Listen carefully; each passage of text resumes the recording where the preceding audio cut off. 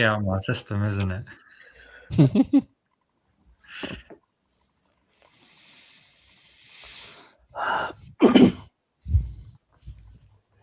بسم الله الرحمن الرحيم الحمد لله رب العالمين الصلاة والسلام على رسول الكريم أما بعد السلام عليكم ورحمة الله وبركاته. وعليكم السلام ورحمة الله وبركاته. Mashallah, good to have you all here on the panel. It's been a while since we had Brother Samir, all the way from Canada. I know he's freezing his tail off over there. Not inside anyway, so Alhamdulillah, I'm okay. Alhamdulillah. Yeah. And of course, we have Brother Zeeshan from Smile to Jannah, Alhamdulillah. And of course, our panelists, Brother I.Hakim, Alhamdulillah. How are you guys doing? Alhamdulillah Rabbil Alameen. Mashallah, good to see you. What's happening on your side, Brother Samir, in terms of dawah? Anything new? The street dawah has been, as I mentioned, it's not very active these days because of the weather. Mm-hmm. Otherwise, we've been doing some online dawah workshops and training and all that. So preparing new people at different remote locations, So yeah. Alhamdulillah, that's going on very well. So. Okay, Alhamdulillah. So once winter comes, you guys fly off to somewhere or? No, we don't. Take a break from summer until summer. No, some days in the winter it will be cold, but there will be sun. It will be cold, but there would be sun, and where people will come out. That's when we also go out on the street, and be there. So for them, so Alhamdulillah. Yeah. Okay, Alhamdulillah. That's good to know. Brother I.Hakim, what's new on your side, bro? Yeah, good question. We've just been doing more of the deconstructing atheism streams, which is good times.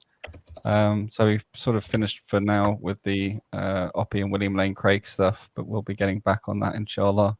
We took a bit of a detour to look at Alex O'Connor and Joe Schmidt and their sort of ranking of arguments for atheism or arguments against theism. So yeah, it's good. I've had some people drop me emails, had some interesting conversations from those. Alhamdulillah. That's good, mashallah. I think you should debate with one of these guys, young guys like Alex Connor maybe. Oh, I'd love to. I wouldn't debate with Alex. I'd love to have just a really good long discussion with him about all the stuff. Call it a dialogue if you want, not a debate. Because the thing I've noticed in particular with all four people I just mentioned is they talk a lot about general theism. And the more you look at it, the more you realize it's really a basket of straw men compared to Tawheed.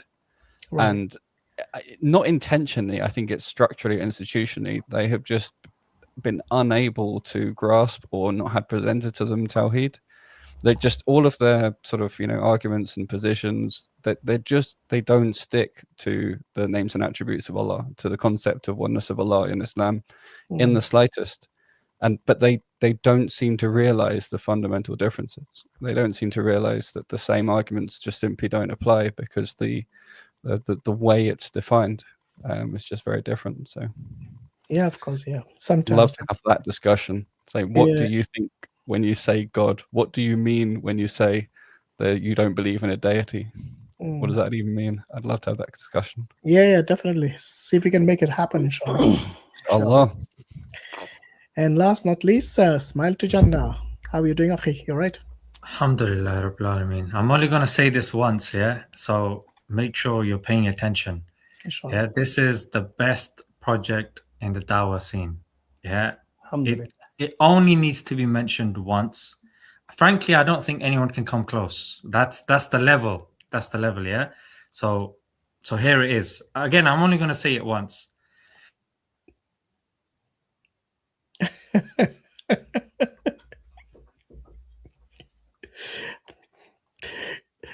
Does anyone do lip reading? So that is the project in a nutshell. Mashallah, that's a fantastic idea.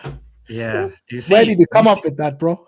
I'm not going to mention it again. Like, no one can say, oh, there was a technical error or whatever it is. Like, alhamdulillah, that's good, mashallah. Yeah, always enjoy conversations and your videos as well. Really entertaining, at the same time full of information. So infotainment, is that the word? Absolutely. Yeah.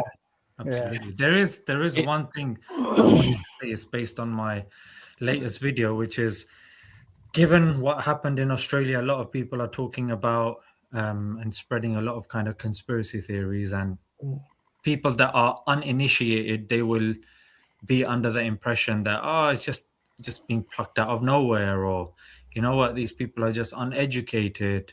And unfortunately, we don't mention the precedents that have been set in the past that make people very suspicious of anything pertaining Israel.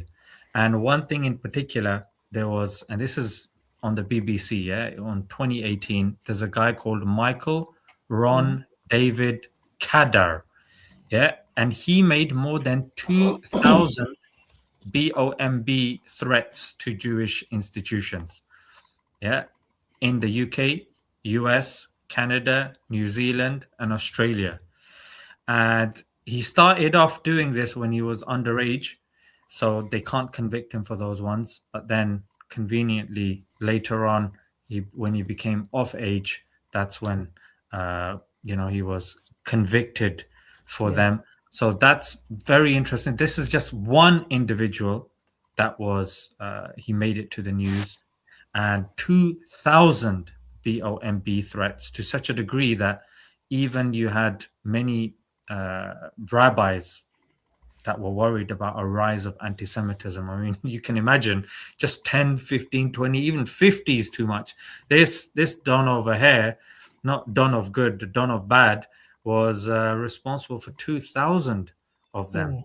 So that's part of the one that I mentioned in my latest video, just to show that there is credibility to people questioning the narrative that Israel is presenting to them. Not saying that it is a false flag. What I'm saying is that Israel has been known to do false flags continuously, and there's so many cases that shouldn't be taken at face value, and we should be allowed to question the narrative without being called anti-Semites. That's the premise of academia.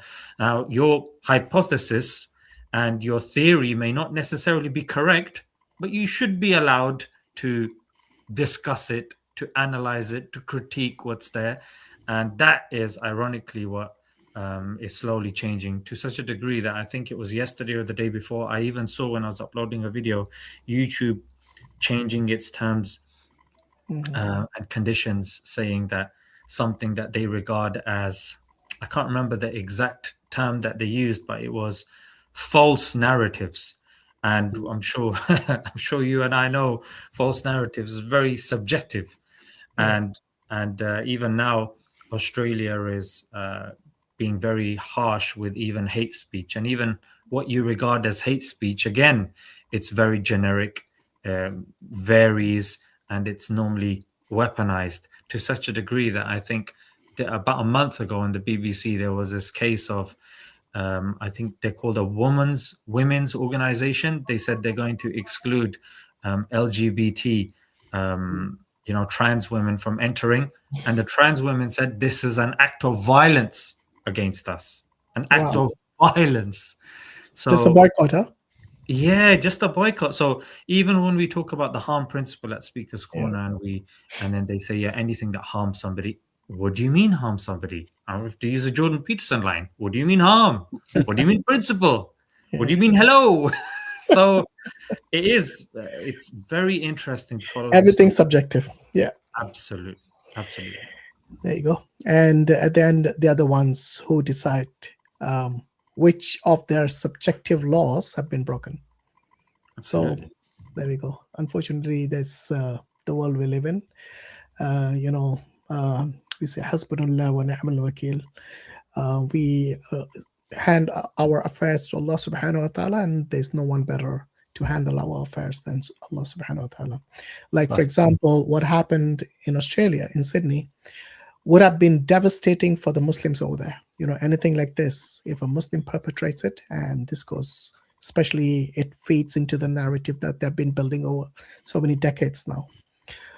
It is by the will of Allah, and Allah is the best of planners, that the person, Ahmed Al-Ahmed, who basically snatched the rifle from this terrorist perpetrator, whoever he was, that was basically a spanner in the works for them. Even if it was a false flag, let's assume it is, okay? Even if that was the case, if they had planned this for, I don't know, decades or something, or years, they never planned for these inconsistencies.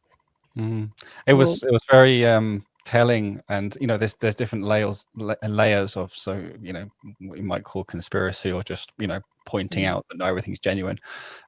When he was initially reported as being Israeli, and then he was reported as being Lebanese Christian, and then he was I saw a video people are saying, oh, it doesn't matter what his religion is, he's a hero. And it's like, hang on a minute. He even said Allah gave me the courage, and they still won't admit that Islam has this positive role. And his name was literally Ahmed squared. That's his name is Ahmed squared, and Ahmed is another name for Muhammad.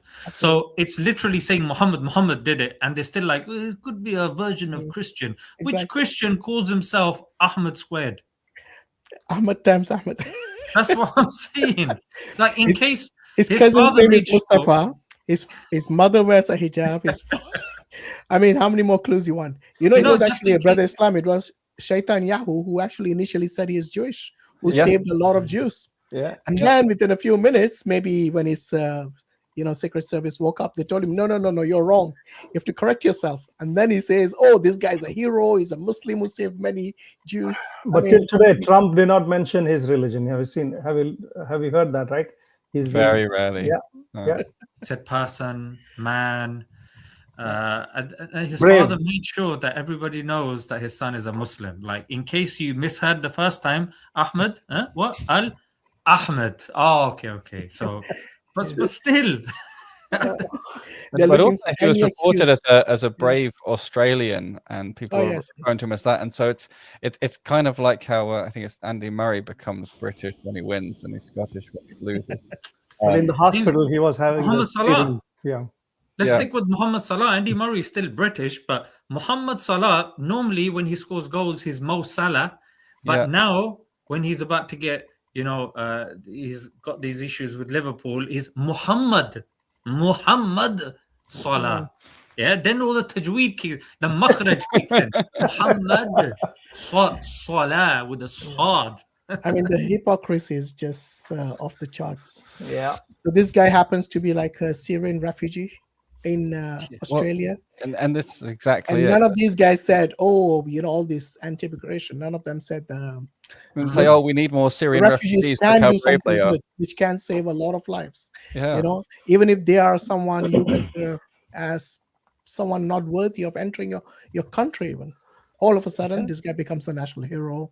The president, prime minister, everyone comes and sees him, meets him. It's crazy, isn't it? Like, well, this is the thing. They tar everyone with the same brush. So why didn't they say, oh, well, all the Aussies ran away, we need more Syrian immigrants? They're heroes. And also, what should be mentioned is, of course, the BBC, when they mentioned him as a hero, put it in single marks. They did. But what's even more interesting is that there was a shooting in Brown University where there were 2 victims. One of them was a Muslim. And I think it was either yesterday. I think it was yesterday. There was a school stabbing in Russia, in which a 15-year-old child, or rather teen, was going around, and he was deliberately asking, "Are you born here? Like, are you immigrant? This, that?" And the person that he stabbed was a Muslim, a 10-year-old Muslim child. And when you're looking at that, and on his helmet, he had survival of the fittest. He referenced the shooter, Brendan Tarrant, the one who killed 51 in New Zealand. He referenced him. So, survival of the fittest is a atheist. It's literally a banner of atheism. So Darwinism, isn't it? It's Darwinism. So I mean, I don't see any atheists standing up. He was, he's called far right as well. He's talking about his country being taken over and this and that. So are all the Tommy Robinson guys going to have to speak out against this sort of stuff? Absolutely not. So it's very important that the Muslims, they are aware of these sorts of points.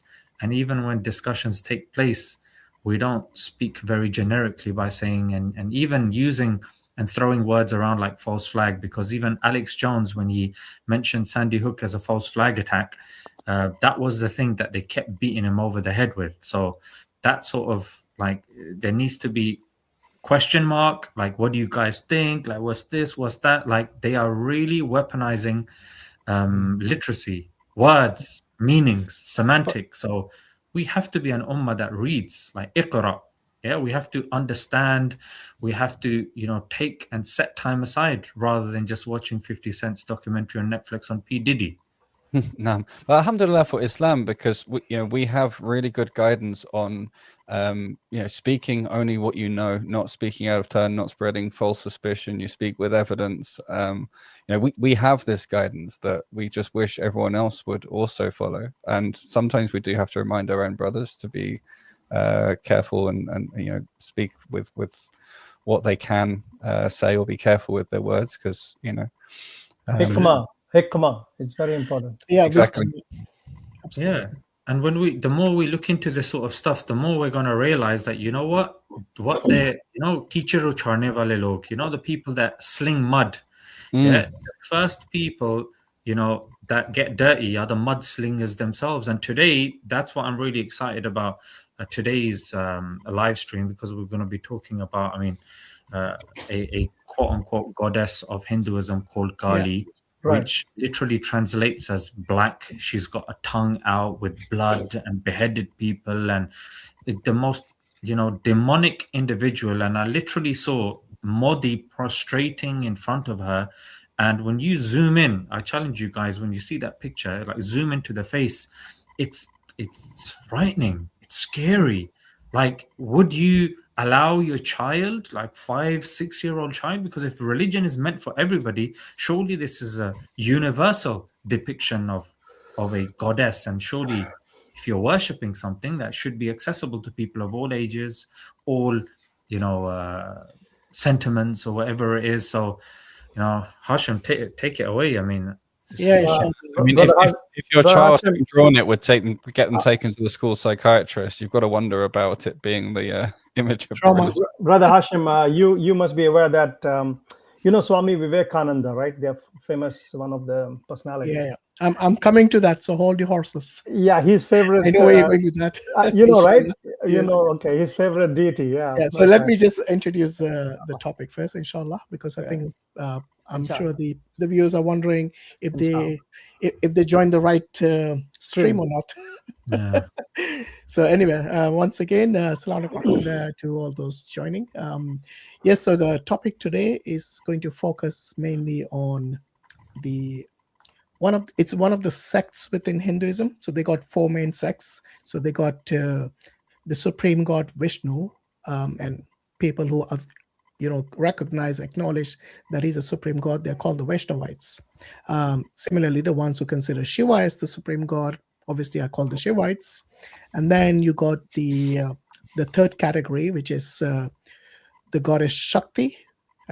Whoever considers her to be the supreme being are called the Shaktas. And finally, you have the Smartas, who have another 5 gods, which they consider all equally supreme.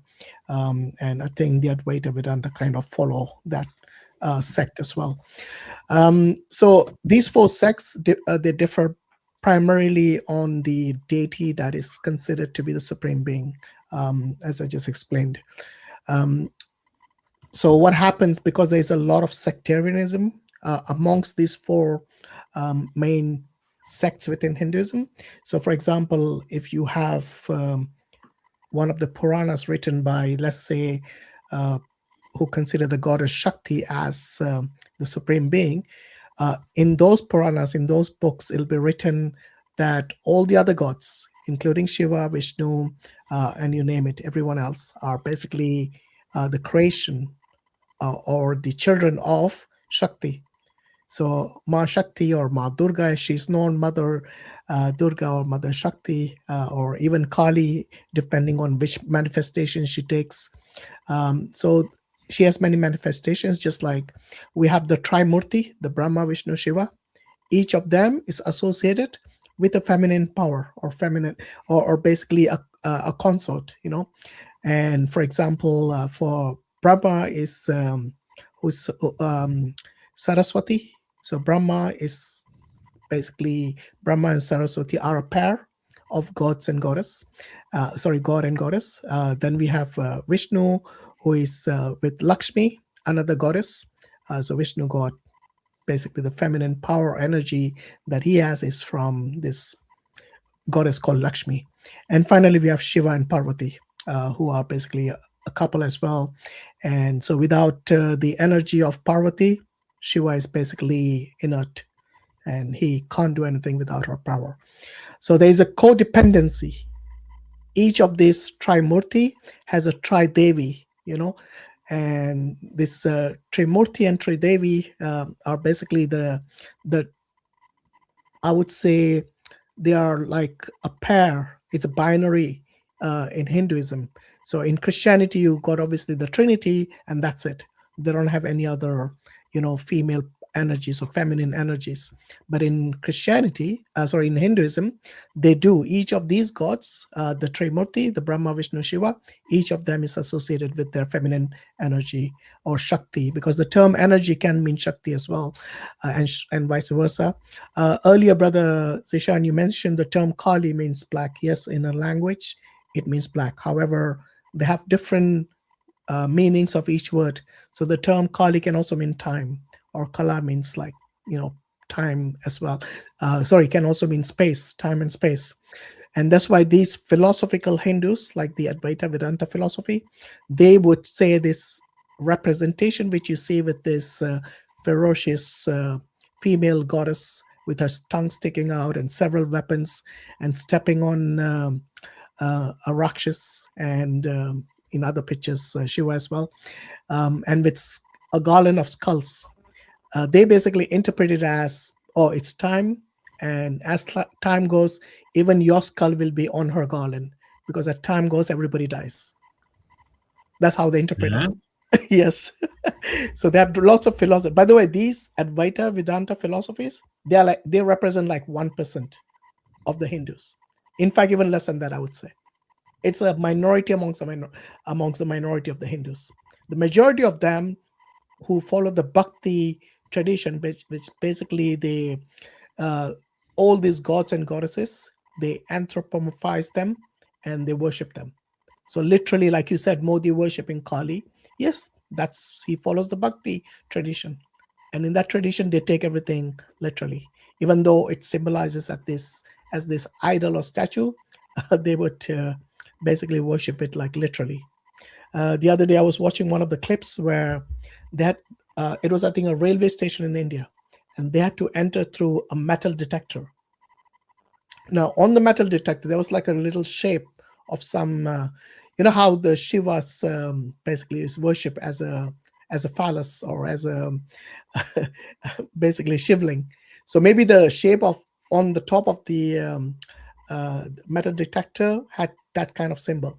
So one guy just touched it and he kissed it, like trying to worship it or something. Guess what? Everyone behind him, like everyone who entered, almost everyone, they all started doing it.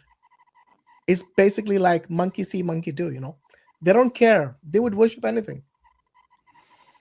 And, we say, Alhamdulillah ala ni'mat al-Islam. We glorify Allah that He has blessed us with the deen of Islam. We don't have this confusion of the gods and goddesses, where they get their energy from, whether they can function without the energy or not. Alhamdulillah, we have none of that. None of those issues. For us, the simplicity of religion is such there is no internal contradictions. Even a child will understand the worship of one God, and we associate none with him.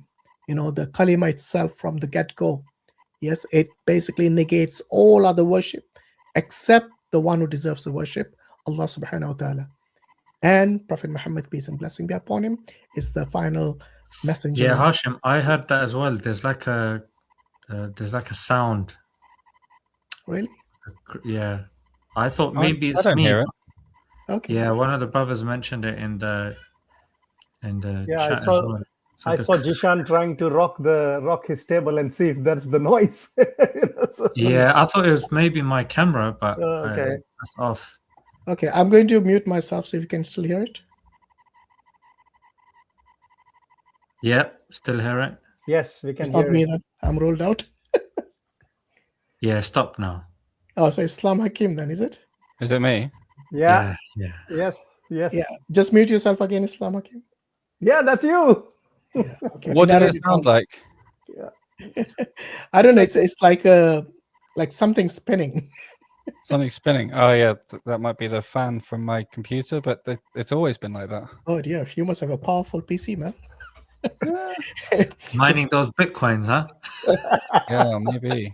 I'll see what I can do about it. I mean, normally this mic's quite good with directionality, and it's Is it the same setup as I've always had. I'll just stay muted when I'm not talking. I can't hear it. Okay, it's because he's muted himself. Okay, alhamdulillah. So yeah, where was I? Yes, I was just explaining the Trimurti and the Tridevi. You know, they are two different sects. Oh, sorry, not two different sets of Hindu gods and goddesses. Each of them having 3 members. So inshallah, what I'm going to do is, instead of me giving you more lectures, I'm just going to play a clip or 2 to give you a general idea as to what Hindus think about this and how they interpret their beliefs. So let me start with one of these ones here.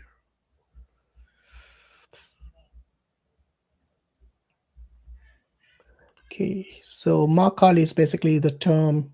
Ma means mother, Kali is this goddess.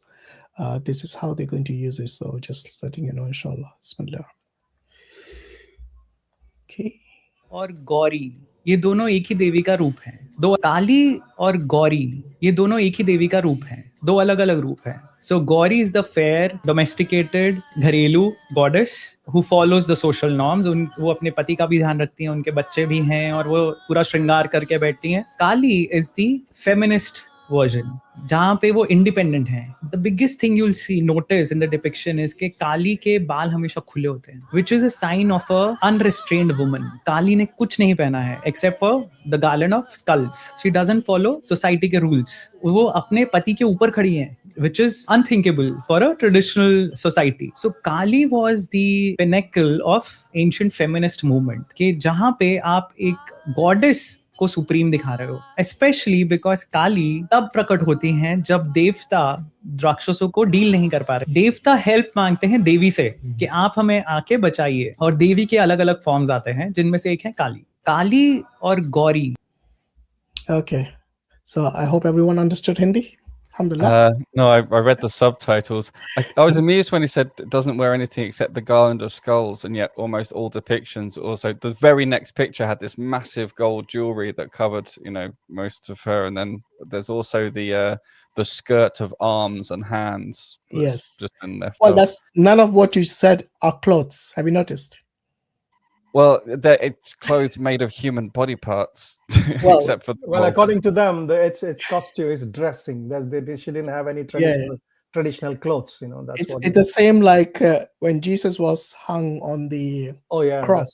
Many of them say that he wasn't wearing any clothes, but all the depictions will show at least. Why is it whenever it comes to female empowerment and female liberation, they all got to be naked? Great question. Is it because the clothing is linked to oppression? So then anyone who's free, they need to be naked then, isn't it? That is what the latest issue that happened, you must be knowing, in Bihar, the chief minister, right? Yes. So we will talk. I think we should bring that topic one day. Yeah, no, I'll play that clip today as well, because it links directly into this patriarchal society, which needed someone like Kali to come and sort them out, basically. Yes. So Kali is basically this woman who is ferocious, and she basically someone who does not listen to anyone, and she's got this untapped energy to do whatever she wants, and she's just ferocious in every picture of hers, demonic in a way.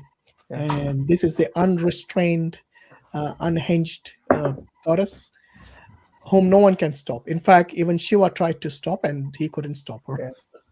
So, and basically it is, I think it is one of those things which arose from a society which was extremely oppressive to women. And then, like they say, there's no Sorry, hell has no fury like a woman scorned. Is that right? Scorned. Hell hath no fury like a woman scorned. Was Yeah. the... Yeah. This yeah. is a proverb in English. It's Yeah. basically depicts that in a way. It's interesting, this association with, you know, unrestrained and not wearing clothes, because it's, if you think about the naivety of it, clothes offer protection, which allows you to do more things. You try going up Everest without clothes. You try going out in Toronto without clothes. You know, a little bit of protection actually allows you to do an awful lot more in many ways. So it's such a sort of bizarre association if you're maximally free when you're not wearing clothes. Anyone going up Everest with clothes is oppressed, Islam. Yeah. Don't try it. Don't try it. Yeah. Tell that to the Sorry, Naga. I was pushing the line of the oppressors. Oh no. So do you guys remember this Indian pilgrimage called the I.Hakim was it last year? I think it was last year. Yes, last year. Yeah. And you had all these Naga Babas, these sages who came there. Apparently they literally... Naga Baba translates as naked holy men, just for those that are wondering. And these guys, they say no, that Naga is not naked. Naga is snake. That's what it translates. Yeah, but they're naked though, isn't it? Absolutely. Yeah, it can mean both actually. Yeah, it can mean. That's why I said snake wear clothes, they shed their skin. Meanings. Yes. So they actually live naked in the mountains in the freezing cold, and they do and meditate there. So these Hindus say that the people who really are ascetic in nature, they leave everything, even the clothes. So in other words, they basically are like the way the day they were born, except for their mind, obviously. So yeah, I mean, unfortunately for them, this is something which is empowering, you know, to be without clothes and not to be bothered about the society or about the weather or about anyone telling you anything. They say that they have transcended all that. You know, the kind of jalebis they spin, the kind of word salad that they bring up to, in a way, try to justify everything, even the most immoral things. And these same Naga Babas are also amongst they're very similar to the Aghoris. You remember the Aghoris, the cannibalists? Yes, who eat dead corpses, unfortunately, and eat feces and you name it. You know, everything that's dirty and immoral, they would not only eat and like. Naga Babas and that just gave me agoraphobia. No, but Naga Babas and Aghoris, they are almost the synonyms actually. No, they are a bit different. Yeah, so, they're a bit different. But there are a lot of Nagas who are Aghoris, right? So they both are naked. Yeah, that's the only common thing between them. Yes, and they prefer not to wear clothes. But yeah, unfortunately, this is like I said. Look, India is full of surprises, as anyone who has been there. So yeah, so going back to the topic at hand, which is about Kali, about the goddesses, and about the great Kali. Yeah. By the way, the feminists have been using Kali as a symbol of their representation. Not even WWE are using Kali, Hashim. Are they? Yeah, the great Kali. No, that's his name. That's his name. The Kali. That's Kali. There's also Kali Linux. You need to pronounce your khas and kas. Tajweed. Proper Tajweed. Where's the Tajweed, Habibi? Where's the Tajweed? There's also Kali Linux is a distribution of Linux specifically designed for penetration testing for ethical hacking. So there we go. That's also associated with there you go. So yeah, the name has been used in feminism basically as empowerment, as being bold, freedom. So I don't know if you saw that clip. If you remember from the clip, there were two different representations of this Shakti. One was Kali, one was Gauri. You know what that means, yeah? Smile to Jannah. The black and white. Yes. And this is a big thing. This is a big thing in the subcontinent. Unfortunately, the skin color reflects your success or downfall in the society, unfortunately. So racism is pretty big there. I saw that wedding that went viral because they had different shades of brown, and they got the groom was much darker and the bride was fair. So they said, this can't be real. I wonder if she's after his money. You know, basically every negative thing under the sun, they both had to hear on the day of the wedding and also afterwards on social media and everything. I'm happy for two people of different color. Yeah, Fair and Lovely is the most popular cream in Yes, it is. outside the subcontinent, not just India. India, Pakistan, Bangladesh. Yeah, absolutely. So it's Whoever this invented that became a millionaire many times over. Yeah. So yeah, unfortunately, this Kali and Gauri, even in the movies, even in the songs, you hear this all the time. Yes, about the color, the skin tone of the actress in particular. So yeah, it's unfortunately this has been encouraged to have fairer skin. And if you look at all the adverts, they still in India they still use foreigners in the advertisements, all the Goras, basically.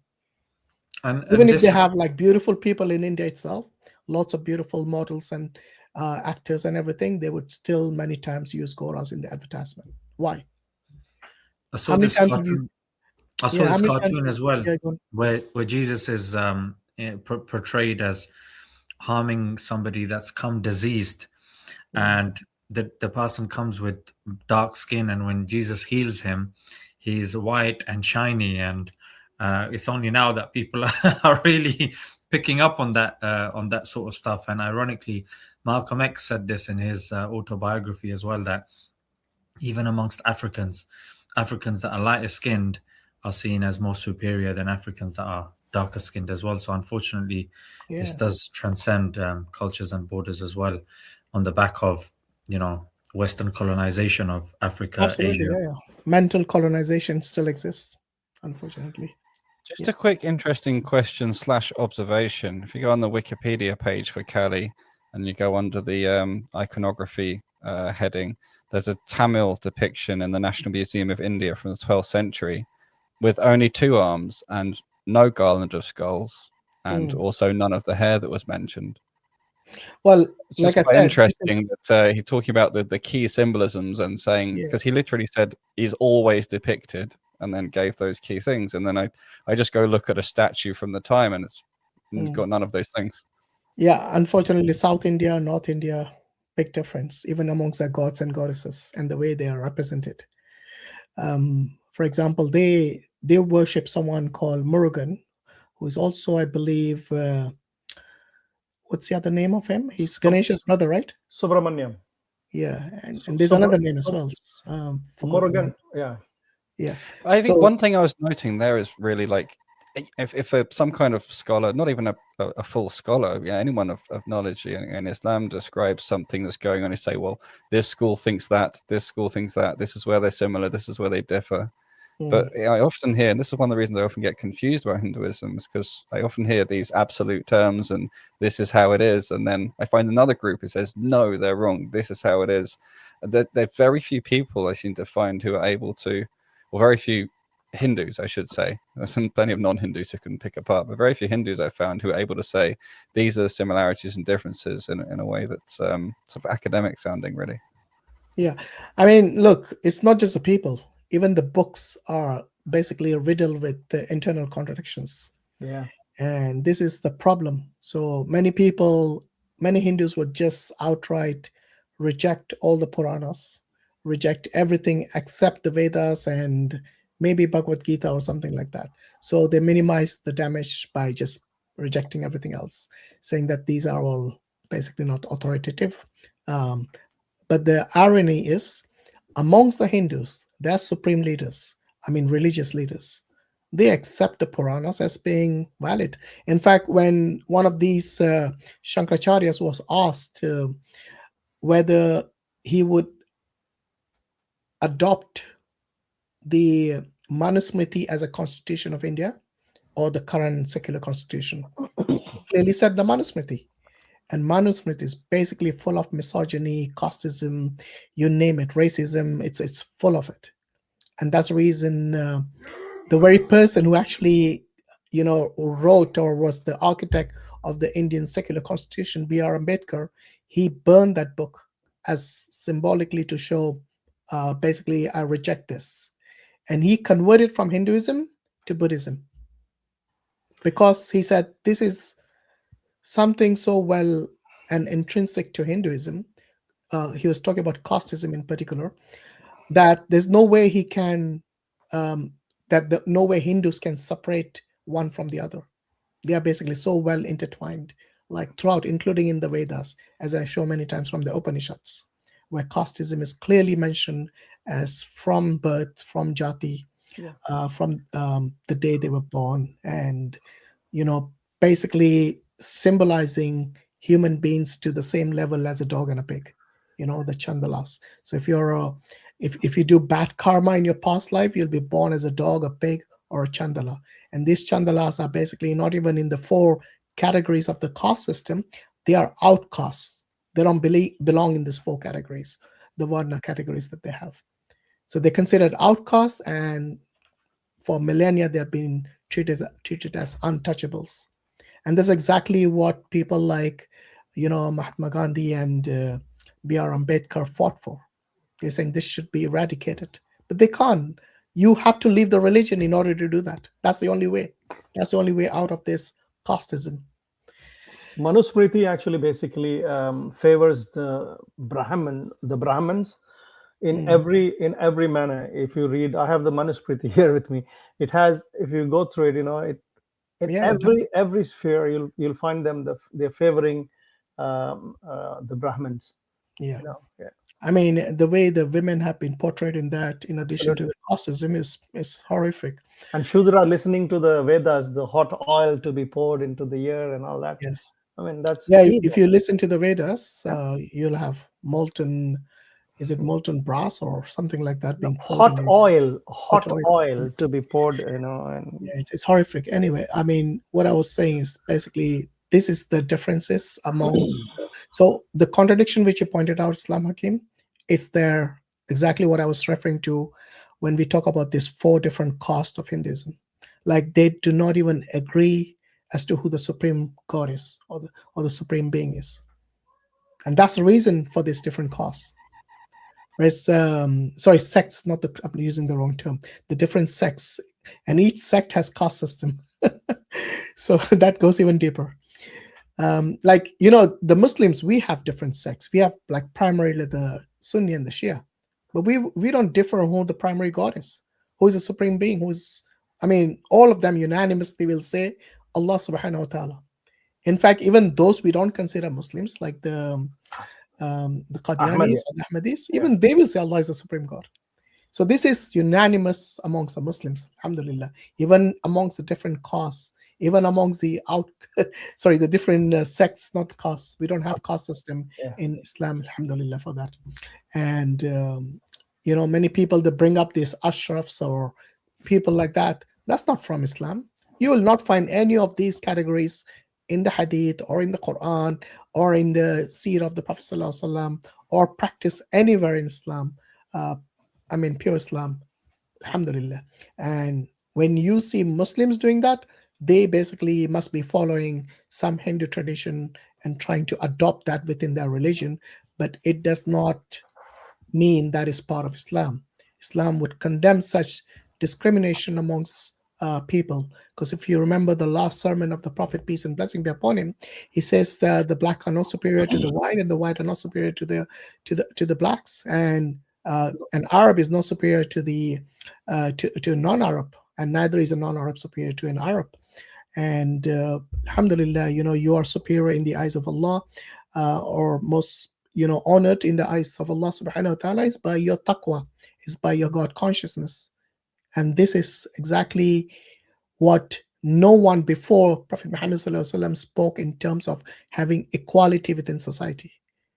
This was way ahead of anything like that, where specifically about racism being completely stepped out or eradicated from any theological perspective is something which was I would say unheard of at that time, because they all, even amongst the Jahiliyyah period of the Arabs at that time, they would basically look down upon people who are of African origin, for example, who are dark-skinned. And this exactly was what was basically eradicated when the Prophet ﷺ, he came with the message of Islam, alhamdulillah. So yeah, let's continue with the topic, inshallah. Brother Samir, you wanted to say something earlier. Was it about about Kali or something? Or was it something else? No, about Kartikeya, then the Subramaniam. Oh yeah, Kartikeya. That's the word I was looking for. Yeah. Yes. So many people don't know that he's like the brother of Ganesh. Ganesh, yes. Ayyappa and Ganesh. Ayyappa and Ganesh. That's right. Yeah, Yeah. three brothers. Oh yeah, that's the other guy, Ayyappa. Yeah. Is it same Kartikeya and Ayyappa, or is it different? No. Kartikeya, Ayyappa is in the state of Kerala. Kartikeya is in Tamil Nadu. Okay. And so Ganesh Ayyappa, you guys remember? Ganesh is in the north. Yes. So it's the same guy but used differently, yeah? No, is it a different guy? No, they're different. See, Ayyappa is born out of that Mohini thing. Yes. Mohini, you know that, right? Yeah. And Shiva. Yes.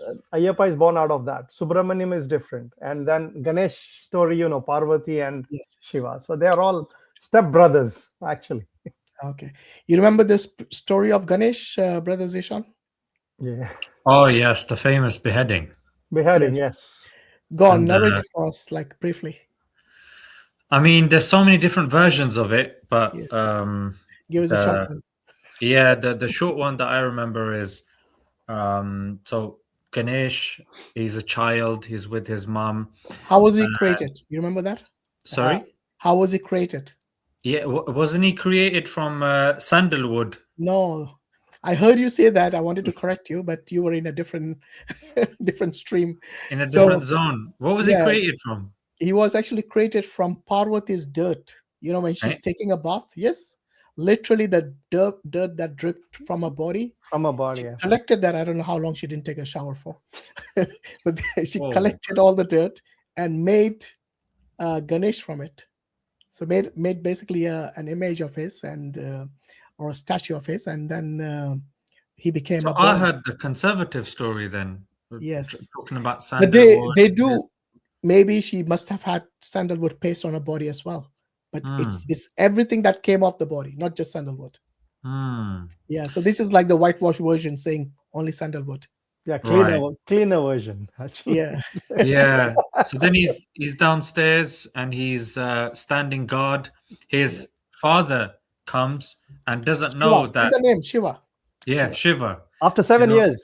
The one that Hindus worship his his private part called the lingam, and then they put milk on it to symbolize the ejaculation. So this guy comes, Shiva, who's supposed to be one of the Trimurti, one of the three gods, the triune trinity. He doesn't know. The Ganesh, apparently the small one, is able to stop him. So he chops his head off. Then he panics. His wife is furious. She's like, no, you got to do this. Otherwise, there's going to be chaos and all this is going to happen.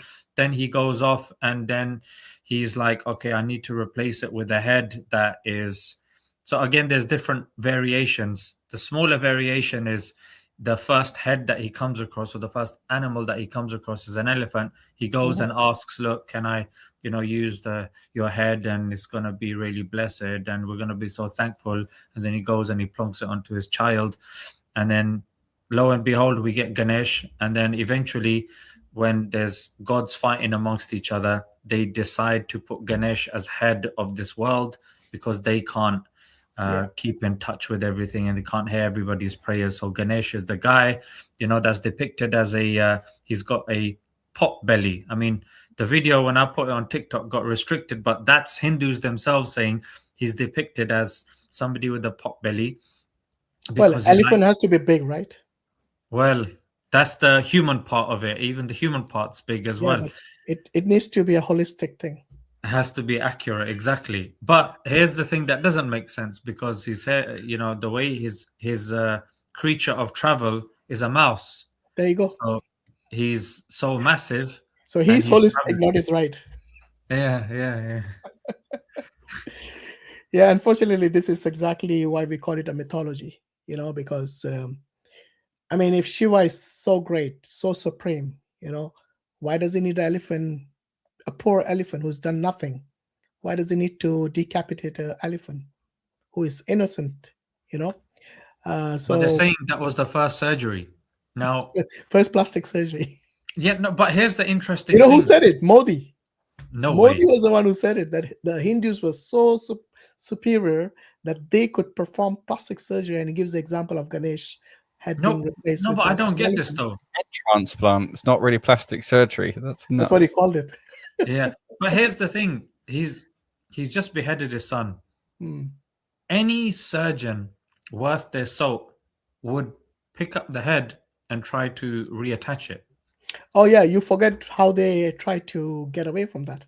So their refutation of what you just said is basically, you know, the Trishul of Shiva, his trident, is so powerful that when he chopped off his head, it basically became ash. He used the sword. He used Did he use the the sword? Yeah, Oh, did he? Okay. and then they have this, you know, it rolled 7 oceans apart. Oh dear. Okay, Means That's out what of this world. yeah, that's what happened. And then What about the elephants that were not so far away? What about the house? What about the people in that locality? Just the oceans? Well, it's just the ocean. So that's Remember, he was that's angry at how- that time, so maybe the energy Yeah, was. He was very angry. So Shiva's angry. I'm tempted to calculate the momentum it must have come off with to actually roll 7 oceans. That's Imagine, yeah, you can imagine. That's how furious he was. Yes. And why did it only vanquish the top part of his neck? Why not the bottom part of his body as well? Because in the future, it was supposed to be. I mean, it was going to be replaced with the head of the elephant. That's why. Or he could see the future, but he couldn't know that is his son. What utter nonsense. But anyway, let's get back to the goddesses. So anyway, I think even after he basically transplanted the head of the elephant onto him, he couldn't make him like a perfect boy. So Shiva was basically powerless without Parvati. So she had to breathe the energy in him, in Ganesh, to make him basically like a conscious person again. Alive again. Kind of. And that's the reason I told you to narrate this story, because it has a link to the energy of the goddess, without which even Shiva is helpless. It's so full of contradictions. It is. That's why the Quran says, had it been from someone else in it, you would have found so many contradictions. Absolutely, yeah. And that's the reason Hinduism mostly stayed within India. It didn't travel far. It didn't go outside even now. I think it did, but it just got rejected. It came back, yeah. It got rejected. Yeah, it basically was confined mainly to India. Indonesia. Think about it. Indonesia, Thailand. Siddhartha went to wherever it was, but Hinduism morphed into another religion because they just couldn't deal with it. So they had to create a different version of it called Buddhism. Absolutely. But Buddhism wasn't tolerated in India. No. They especially were ostracized. Especially Adi Shankaracharya in 600. He's the one who was instrumental in eradicating Buddhism almost completely from India. That's how it went to other Asian countries. Yeah, I think they saw it like a blasphemous cult.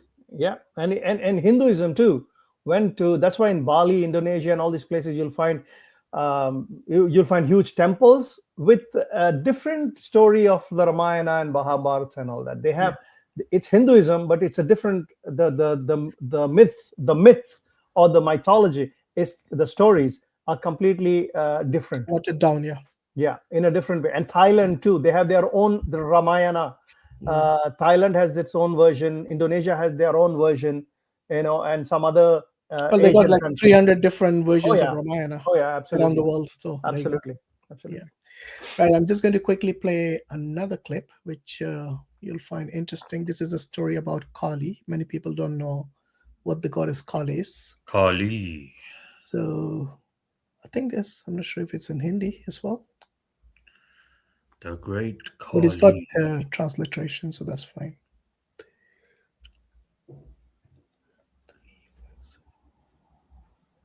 Oh, here it is. So this is narrated, I think, probably in a movie or something. An actress called Kajol. So she narrates the story. And this is basically what the Hindus believe in. And that's the reason I'm playing this particular version. Okay. उन्हें स्वर्ग से निकाल दिया था. Okay. देवताओं को Ambika ma'am वो कौन है? वो रक्तबीज है, एक पौराणिक राक्षस जिसने सभी देवताओं को हरा के उन्हें स्वर्ग से निकाल दिया था. देवताओं को एक राक्षस ने? युद्ध के शुरुआत में तो वो एक ही था, अकेला. लेकिन जब देवता उस पर हमला करते और उसका रक्त जमीन पर गिरता, तब उसके रक्त की हर बूंद से एक नया राक्षस पैदा हो जाता था। रक्त बीज का रक्त गिरता रहा और राक्षस बढ़ते गए और उसकी एक आमी सी बन गई। आगे क्या हुआ मैम? फिर देवता चले गए माँ पार्वती के पास मदद मांगने। अब वो माँ थी, सभी देवता उनके बच्चे समान थे, और जब बच्चे डेंजर में होते हैं तो मम्मी क्या करती है? तब तो मम्मी भी डेंजर बन जाती है। एग्जैक्टली। तो गुस्से में माँ पार्वती बन गई माँ काली, डेंजरस, पावरफुल, और उन्होंने शक्त माँ के साथ मिलकर रक्त बीज पे हमला कर दिया। माँ काली अपने खड़ग से रक्त बीज को काटती और इससे पहले कि उसका रक्त जमीन पर गिरता, अपने जीभ से उसे हर लेती। ऐसे उन्होंने एक एक करके रक्त बीज के सारे रूपों को खत्म कर दिया। Thank you so much. चलो बच्चों। All right, there you go. So basically, that's a short story of Kali. So when you see that picture of Kali, as ferocious. Rakt beach means blood, droplets of blood. Yeah. That's what his name is. So this was a demon who basically, whenever he had a boon or something, and whenever a drop of blood falls on the ground, there's another demon born just like him. So yeah, I think they had cloning perfected as well, didn't they, at that time? There you go. Wow. Come on.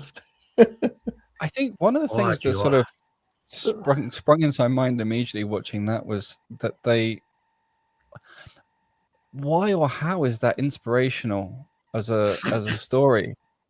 They seem to, they're clapping along and all this, and I mean, what's the moral? I mean, yeah, but which story of theirs is inspirational? Well, I mean, in some of the stories they draw some. I may not agree with the morals, but they at least draw some moral from it. I mean, this basically doesn't even express, but I guess this is implied. A woman can go into a fit of uncontrolled rage if her mother, which is not really accurate. They can be very protective, but they try to show the mother and children kind there of. seems to be so vapid for a founding story, for a central story. I mean, it wouldn't have even made it into the extra scenes of the director's cut in like a standard movie like that as a storyline. So I just don't understand what's the big deal. I mean, why capture so many imaginations, so many hearts? What's among the Hindus? They always have these stories of the gods and the demons always in war with each other. So it's basically like good and evil. That's the same thing. I get it. And if you take that bit out, there's nothing left in it. They depict the similar thing in their movies as well, right? Oh yeah, definitely. So even, for example, if this story, if somebody watches it, you'll come to know that she actually is trying to tell her own story or what she's going to do in the future, right? Something must have happened between her and the husband or somebody, and then she's going to be vengeful and all that. So that's what it could have been. So yeah, but it just reminds me of like an ancient John Wick movie, in that it's just like, okay, the plot is vicious revenge, and then we'll just sort of stick some details on that. There's no sort of intricacy involved in what's going on that I sort of got from that telling anyway. It's mythology, bro. What do you expect? More intricacy, more detail, more depth that carries with it meaning. Like normally when myths last, it's because they're part of a societal fabric. If I look at the Greek mythology, for example, there's a lot of sort of fascination and intrigue and interlock between the plots and things like that, and that sort of explains in a way how it became. No, but there was, look, when the great Kali fought Batista, there was a plot coming from here, there, then John Cena came. Like, the plots are very intense. I think you're being a bit... No, brother. Maybe I'm just missing it. That's why I'm asking. Brother Islam, the thing is, every 100 kilometers, approximately, the myth changes. The same story, the same mythology, it changes every 100 kilometers. So that's what happens over here. In Greece, the entire Greece they believed or they followed one philosophical stream, and the story was the same, but not the same as in India. Every few hundred kilometers, the story changes, the entire theme changes, the myth changes, the mythology is completely different. The language changes. I get it, but I mean, alhamdulillah for Islam, because look, if you look at the seerah of Muhammad sallallahu alaihi wasallam, even just some of the Sahaba, I shouldn't really say that. Not only is the story consistent, but even just part of their story carries a lot more sort of depth and storyline and inspiration and morals and intricacy in it. So I guess that's the reference point I'm looking from.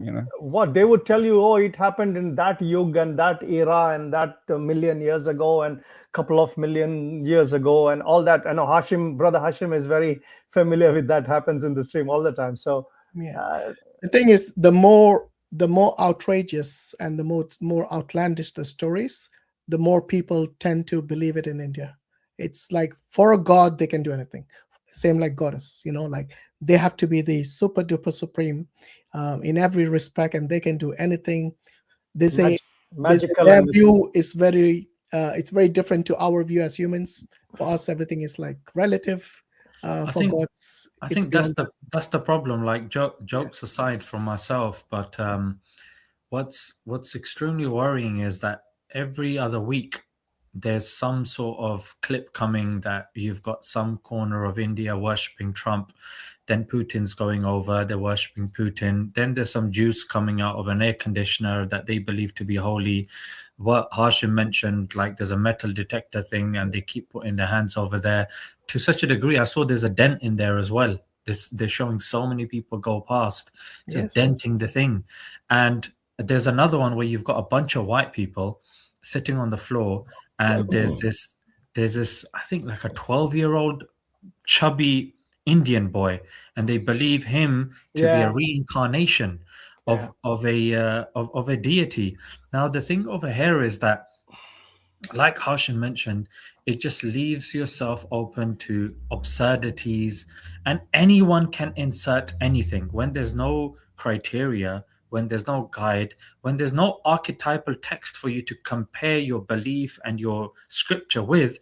It leaves it so open that anyone can come and literally say anything.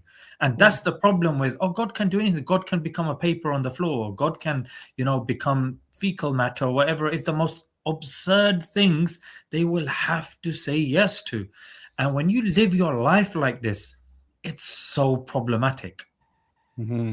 It's really profound for me, because I used to, when I was an atheist, or when I identified as atheist, I should say, used to feel, that I was much more free to not have a deity, and people who submitted themselves to a deity were somehow sort of chaining themselves up.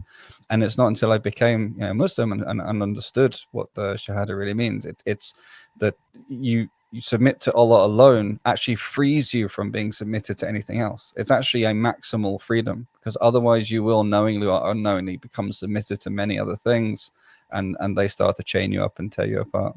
It's a really important point to sort of highlight that one, I think.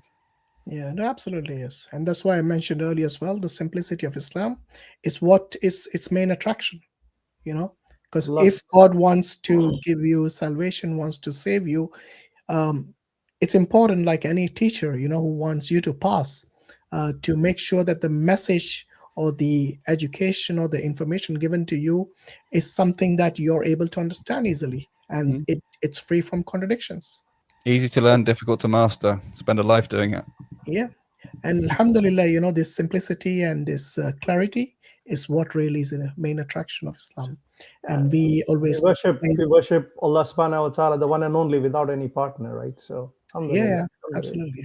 So there's no need for any of this word salads or making jalebis or I have my own relatives, philosophies. Yeah, my own relatives, as they are all Hindus, and they are like liberal Hindus, right? For them, everything works. Like they'll go to a church and stand stand in front of crucified image of Christ. And when or they would go, when they drive past a masjid, and this has happened with me in the car, they would pass a masjid and they would do like this, and I would tell them, there's nothing inside there. It's an empty space. There's no idols. Don't have to do anything. That's an empty room where we go and pray. But they would think that it's something holy, they would do that, and they would do something like that, It's habit, isn't it? They call habit. Any holy place, it's a habit. Well, anything they would, when they land, like from the plane, many of them will touch the ground. Touch the ground, and for them, that reminds me of that. Sorry, I'm gonna have to love and leave you guys. All right, barakallah feek, brother. Yeah, barakallah feek. Nice meeting you, brother. Yeah, that reminds me of this. What was I going to say? Astaghfirullah. So no, about touching the ground. But something reminded me from that. I forgot what it is now. Anyway, the recent, I think the recent incident with Messi visiting India was an eye opener. Yeah. Like the way it's basically like worshiping him like a god, isn't it? Over there. Yeah, but I don't think any. They made him worship idols too. They made him worship idols too. Yeah, but he probably didn't know what they were doing. So when he went to, I don't know, visit this Kali or whatever it was, I don't know which goddess it was, he started basically chanting her name because they told him to repeat this after them. And he it's Ambani's son who has a zoo, right? Who has a high-end zoo. Yeah. He took him to his it's called Vantara. So he took him to visit that zoo, and over there or something, he was like doing all this kind of puja and stuff like that. Apparently, if you can touch an air conditioner and then that be worshipping, like, how are you gonna stay safe from it? Yeah, I mean, there you go. I mean, so basically, anything that provides them benefit, they'll worship it. Anything and everything, and that's why you see statues of Trump and Putin and anything. A new car. If they bring a new car, they worship it and stuff. There you go. So yeah, I've pinned the link for the Hindus to join as guests and ask questions or maybe make comments based on what we said. Just want everyone to know that even though it seems a bit lighthearted, sometimes we crack jokes between us, but it is no way in a way to emphasize anything like we are disrespecting a religion. We are just mainly narrating the stories in your storybooks. Sorry, not storybooks, in your religious books. And I've seen literally where the Hindus mock it in a way, but we are not going to that extreme. We are just narrating it. And if you think that's something that is a mockery, then it is the people who wrote it. You should go and deal with them, because we are just narrating. Don't shoot the messenger. There you go. Yeah, I certainly haven't been mocking it. I genuinely confused, or generally saying it how I see it. Yeah. So many people, alhamdulillah, have become aware of what really Hinduism is, because many Hindus are unaware of these things. And the only way we can, raise awareness is by reading what's in your scriptures. So this is something that we see between the different sectarianism within Hinduism, where they literally mock each other's gods. They used to, during obviously a long time ago, when the Hindus when they were fighting each other, when there were no foreigners coming to their land, long before that. Remember, the entire Mahabharata is about Hindus fighting each other.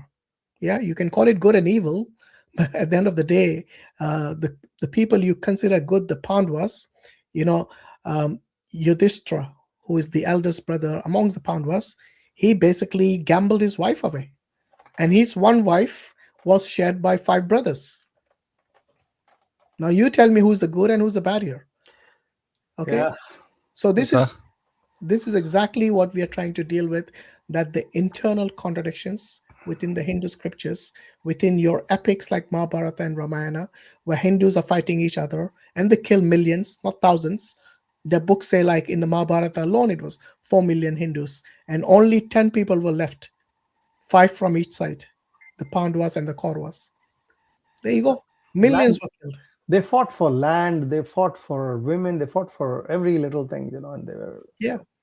So if Krishna can, encourage Arjuna to fight because it's his dharma, it is his duty to fight, he was unwilling to fight his cousins initially, because the Kauravas were basically his cousins. He said, they are my brothers. That's what he used. They are my brothers. Krishna said, this is your dharma, this is your right, your duty to fight because you're a Kshatriya. And a Kshatriya fights. That's his caste, basically. The caste is something that has to be upheld. So it doesn't matter what you feel, it's irrelevant. This is your duty, you must fight.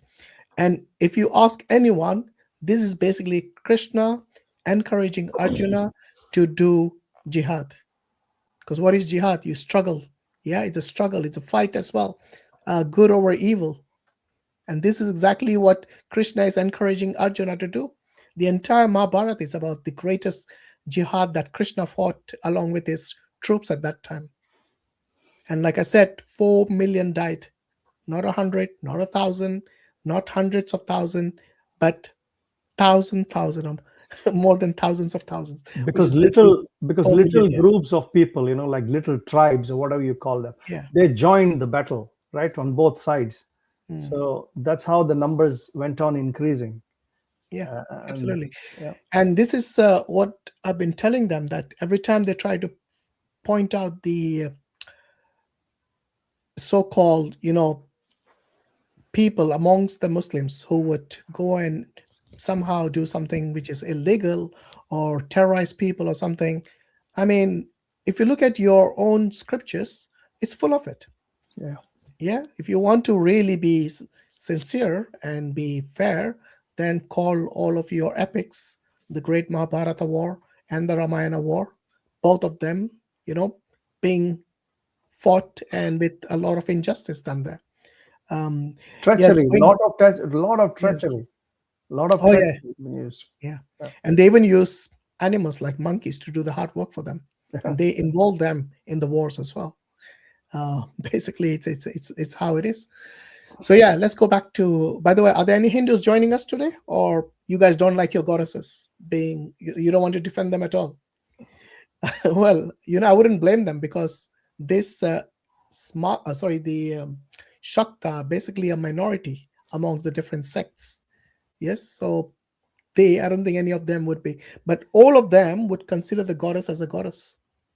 Because like I said, you know, the Trimurti and the Tridevi for them are extremely important. So where are those Hindus who want to, you know, always correct us in the comment section? Where are they all dead now?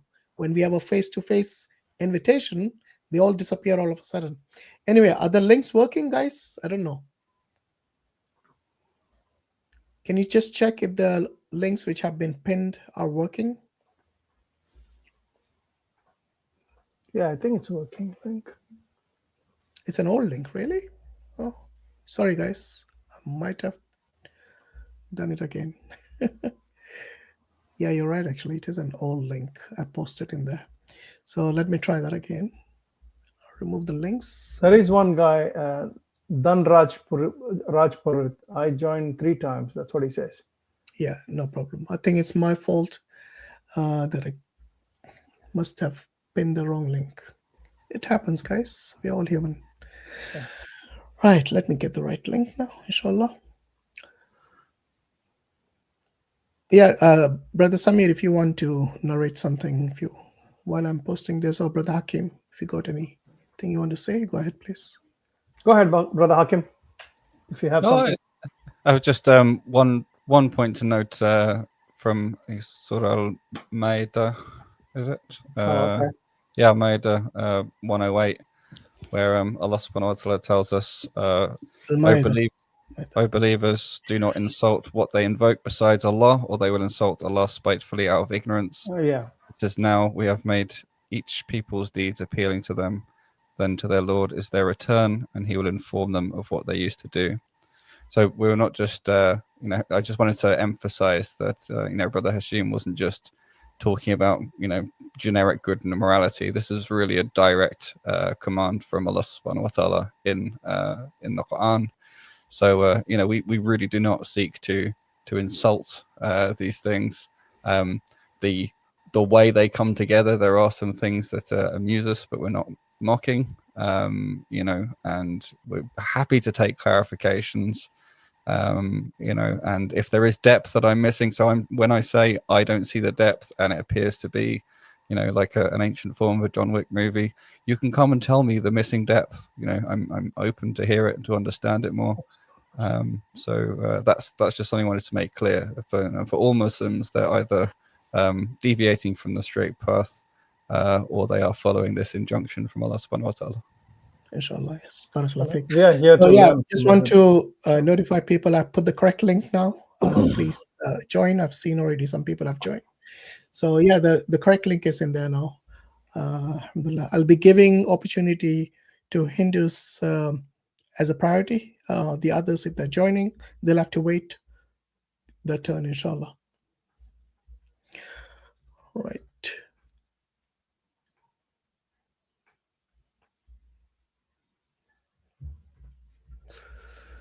Okay, we got done. Raj Purohita, is that right? You're right. Hello, Hashim. Hello, Islam. Hello, Samir. Hello.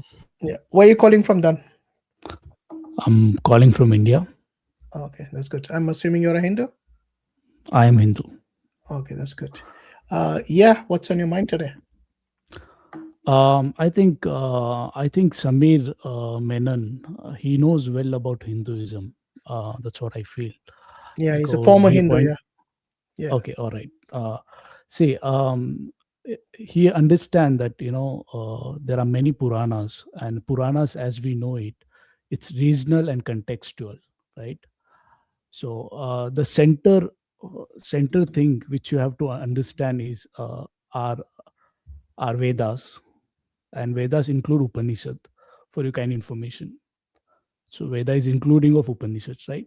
So center theme is Vedas, and directly or indirectly, the Puranas are to deliver the message of Vedas.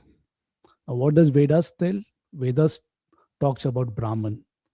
So I think Samir had mentioned about Adi Shankaracharya.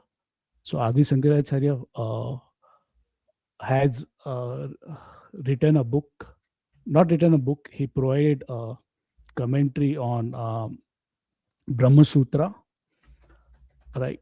So so basically it's Advait philosophy. I think Hashim, Islam and Samir, you guys have come across with this. Even in the same stream previously I have talked about this. So the center philosophy is Advait, and the Puranas are subdue, or it's regional or textual, and it try to convey the Advait to local people.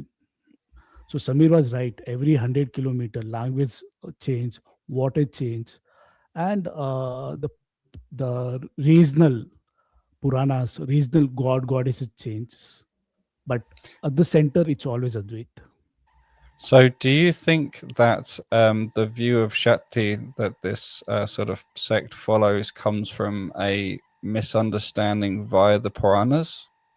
So it's symbolic. If you say Kali, if you say Ganesh, all just symbolic figure. I meant more as being sort of the ultimate creator of the other gods and so on. Where do you see that as coming from? No, it is symbolic figure. It try to convey some more other message, right? Now, if I talk about Kali, Kali also defined as, Kali represent time, that divorce all form, birth, decay, death. Likewise, are you from the Advait? You follow the Advait philosophy? I'm Advait. Okay, so let me ask you something, because you come from that philosophy. For you, which is the only authoritative scripture in Hinduism? Vedas. Only Vedas? Okay, why do you reject the Puranas? Because Vedas are well preserved. Vedas. What makes you so sure they're well preserved? For example, can you tell me the origin of Vedas? 1 minute. You saying original of Vedas? Yeah. How did they originate, the Vedas? It evolved over time. I think last time also I give you introductions about Vedas. Vedas has evolved over time. No, but when did they originate? When did they start? When were they, I don't know, revealed? The moment, there are many, Vedas is not one person work. There are many people have contributed to that Vedas. Yeah, so that's why I want to know who, where, when. If you can answer those questions, then we can get to the bottom. Otherwise, I don't see the Vedas to be any different to the Puranas in terms of their authenticity, because to me, both of them have questionable origins. If many people contributed, that implies it wasn't divinely given, right? It wasn't. No, I mean. So can you name one person who contributed to it? I'm not talking about Ved Vyas, who basically compiled it. I'm talking about the one who originated it. Give me one person who would have been contributing to its writing or to its dictating or its oral form, whatever as the origin you consider to be. No, as I told you, it's not one person work. Give me, I know it's not one person, but from the many people, give me one person's name that you think, okay, it links to him or her and hence is authoritative. For example, we have the concept of hadith, in which we have weak, daif, and even fabricated hadith. We kind of keep them all aside from the authentic hadith, but we know who the originator of the hadiths is. In the case of the Muslims, obviously, is Prophet Muhammad, peace and blessing be upon him. And we can trace not only from history and archaeology, but we can trace all the way to the sayings of the different people from whom the hadiths came through. Do you have such a rich method of preservation of your Vedas, which would be, let's say, even close to the weak hadiths that we have? Because even the weak hadith, the way we identify them is based on the chain of narration, in which we know each person in that chain who narrated it. We have the biography, we have a lot of details. So that's why I'm asking you, if you cannot even name one person who would have contributed to the Vedas, then that's why I say your understanding, it's not, sorry, your claim, your criteria for reliability is and your claim that it is something that is authoritative rests on what other than your claim? See, we don't have a single person authority, as I told you earlier. There are many people who had. Okay, so name me one person. My friend, I know there are many people. We have many people narrating the hadith, but we can name each one of them from the chain of narration.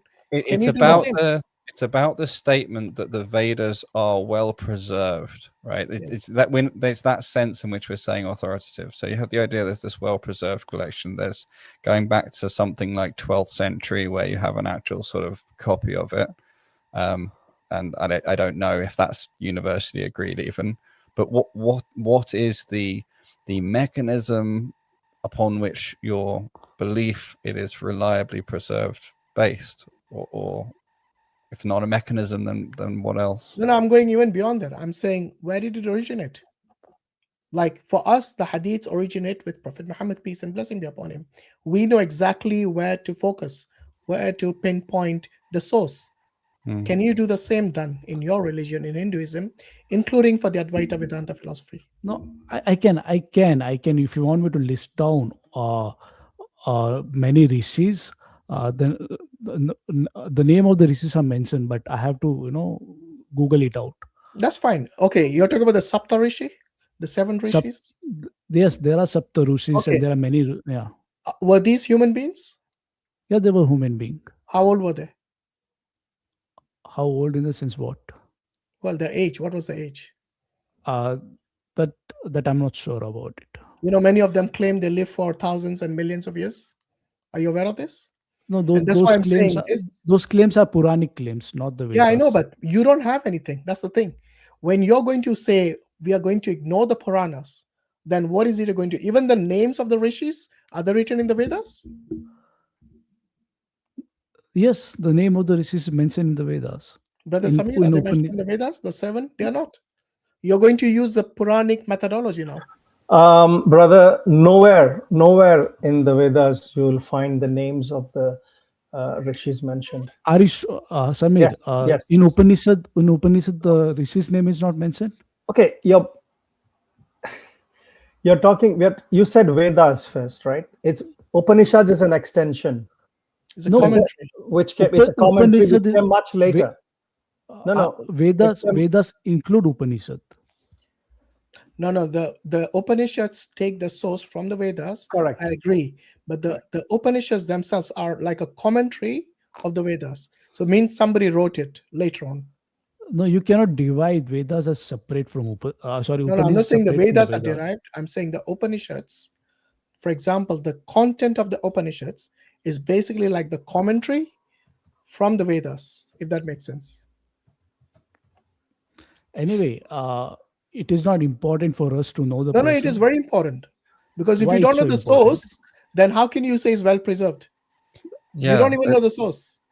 No, There's it a is few very- things in here, because if you said, well, the Puranas are not so reliable, but the Vedas are more reliable, you're including the Upanishads No. in what you say is the Vedas, but normally it's understood that the Upanishads come later, and then it's this question of what the Vedas were when they were without the Upanishads. So this idea that the Vedas, whichever that refers to, the sort of original Vedas or Vedas plus Upanishads, the idea that it is reliable, as in the source it comes from and its preservation are reliable, I don't see the foundation for it. I don't see the reason. I'll give you the foundation for, I'll give you the Vedas and Upanishads were transmitted through rigorous oral techniques like Padapatha and Kramapatha, right? To prevent alternations. So in that sense, it's they have taken very care to preserve the Vedas and Upanishads. No, Now but you're we talking still about don't know what the source is. I want to know what the source is. What language did it originate in, for example? Do you know? how the the Bible's been source. pretty well preserved since the 12th century, but that doesn't mean it's the original Bible. No, because we don't see. You have to understand that it is from self-realizations, right? It's self-reflections, right? Now, if, for an example, if even today, if Vedas are lost, let's say Vedas are lost, still a person is able to self-realize, right? Really, brother? Really? Yes, it is. You know what There are many Vivekananda people. said? Do you There remember? are, Stories of demons there are many appearing and people. I can mention out many people names. Done. Do you know which Vedas are you talking about? All four Vedas? I'll talk two people today in Okay. 20th century. J. Krishnamurti. By the way, we are in the 21st century. 21st century. He didn't read Vedas. He didn't read Upanishad. But have you heard J. Krishnamurti before, ever? Who? J. Krishnamurti. You're talking about Jiddu Krishnamurti. Yes. He was he was from the one what's her name, Annie Besant's disciple initially, and then he started his own philosophical movement. But he was he became an but he was not atheist in the end. influenced. Have you heard him? Of course. Have you heard? Of Have you course heard I've him? heard. Of So course yeah. I've heard him. So we have a live example here. So what can he do? No, what is wait, brother Samir. So then, this guy you're referring to, what is his speciality? He communicated the same message as Vedas or Upanishads Sorry, without reading. Communicated. No. Yes. So are you saying he has memorized all the four Vedas? No, he has not memorized. There is no need for him to memorize. No, what he's the point saying. I'm making is that, Hashim, that he has not read Vedas, Upanishads. He has read any book. Still, the person is self-realized, right? He knows the truth. But you can't honestly believe that through self-realization, this guy came up with the same mythical stories of gods and demons killing each other and all this stuff. No, you're not in. You should not. He's talking about the Vedas. So hold on. This self-realized person, how does he link to the preservation and origin of Vedas? My point is that even if Vedas are not preserved, my point is that even if the Vedas don't exist, or Upanishads don't exist, there is a capabilities in a human being, right, to realize self-realization. That's what I'm talking about. But this is subjective. You cannot tell us objectively that this is the case. When you say self-realization, only that person knows that. You don't know that. Brother Hashim, let me clear. No, I can. It's no, brother. Hold on. Okay, anyway, I think we are drifting away from the. No, I just want to clear. I just want to clear one thing. You said you brought Jiddu Krishnamurti in the picture, right? He has nothing to do with Hinduism. He rejected Hinduism along with all the other organized religions. Okay, so you cannot say that what realization. He was from the order of the star, which was created by a couple of people, like Annie Besant was one of them. And then he gave it up completely. He said religion, he did not identify himself as a Hindu. He did not identify a Buddhist, Christian, or anything else. What was his teaching, Samir? Have you heard? Have you listened to David Bohm? Have you listened to David Bohm and J. Krishnamurti? We are talking about the Vedas. You're bringing J.B. Krishnamurti about self-realization. Okay. There are many people who claim that's similar, who take similar stands. Yeah, that's why I said this has got nothing to do with my question. Yeah, nothing to do with. You're right. With all due respect, many people who can claim self-realization. Wait a minute. We are not looking for holy men. How will you know whether we're not looking for holy men and self-realization? This question, the question I asked is very specific. About Vedas. In what language and when and to whom did the Vedas originate with? If you don't know the answer, you are more than welcome to say, I don't know. Brother Hashim, they say it is a revealed scripture. No, wait. Brother Samir, wait. That's a question I'm asking him. I expect an answer from him. So far, you haven't answered this question. Where, when, to whom, with whom did the Vedas originate with? Your question make Hashim sense when if Vedas are written down at one point of time. No, not written. I said originate with. So even if they self-realized, let's say, and then they proclaimed it. Dan, just to clarify, Dan, his question makes perfect sense, even if the text is revealed through multiple people over a long period of time. His question still makes perfect sense. He's not forcing you to give a single name in a single time. He's asking you to give the names and the times, and then receives what the authority is. Part of the issue of this is that obviously there's a lot of different textual variations of the Vedas. So the claim that there is a privileged sort of, preserved or correct version is questionable. We're trying to understand why you believe it's so reliable. No, you don't find in Vedas, you don't find a different version. It's only one version. And when were they written? It's only one version. Sorry, when were they revealed originally? Can you please answer that question? As I told you, it revealed periodically. I mean, any person who self-realized has written down the way. Give me the period, my friend. Give me the period. When? Okay, for what? Okay, I'll give you the period. Give me a time. So you need period for what? Let me give you period for the origin of it, obviously. The first part of the Vedas that was revealed. The first part. The Rig Veda, the oldest, right? When were the Rig Vedas originally proclaimed or revealed? It was 5,000 years back. If I okay, and where is your evidence for that? Evidence? You can't just pull a number from the void and say it's 5,000 years old. So what do you think? What kind of evidence you're looking for? You're making a claim. I need you to substantiate it with evidence. What kind of evidence will satisfy you, Hashim?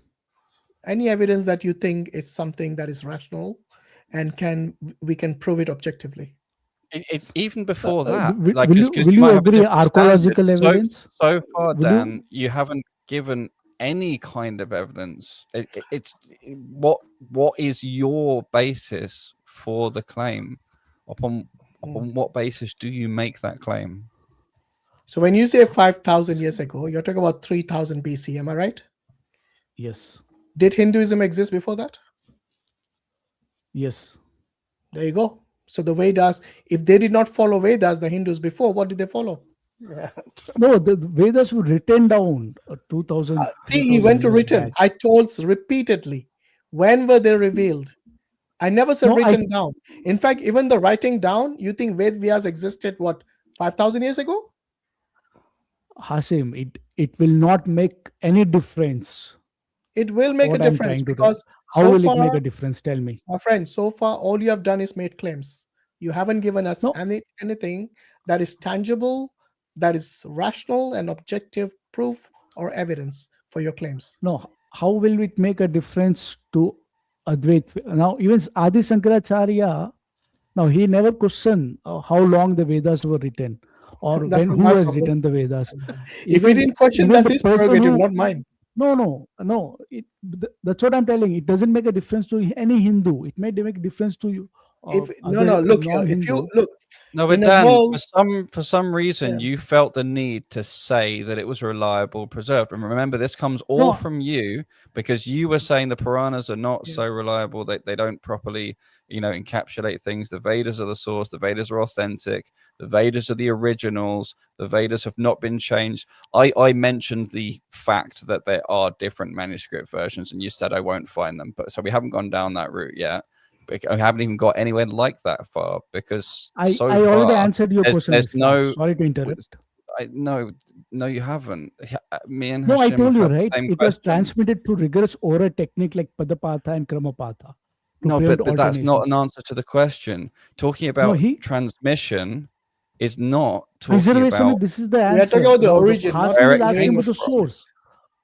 No, we are talking about the origin. How did it? Okay. Let's start with the basics. Is it of human origin? It is human origin, yes. Oh dear, so it's not from God. A person, when he contemplate or meditate, there is a self-realizations, and he write down that into Vedas and Upanishads. I don't think you understood the question. For us, the Quran is not of human origin. The origin is from Allah. So Allah is not a human, even though Prophet Muhammad, peace be upon him, is the one to whom it was revealed, the Quran. So we do not say the Quran originated with Prophet Muhammad, peace and blessing be upon him. He was a messenger to whom it was revealed.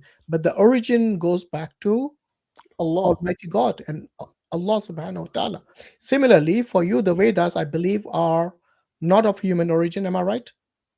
True. See, it is human origin. So why are they called? Once a person realizes that, the entirety of the universe or the totality of the universe is one, and I am not separate from the universe, therefore he claims that I am Brahman. That's the realization he has. And on the basis of that realization, he teaches that realization to his students. Who teaches to which students? That's person what I want to realize. Give us the origin, man. Come on, I've been asking you for ages. Just give us the origin. Where did it originate from? And I don't mean the compilation or the writing of it. The student and teacher which you mentioned, name me the teacher and name me the student. Go on. You said many. It has many people self-realize. So who was the first person to self-realize? Or who were the persons who were the ones who initially realized it? Can you name them? See, it is evolved over time. We have some. This is simple question. Simple question. Why are you just repeating yourself when I'm asking a specific question? Brother Dan, the simple question is, what is its origin? It's simple. That's what Brother Hashim is asking you. What is its origin? That's it. Now, I already answered what is origin. No, you did not answer. You keep saying many people, but you never named a single person so far. No, there is no single person there. Okay, give me multiple persons and go on. All right. I'll give you. Let me give you one. Okay. Upanishad. Let me give you Chandogya Upanishad person. No, I want the Vedas, the 4 Vedas. The beginning was the Vedas. Give me the Rig Veda, the earliest Veda. No, the people has not written down the name there. I didn't ask you about writing. I asked you, even if it's orally through a teacher, then give me the name of the teacher and the student. No problem. No, it is Saptarushi. It is what mentioned in the Rig Vedas. Okay, right? Where in Rig Veda does it mention the Saptarishi are the ones to whom they were revealed? No, then I have to Google it out for that. Google it. I don't mind.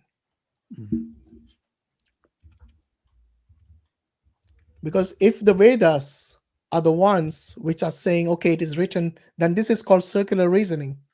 You cannot use the Vedas itself to prove the Vedas unless you're talking about something objective, like it has some objective information in there which anyone can look from outside the Vedas as well.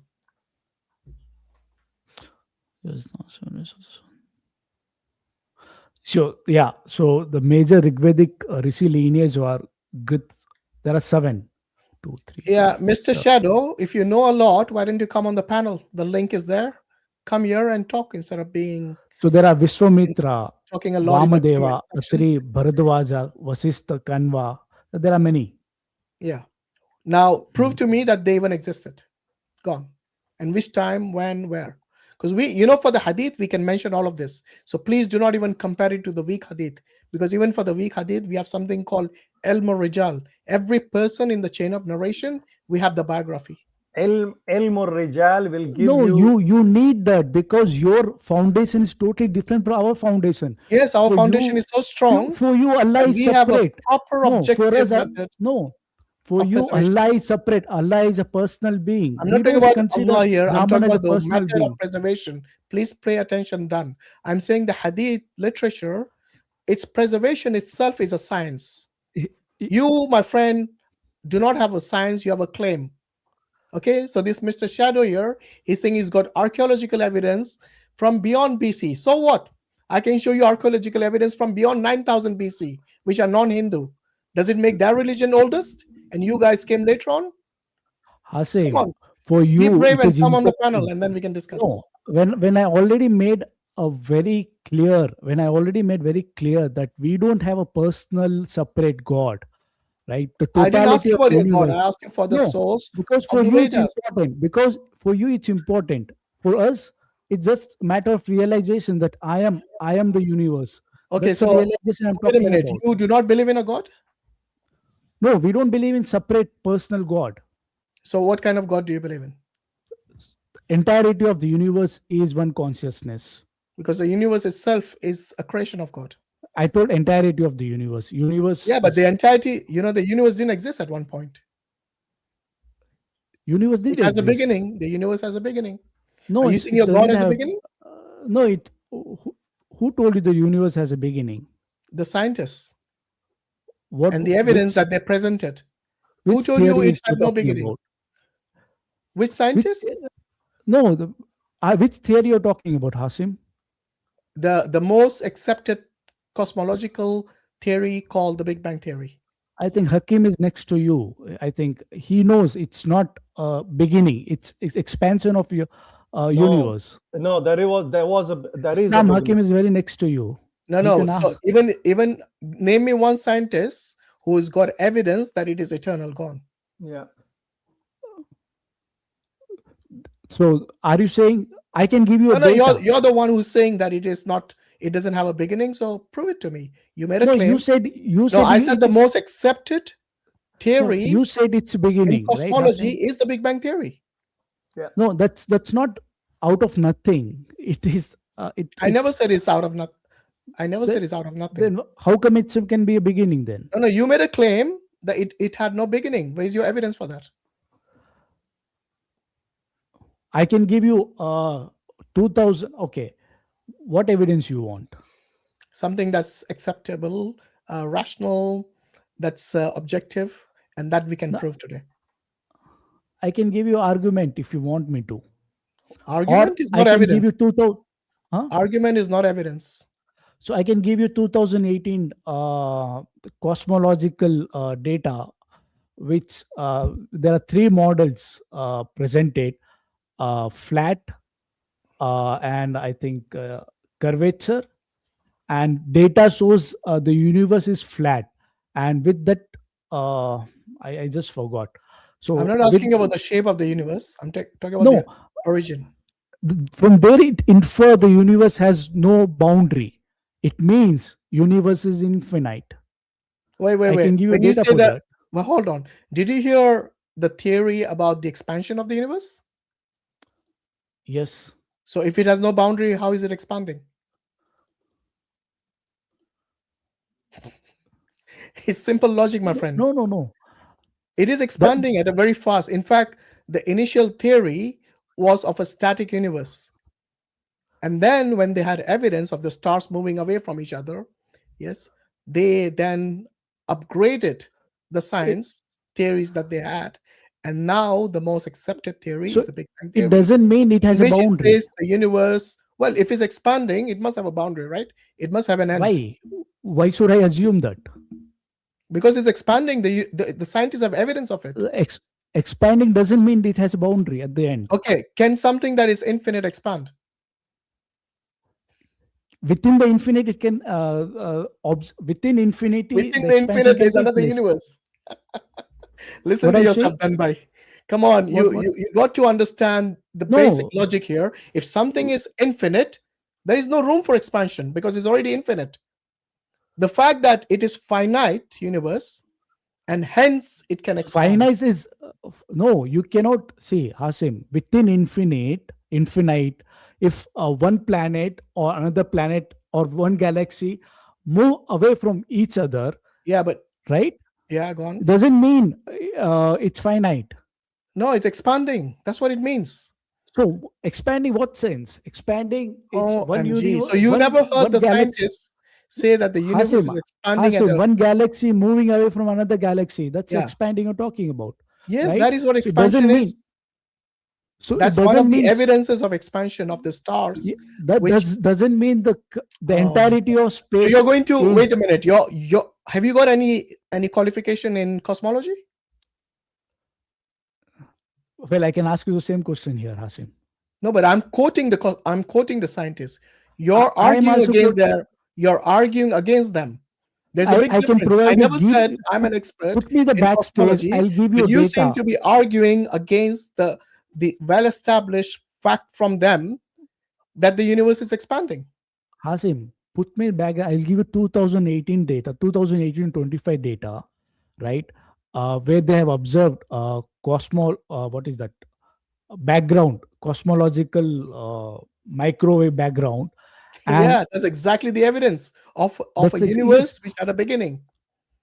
Thank you. And within that, they have, I think Islam must be aware of that. Within that, they have proposed three models. He'll be back later. But all I'm saying to you, this evidence, which you talk about the background radiation, you know what that is, or you don't know what it is. You're just reading it from somewhere. Know. What is it?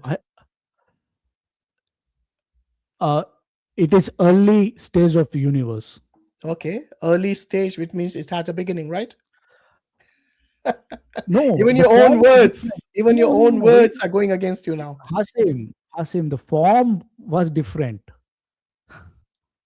Okay, so was it finite or infinite at that time? It doesn't talk about finite or infinite. No, you said early stage. No, that the expansion has nothing to do with finite and infinite. What? Like talking to someone who has no clue about this topic, and you're just making things now. Hashim, I can assure you that I have studied on this. You have? Okay, name me one scientist who agrees with you that the universe has no beginning. With evidence, by the way, not a claim, because a lot of scientists, you know the difference between a hypothesis and a theory. See, Hashim, use no. Answer the question. Done. You claim the universe has beginning. I want to know if you know the basics of science. Questioning me. Done. I want to know if you know the basics of science, because you're discussing science now. What's the difference between a hypothesis and a theory? Theory and hypothesis. Hypothesis is an idea that this thing could have happened, or this could be the reason, right? And theory is mathematically proven, but there is no evidence as such. No, that's absolutely wrong. In fact, in order for it to reach to the status of a theory, you need evidence. Otherwise, it remains a hypothesis. A hypothesis is like an opinion. So like you're giving an opinion about the rishis, but you have no evidence for them. For those people who are, the Sapta rishis, the 7 rishis, who basically realized the Vedas and so on. You have no evidence for it. It's just a claim. No, we don't need. Once you have evidence for it, then it becomes a theory. So I doubt you know the basics of science, and hence I can say with certainty that you have not researched this about the Big Bang theory, about the expansion of the universe, about the redshift, and so on. All these things prove that the universe had a beginning. No, it doesn't prove. I'm sorry to once again, this is your claim. Like I said, I'm quoting the scientists and cosmologists. You have very intelligent person, I.Hakim, and he will tell you that the universe has no beginning. Really? Okay, let's let him come. And if he says, according to the evidence we have so far, the universe has a beginning, then what are you going to do? Then I will let's see what No, if he says, what will you do then? Because you'll keep arguing. No matter if anybody proves it to you, you are the kind of person, because you believe in a religion. For you, it is a dogma to believe the universe has no beginning, because for you, the universe is God, in a way.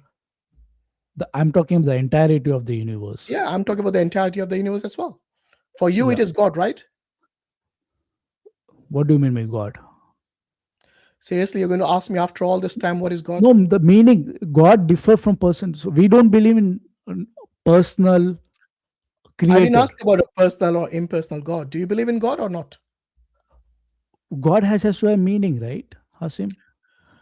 Should I agree with you? I'm okay to agree with you. Okay, let's. It's not about agreeing with me. If you're going to ask fundamental questions like what is God, then I doubt if you believe in God. God, okay, all right. So God is ultimate reality. Then yes, I agree with that. Okay, what do you mean by ultimate reality? Brahman. Okay, for you, Brahman is ultimate reality. Does Brahman have a form or attributes? No, we don't give Brahman form and attributes. Okay, so everything in existence for you is Brahman, right? Yes. Okay. Are you Brahman? Yes. Okay. As you are Brahman, yeah? So everything that exists is Brahman. Yes, you're right. So what's the difference between you and the ultimate God? Or the ultimate Brahman? There is no difference as such. When I realize that I am Brahman. But you have attributes. You just told me Brahman has no form and attribute. But you have a form and attribute. So if you give me a time, I can explain you this. Okay, go on. All right. Now, when you told Brahman is Nirguna Nirakara, means no qualitative attributes, no form. Correct? That's what you said, yeah. Yes. So now let me explain you. An attribute something assigned, right? And it's incomplete without context. Do you agree with that? Attributes is what? Say again, once again. An attribute is something assigned. Attribute means assigned to. No, I think attributes are intrinsic. No, attribute is something assigned, right? No, and it's incomplete without context. I don't think you understand the meaning of attribute. For example, if I were the to meaning tell of you, attribute to assign, that's the meaning of attribute. No. Listen, attributes define the object. Okay. For example, if I told you one word, in order for you to understand that word, you need to know its definition. Okay. Say I use the term triangle. So what comes to your mind? That's what I'm trying to tell you, right? The word, we assign those words to communicate the meaning. You have to in order to communicate. Right, that's okay. So okay. So tell me, when I use the term triangle, what comes to your mind? No, Hashim, let me answer your first question. Nirguna Nirakara. Okay. Right? Now, Nirguna means it's not attribute, it's qualitative attributes, right? Now, when I talk about qualitative attributes, it only arises through comparison or contrast, which require at least two finite reference points, right? So if Brahman is infinite, there can be no second infinity to compare with. Therefore, no quality can be meaningful attributed, right? In that sense, it makes no sense at all. Because what you just talked about, even if it is qualitative attributes, then you're talking about at least the quality. So quality, you define quality with comparison, with contrast. No, not necessarily. You cannot compare to infinity. Because there can't be one infinity. There is no such thing as anything that exists which has no attributes. The only thing which I can please, Hashim, let me answer your question first. Then you can counter question. That's secondary. No, this is based on what you told me. No, so let me complete that. I have not completed. You just go on, finish your point. All right. So what I was talking about is qualitative attributes arise only through comparison or contrast, which require at least two finite reference points. If Brahman is infinite, there can be no second infinity to compare with. Therefore, no quality can be meaningfully attributed. It doesn't need. In fact, we know. Let me complete. Yeah, go on. In this sense, infinite existence is by default non-qualitative. Hence, Brahman is Nirguna. That's not true. Now, to talk about Nirakara. No, wait. Before you go to Nirakar, let's deal with the Nirgun. Okay, so I can No, easily I'll do say one thing. Let me complete this Nirakara as well. So then you no, can. but they both are different. That's why. So let's do No, one at a time. Let's do one at a then you time. can come one at a time. So I'll have to come. Please let me do Okay, this. finish your point. Go on. All right. Likewise, form 2 is identified only through contrast, boundaries, and differentiations. The infinite cannot have limits or shape, nor it can be compared with another form. Therefore, infinite existence is necessarily formless. Hence, Brahman is Nirakara. This Right. is you're just Now reading you can on the ask the internet, I question. think. No, I don't think you even understood what you said. So let me ask you something. When you use the term, which I written down in my book. yeah, when you use the term attribute, what do you understand? Attribute is something which we assign to communicate the meaning of a thing. Okay, that would apply to even the term nirguna or nirakar. The same thing would apply because these are words. These are words which qualitative have attribute. assigned. It's not attribute. Nirguna is very specific to qualitative. I'm saying nirguna and nirakar. You need to let me finish in order for you to listen. Okay, so whenever you use any word, you must know the definition of it, right? And you cannot derive the definition without understanding what words you're using in the definition. Even every word in the definition will have a meaning itself. That's why I'm telling you, when you use the term no attribute and no form, the only thing that comes to mind is which doesn't exist, nothing. So unless you're telling no me attribute, Hashim, you cannot skip qualitative because nirguna is qualitative attribute. Okay, so it does have attribute? Yes, we define it. Okay, so what is the attribute of? When I say it's conscious. Okay, so that's the only attribute. Defining ultimate reality. When I say it exists. Hold on. Are you saying consciousness is the only attribute of Brahman? See, we call Brahman Sat Chit Anand. Like it means Sat means existence. Second, Chit means consciousness. Third is Anand means complete. It lacks nothing. So can you answer my question? Does Brahman have only one attribute, which is consciousness? Would you consider existence as an attribute? No, existence is again something that is intrinsic. Okay, it's not an attribute itself, but something that is intrinsic. And you just define that attribute. When I say okay, would you consider nothing to exist? Nothing. No, Hashim, let's not go to it. Let's answer you. You just told now, few minutes back, that attribute is given to communicate the meaning. You're the one. I always said it was intrinsic. So, do you consider existence as an attribute? Yes or no? I wouldn't consider it as an attribute of the individual. Then why do you consider consciousness as an attribute? No. I wouldn't consider it as an attribute of an entity because anything that exists, okay, we know that is the reality. Anything that doesn't exist is the non-reality.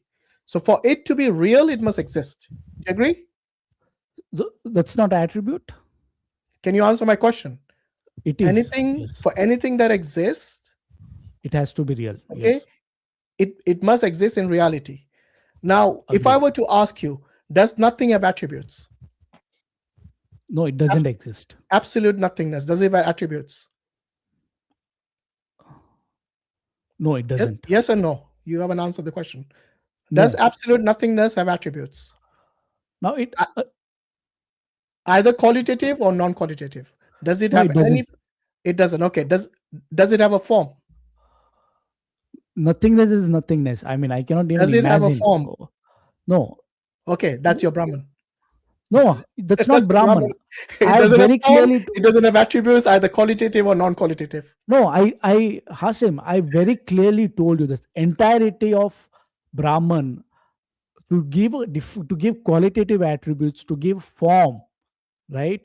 You need a comparison. You need contrast. No, you keep repeating yourself. I asked you. Yeah, because this is important. In fact, this your claim that it has consciousness. Okay. It has consciousness. Then the question I would ask you is that with this consciousness, can it do anything? When everything is Brahman, why he has to do something? Yes, because even within existence, there has to be change, isn't it? For example, the movement of a leaf, the movement of my hand, There is a change within existence. So once again, the question you need to answer is this: can Brahman do anything with its consciousness?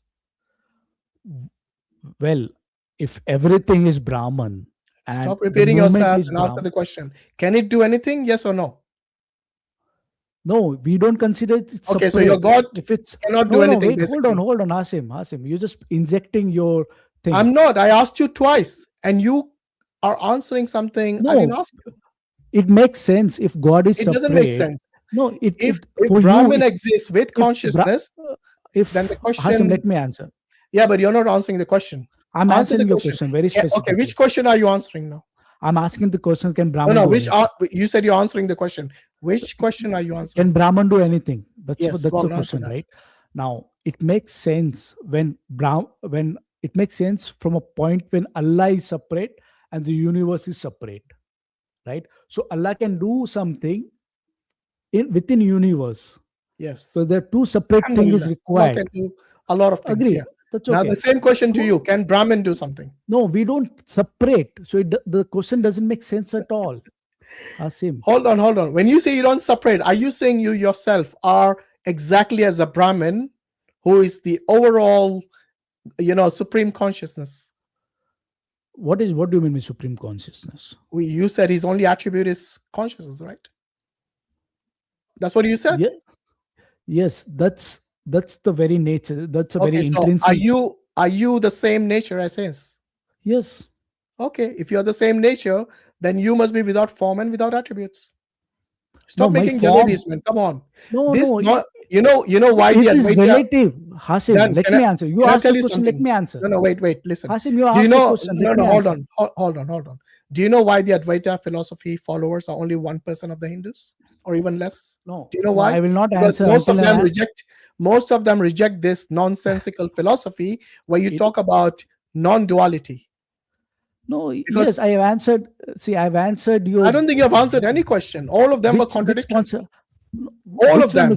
You said you're Brahman, the same as a supreme consciousness Brahman, but he has no form, no attributes, whereas you do have a form and attribute. So I have form and attribute only. It's relative. When you compare me with any other person, I think that's the only way you will understand, right? How else do you understand? Then you cannot call I have absolute. No, wait. When you say relative, how else will you understand? It is, yes, understand. It is relative. So that's why. Okay, you know what? I think we have gone round in circles. Now let me ask you. Let me ask you one last question before you go. You believe everything is Brahman? Am I right? Everything that exists is Brahman. Hashim, you already asked the question. Let me. No, but I want to make sure. All right, whether you agree or disagree with this. Everything in existence that exists is Brahman.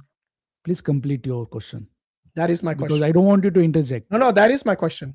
Do you agree that everything in existence is Brahman? Yes. Okay. Does ignorance exist? It is like does nothing exist? Does ignorance exist? Ignorance exists, yes. Okay, is that Brahman? No, it's not Brahman. But you just said everything that exists is Brahman. Now you're contradicting yourself again. No, okay. Hashim, now you have asked a question. Let me answer, please. Go on. Don't cut me off. Okay. Now, you asked the first question. As long as you don't ask a question with a question. I'll not ask you a question. I just answer because many people, many Hindus will I talk about ignorance and you said it exists. But then you said everything that exists is Brahman. But when I asked you, is ignorant? I understood your question, Hashim. I understood your question, Hashim. I think I can answer those. So let me rephrase what I have told. So there is no miscommunications or there is, right? You asked me that does Brahman is Nirguna Nirakara. Oh, please don't go all the way there. No, please. I honestly, look, I'm pressed with time. There are a lot of people waiting. I've given you a lot of time already. So without you making jalebis and repeating everything all over again, I gave you a very good answer. Just try to consolidate the contradiction. The contradiction is as follows. You said everything that exists is Brahman. You said ignorance exists. And then you contradicted yourself by saying that ignorance is not Brahman. Consolidate that. And if you cannot, then I'm going to bring somebody else in. No, I'll answer that. Ignorance, it's not an existence. It doesn't exist. No, it doesn't exist. Ignorance is opposite of knowledge. You just Correct? said ignorance exists a minute ago. Knowledge exists. Ignorance doesn't. Okay, I think I'm done with you. Let me I'm answer sorry. it. Hashim, don't cut No, me I'm off. sorry, man. I'm sorry. I like people who are sincere. Did he not say ignorance exists? And now he made a U-turn when he realized he messed up. No, but he said ignorance is opposite of knowledge. So Yeah, it that's- exists. So if something is opposite, Even if it's opposite of knowledge, it is going to it exist. still exists. yeah. Anyways, Okay. Go on. I'll let you finish that thought. Okay, Done. see, now it is relative because knowledge is limited to human being. The rock doesn't have knowledge. He doesn't need a knowledge. The river doesn't Does it need exist knowledge. or not? That's the question. Please, let see. No, but I'm look, that's the answering reason you. I don't like done. You make too many jalebis. See. It's a very simple question. Does ignorance exist, whether relatively or not? Does it exist? See, it is relative, but it's not absolute. Does you it agree with that? exist? That's the question. Knowledge chance. exists. How can Last ignorance chance. exist? It's like Does does nothing exist? Does Does ignorance nothingness- exist? Last chance. Please, Yes answer, or does no? nothingness exist? That's what you're asking me. No, in other nothingness. form. Wait. Nothingness does not exist. I've already So told you that. nothingness is I did not opposite of contradict existence. myself. Please, Now Hashim, let me answer my question. Does I'm ignorance answering. Please. exist? Last Hashim, chance. please. Last Please don't chance. cut me off. I'm Yeah, I answering. will cut Please you don't off me off. if you do not answer this question. I'll- Does I'll answer. ignorance No, exist? Answer no, the it is question. like yes or no. It's like it. No, It is a please yes let or me no. answer. Yes. Like you asked No, me, does nothing exist? I said it doesn't exist. So yes, nothing is opposite of existence. Same way, no ignorance is opposite of knowledge. So if Okay. Does nothing knowledge don't exist? exist, Does knowledge yes, exist? yes, knowledge exists. Yes, knowledge exists. Yeah, And that's the it's question I'm relative. asking you. Does it exist? Yes, it exists. Knowledge exists. Okay. Now, somebody who doesn't have knowledge is called what? You don't have knowledge. It's called what? It's like again you're taking the opposite. It is the opposite, obviously. You see, this is how the Advaita philosophy is so easy to dismantle them with their own words. Because you know what they do? They tangle themselves in a knot until they start making jalebis. going round in circles. I'm sorry, Dan. I know you were patient, but you were still contradicting yourself. All right. Any other Hindus in the back studio? In fact, Brother Hashim, the issue is that if you go onto the streets of any Muslim country and you ask who is God and if whether he's one, he has attributes, everyone will start telling you the 99 names of Allah and saying that he has attributes.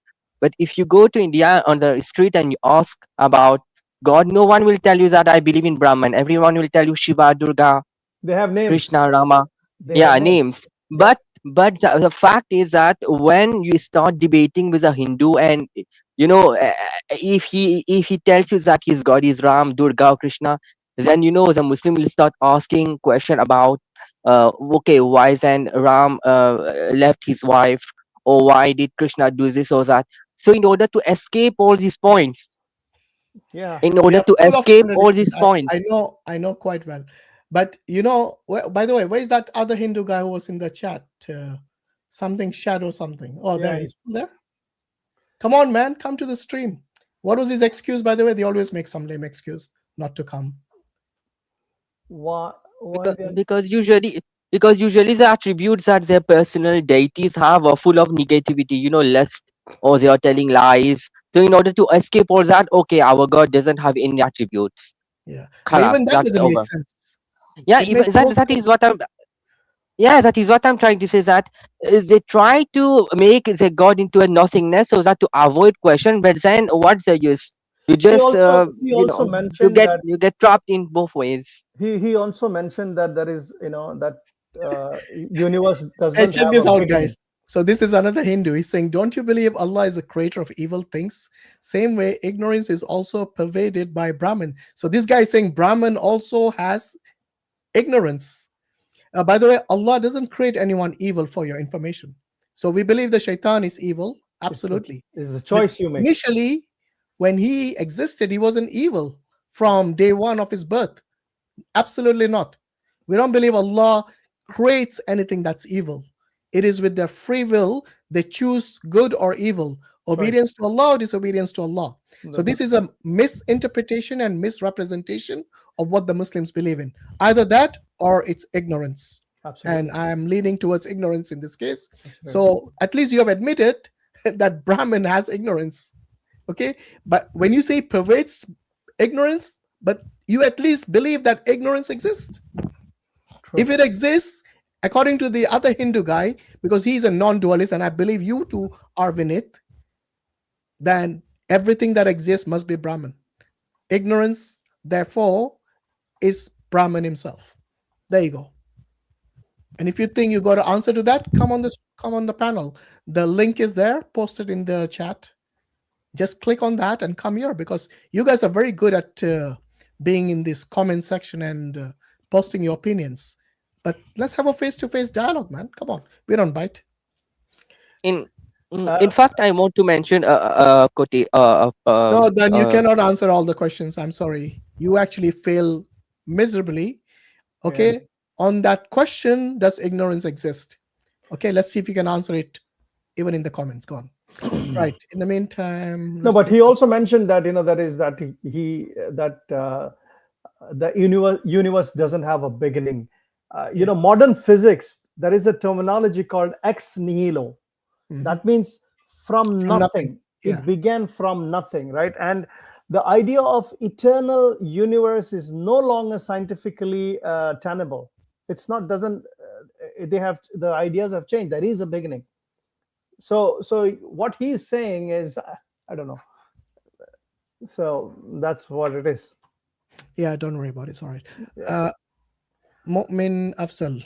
I'm assuming this guy's a Muslim, yeah? Yeah. Afzal, you need to unmute yourself.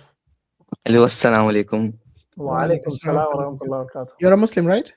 Yeah, I'm a Muslim. I'm from India, and I'm a big fan of you guys.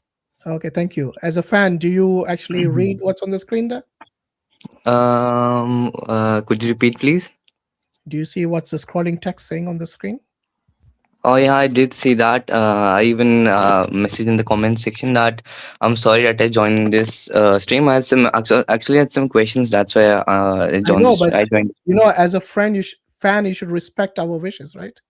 Yeah, definitely. When we say to the Muslims, join later, when we call you, come on, please respect that. Come on. Yeah, definitely. But the thing is that even it's if you have one a question, ask later. No problem. We'll invite. We always invite the Muslims after the Hindus, because the topic today is about Hindus. Definitely, I'm really sorry. Actually, in India, it's past midnight. It's 1 a.m. right now, so I won't be awake to join later. I have some questions if you are able to answer pretty quickly. I'll tell you what. Come back after Fajr. We'll be here. After Fajr, I have school. I'm really sorry. Oh, so you don't pray Fajr? I have. I pray Fajr. What time is Fajr in India? It's 5 a.m. Okay, what time's your school? It's 6:30. There you go. You got enough time to come and ask us one question. Okay? Nice try. See you later. Make sure you pray your Fajr, yeah? Okay, guys. The topic that Brother Hashim chose today is a very important topic, because many Hindus are very proud, and you get to hear a lot of taunts from them that you guys are keeping your woman in burqa while we worship the feminine power. It is Shakti, you're Durga, you're Kali, they try to praise because as many women are leaving Hinduism, so in order to make them stay back.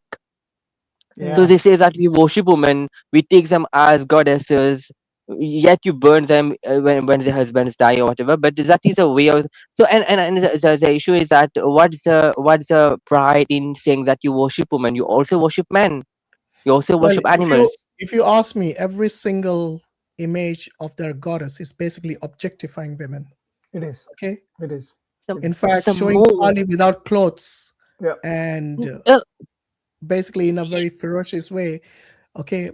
I mean, one thing that a woman really appreciates is her beauty. Okay. In her eyes, in her mother's eyes, she's beautiful. When you look at Kali, it is the opposite of beauty. Yes. Okay. Scary. This is no way for a woman to be proud of such a representation of theirs. Yeah. Why would you, basically make something that God has made beautiful, your features, as something which is demonic then? Why? I don't understand that concept. You could have had a goddess who takes revenge and everything without her being ugly and ferocious and demonic. Makes no sense. I mean, a garland of skulls, really? Which woman Yeah, likes to wear a garland of skulls, or a man? in fact, Kali is completely nude. It is the skirt because many Hindus have not observed her properly. Her skirt is made of arms and her breast is covered with skulls. Brother So in fact, she Mubashir, has no clothes as well. Brother Mubashir, we mentioned this at the beginning. Brother, at the beginning we mentioned In fact, Yeah. Brother I.Hakim, because he observes things more objectively. No, we did, From a different background, Alhamdulillah. having not Yeah. heard this concept before, so it is more thorough and more. We take it for basically granted, but he unbiased. observed it. But one thing that you are saying that Kali is nude. She's portrayed as you. What about Kamakya? You mentioned about it. What about Mohini? Worships, no, Mohini. It's but the Kamakya temple in Assam. It is the exact vagina. Yes, yes. It is a vagina itself. No, and also need to ease down on the language. Let me bring another Hindu. Yeah, it's a private part of the Yeah, also they do sacrifices over there, right? All right, Faith, I'm assuming you're a Hindu? Hello. Yes, hi. Hi. You're a Hindu, right? Yes, I am. Okay. Where are you calling from? I'm Indian. Where are you calling from? I'm from India, right? Okay. I didn't ask if you were Indian or American. Just ask where you're calling no from. problem. Okay. You got something to share with us? It's you're lagging. Hello. That must be your internet. My internet seems all right. I can hear you. Maybe mine. Can you repeat what you said again? Yeah. Have you got a question for us, or you have a comment to make? I mean, depends upon you. Okay. So, do you know the topic today? Yes. Okay. So, when you say you're from a Hindu background, what's your sampradaya? I'm a smart. You're a smarter. Okay. You follow that Vaita philosophy as well? Yeah, no problem.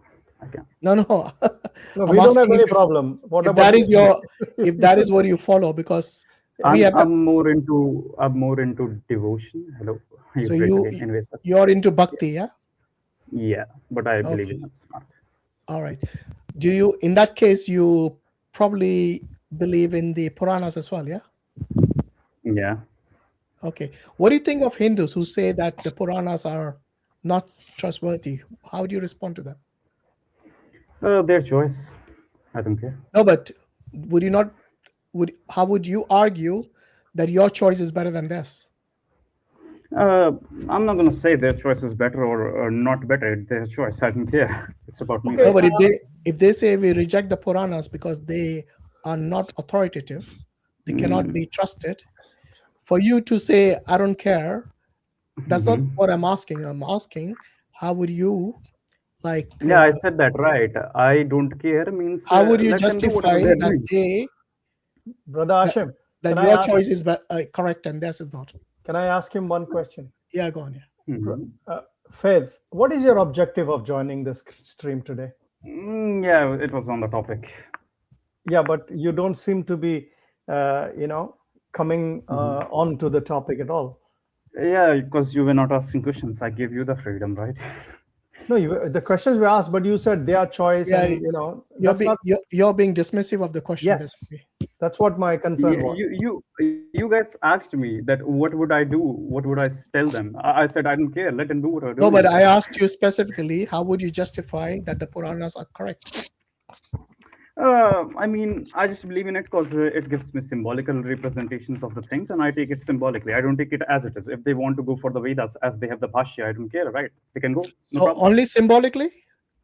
Yeah, I mean, I take everything symbolically, to be honest. Okay, so let me ask you something. Do you think Ram and Krishna existed in history, in real? Ram and Krishna, Rama, according to Kurma Purana, it is said that he existed 5 kalpa before, which means in the previous universe. So I mean, even then, did he exist in history? That's a question. I don't know. Maybe yes, maybe no, but I don't really care. No, but if you take it only symbolically, that means it's not something that really exists. If it's symbolically, it's allegorical, it doesn't mean it's real, right? No, not necessarily. Okay, so once again, does Ram exist in history, yes or no? Okay, let me continue, right? What I believe in is I don't really know, but even if he did it does not harm my religion. That's it. No, but hold on, I'm trying to get to the bottom. If everything is symbolic, for example, you could represent something symbolically as, say, number 14. Yeah. Okay. If I asked you, show me number 14 in real life, would you? Yeah, I can. You can. Where? No, I will just write 14, right? I'll just write 14 on a paper and I'll show it to you. That's symbolically. That's exactly what I'm trying to tell you. But yeah, in real life, where is number 14? So I mean, it does not. I don't think you understand the meaning of symbolic even. Yeah, okay, let me continue, right? What I'm saying is, even if they did exist, it does not exist, that does not really harm. Krishna very clearly says. It's not about says harm or no harm. I'm talking about something that is real and something that is not real. Try to understand. Try to keep up, because it's very, very important for you to understand reality from something that is just mythology. Let me continue, right? That's a very much false sequence. So I'm giving you two. No, but their existence is critical to the religion. Absolutely. To necessarily. Oh, you meant to say if Ram? You think that if Ram and Krishna didn't exist, it wouldn't matter? What is Hinduism? What is Hinduism? No, don't try to change the topic. Okay. No, first you need to answer my question. Do you understand the difference between something that is just symbolic and allegorical, as opposed to something that is real and tangible? Yeah. Why are you laughing like a silly guy all the time? It's nothing funny, I said. It's just a simple question. Let me continue, right? Let me explain you something. So not necessarily when I take things symbolically, which simply means that as it is said in Bhagavad Gita, that God does Leela to give some types of lessons or some symbolic representations of the things. So it can be it can mean two things. He actually did it and it actually happened, but it also gives symbolical meaning and also the actual one. And then there's what is the difference between symbolic and real? No, I don't know why he's laughing, this guy. Hold on, Mr. Faith. You just said, we asked you one question before, is that the existence of Ram and Krishna, right? You said you don't care. I mean, it doesn't matter to you. But then you brought in Bhagavad Gita. Without Krishna, Krishna, wait, don't interject. Hold on. Yeah. Without Krishna, without Krishna being in existence, would Bhagavad Gita be there in existence? Okay, and to be honest, at this moment, I said, right, everything is symbolic for me. So I do believe in the scriptures. Even, let's say it is written by but the scholars. You seem to fail to understand the most basic and okay. Let me ask you something. Are you? It can be both. It can be no, both. No, wait. Are you a real person? Do you exist, or are you a Leela as well? I'm a real person. Let's say, what's wrong? Okay, so you're not symbolic, am I right? No, are you not symbolic? Yeah, that's my question. Okay. So this is the false assumption, right? When God I'm asking you, listen, just answer the question. Are you symbolic or are you real? I am real. Okay, so it cannot be both, right? Am I a Hindu belief system? No, hold on. Even relative to your Hindu belief system, you cannot, if you're symbolic and you're real at the same time, that means you exist, right? Yeah. Yes or no? Am I a Hindu? I do exist, yeah. Okay, so you're saying yes. Even if you're symbolic and then you're real as well, which means you exist. Yeah, I do exist, but I'm not a belief system. No, that's fine. Fallacy. Hold on. What are you saying? Not according to your belief system. What do you mean? Belief system is something else. Belief can be made in a way. Right. I said I take. Are you make belief? Is that what you're saying? You're not real. Hashim, Brother Hashim. What are you about? Brother Hashim. We need to get Brother Hashim. Hold on, Faith. We need to get somebody serious. He thinks this is a joke. I think I don't know. How old are you, Faith? He's making a mockery of the whole Wait, thing. Samir, wait. What you Faith, mean? how old are you? I'm 20. Bro, act your age at least. Yeah, you need to. When did I not? You seem like either are you drunk or something? No. No, are you on any drugs? No. Okay, I don't can you use stop laughing and be serious, or I'll take somebody else. Because to begin with, the knowledge, the interpretation that you have from Hinduism is completely weird and goes against the Hindu books itself. To begin with, you're saying if you're saying my question whether Ram or Krishna exists is weird, yeah? Yeah, to begin with. You know, most Hindus actually believe Ram and Krishna walk the earth. Yeah. So what? But you don't, right? I said I don't know. Do you see the difference? Okay, I'll tell you what. Go find out first, and then come to us. Because you seem to be like an ignorant person, laughing like a goof. Yeah, he's honestly. In fact, I have a point in comparison to make over here. Yeah. Oh, just Vinit one is here. comparison. Nice of you, Vinit. Thank you. Hey guys. Yep. Hi, Vinit. How are you doing? I'm doing good. How are you guys? Yeah, very well. Where are you calling from? I'm from Bangalore. Okay. Hey, Vinit, how are you I'm doing? assuming you're a Hindu, yeah? Yeah. Even on that uncertain. I wasn't. If you had to think about it, even on the identity, the many of the Hindus have stooped to such a low level that you can't even answer to yes No, or that's because no, I mean, or not even to see your identity. Mubashir. Listen. No. From what I've seen on this stream and many other stream, when the Muslim came, are you Muslim? Yes, Alhamdulillah. Are you Hindu? Yeah. No, You can say there's a reason. Let's ask him. Okay, Vinit. Brother Mubashir, the only reason is because he's been watching too many of yeah, guys, let's give him a break. He's just come. So, Okay, Vinit, tell us why you were hesitant in answering that last question. Because the idea of a Hindu is different for each mind, right? Like, for example, your view of a Hindu, or for example, even I don't know what, let's say traditionally what people call Hinduism, you can say I believe it broadly. Yeah, I mean, when you say, look, if other people have different ideas, that's their problem. My question was to you specifically. Yes, so you can say once yes, again, broadly. Do you follow, are you a Sanatani? If you prefer that question, I would. Yeah. Okay, so that's fine, no problem. Because, you know, people have a problem with semantics sometimes. If you look, you're from India, right? In India, I'm assuming all your government documentation where they ask religion, they would most likely put Hindu there, right? I was actually uncomfortable answering that question recently on my census form as well. I wanted to put agnostic, but yeah. So yeah. Okay. Sorry, your question, yeah. I think for the did you say you were agnostic? Oh, he's agnostic. No, I was until very Okay. recently. But right now, I think for this context of the discussion, I think yes to your question. Okay, fair enough. You know, we like sincerity here. We respect that. So this is what, if you're here, I would expect you to answer sincerely. And that's all that's required. Okay, Yeah, so I'll try my best. by the way, the answer to your question in the comments, which I answered, is that clear, or you want to discuss something further? Yeah, it was about evil, the creation of evil, and whether Allah created evil. Allah does not create anyone as evil. Later in their life, they choose evil as their way of life or disobedience to Allah. Okay, that is there with the free will that Allah has bestowed upon them. Okay, so basically he creates beings with free will and they choose to be evil. He can create beings with free will, or he can create like angels without free will. Angels don't have free will. Okay. Yeah, because angels cannot sin. And They never disobey Allah. That is their nature.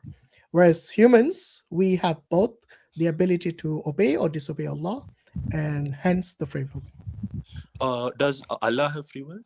Of course. He does. Okay. And he creates free will out of his own free will. People out of his own free will. I mean, he creates in his image, right? Old Testament. Creates free will. So Allah gives the nature, creates any entity with the nature that is deserving of that. In his image, right? According to the Old No, Testament. it's not your understanding in his image. So Allah's image is not like us. If you think he's like human, that is a wrong understanding. Yes, there is a hadith which says Allah created man from his image. What does that mean? It means means from Adam's image itself. So imagine there was a blueprint of Adam before Allah created him. Yeah. And then Allah created Adam from his image.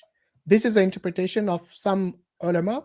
The other interpretation is that we have certain features which are representative of Allah subhanahu wa ta'ala, but not in the same sense. For example, Allah hears and we hear.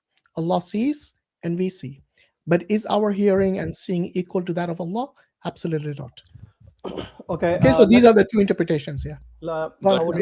I would just add, in the Quran, Allah subhanahu wa ta'ala clearly says that he said to the angels, indeed, I'm going to create a human being from clay. This is what he mentioned. He doesn't say upon his image. And in the hadith also, in the authentic hadith, there is no authentic hadith which literally says, with a literal meaning, saying that God created from his image. That you're talking about is in the Old Testament, in Genesis, where God creates a man in his image. But in the Quran, it says when Allah says, I am creating human being from sounding clay, means, there is a meaning for that as well. But it's nothing to do with his image. I just wanted to clarify that. Okay. So the reason I asked the question is the free will that humans have is the same free will that Allah has. No, it's not the same free will either. Okay, I think I'll make it easy for you. In the Quran, Allah says there is nothing like him. Okay, he's unlike anything. So if you say similar to, there's nothing in existence like Allah subhanahu wa ta'ala. He's unique. Everything is in need of Allah. Allah is not in need of anything or anyone. Can you say inferior form of free will? Let's say Allah has the supreme form of free will. This is okay, anyway, form of free will. I honestly don't know why we are going with this. Yeah, so okay. Different questions. All I asked you is, did the question that you asked about creation of evil, was that answered or not? Yeah. So the reason I was asking now is, let's get back to the topic about Shakti may and the feminine force behind the Hindu gods. May I ask one question? I think the reason I asked about Allah's free will is Shaitan has free will, right? Yeah. And he chooses to be evil. Yes. Impelled by what? Like, how does a man, impelled by what does a Shaitan choose to be evil? Because he's got free will. He can choose either to obey or disobey God, just like every human can. But why does he choose one of them? No, because... Okay, wait, Samir. Vinit, have you ever done wrong in your life? Yes. Why? I mean, no, wait. I want to ask why. I mean, wrong in what sense? Like a crime? You said yes. In what sense you said yes? I guess you're asking in terms of like societal laws, right? Crime. No, even a sin, even adharma. Have you committed any adharma at all in your life? Yes. Okay, why? Yes. Why? Because I was weak. In the sense because I was overpowered by my senses. Oh, exactly. The shaitan had ego. Shaitan was arrogant. He had huge ego, and he has his arrogance and so basically, like, look, the whole idea about free will is that you have the agency to choose between obedience and disobedience to God. So any disobedience against Allah is considered a sin, or you would call it adharma, and that is basically what free will is. So now that we have done with the questions that you were asking, let us go back to the topic at hand. What is your understanding about Shakti? Shakti. My understanding is that, my basic worldview right now is that there's only one object in the universe, right? Are you following that Vaita philosophy as well? Yes. Okay. So, and that for me, that representation of that one being, one pure Satchidanand consciousness is Devi. Is what Devi? Is Devi. So is Shakti. Okay. Why is it not Brahman? It's the same thing, to be honest. Like, there's only one thing, right? I don't think that Vaita philosophy considers gender for the supreme consciousness. No, actually, gender is needed because I'm weak. Like, I don't have the capacity to comprehend something that is fundamentally formless, right? Because we're working in the realm of mind, so you need thoughts. So if that is the case, then why feminine? Why not masculine? I think it's just a matter of preference, like in the sense that I resonate with that form of deity. So for me, the absolute. if you think it is something that is beyond comprehension, then you cannot assign gender to it, right? Fundamentally, it doesn't have gender. So why would you give it gender then? No, basically you're assigning attributes to God what he hasn't assigned for himself or herself. Yeah. So you see where I'm going with this? Yes, I get your point. You're saying that the fundamental reality of the one thing is fundamentally genderless. Why am I calling it a female? Is your question, right? Yes. So what I'm saying basically is that if God did not tell you about what he's not, okay, so whenever God tells you, like for example in the Quran, Allah says that he's one, he's unique, he depends on nobody, everybody depends on him. He has no beginning, no end, he has no parents, no children, no siblings. Okay, so these are the things that Allah has already informed us. We cannot then say that we are going to give certain attributes to Allah which he hasn't informed us of, because who can tell you about something that you cannot comprehend? So, only the entity that has who tells you directly as to what he is, rather than us assuming what he is. Yeah. So we cannot assume. So Allah is fundamentally formless, like without. No, we don't say that. Who told you that? You don't say that. Okay. We don't say that he's formless. So he has a form. Because on that in Jannah we are going to see Allah. Yeah. You're going to see him, and he's. We don't know. You can't imagine right him now. But you're going to see. We don't know what.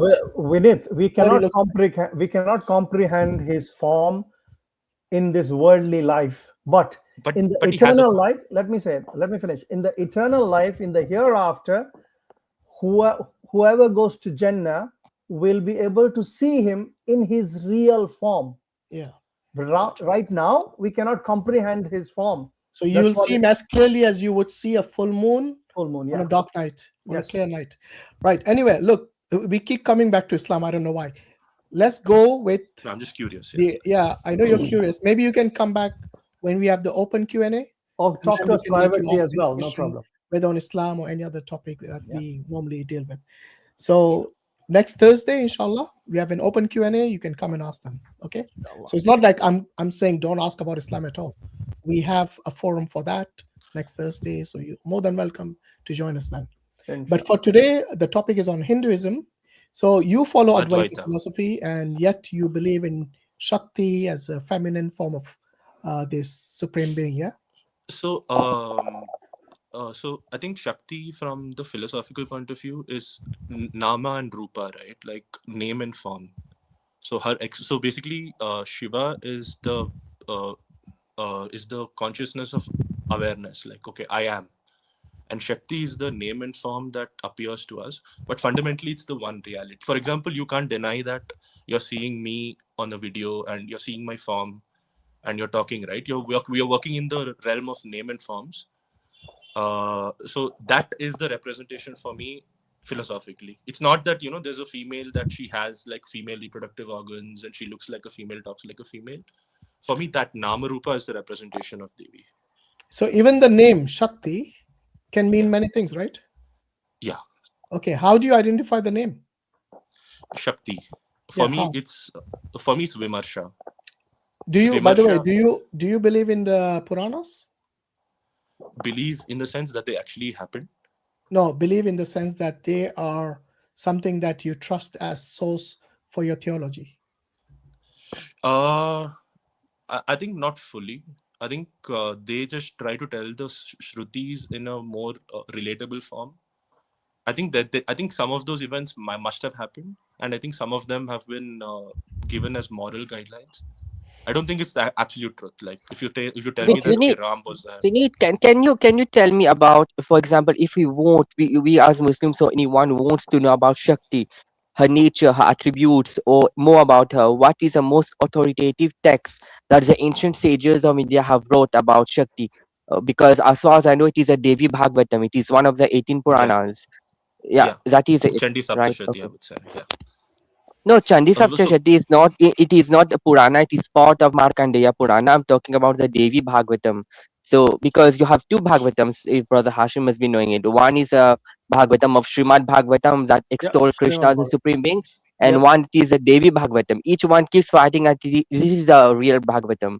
So it is a Devi Bhagavatam. So Devi Bhagavatam is a Purana that lowers all the other forms of God, that Krishna and Rama are very inferior, and the Devi is a supreme being. Right. Yeah. Actually, I haven't read the Devi Bhagavatam, but you could.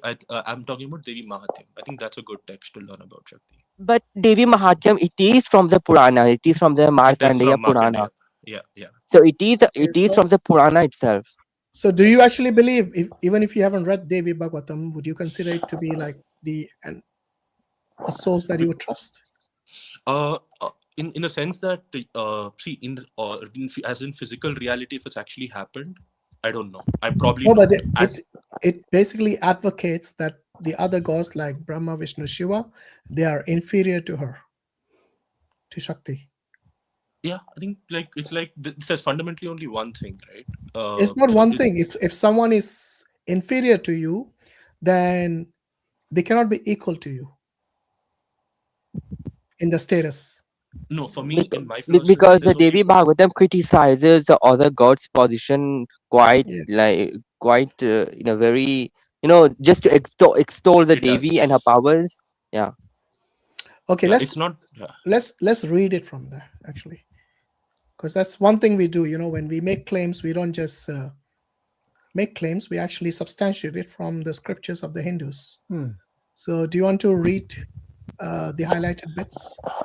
Or if you want to read the whole thing, the reference is given. So this is Devi Bhagavatam, book 1, chapter 5, verse 74 and 75. Yeah. Okay, so you're saying that if there is only one, why is all this happening? Like, no, read it. Read it, and you give us your opinion. Okay, actually, it's a bit too small. I'm on mobile. You're on mobile. Okay, let me make it big for you. Is it big enough?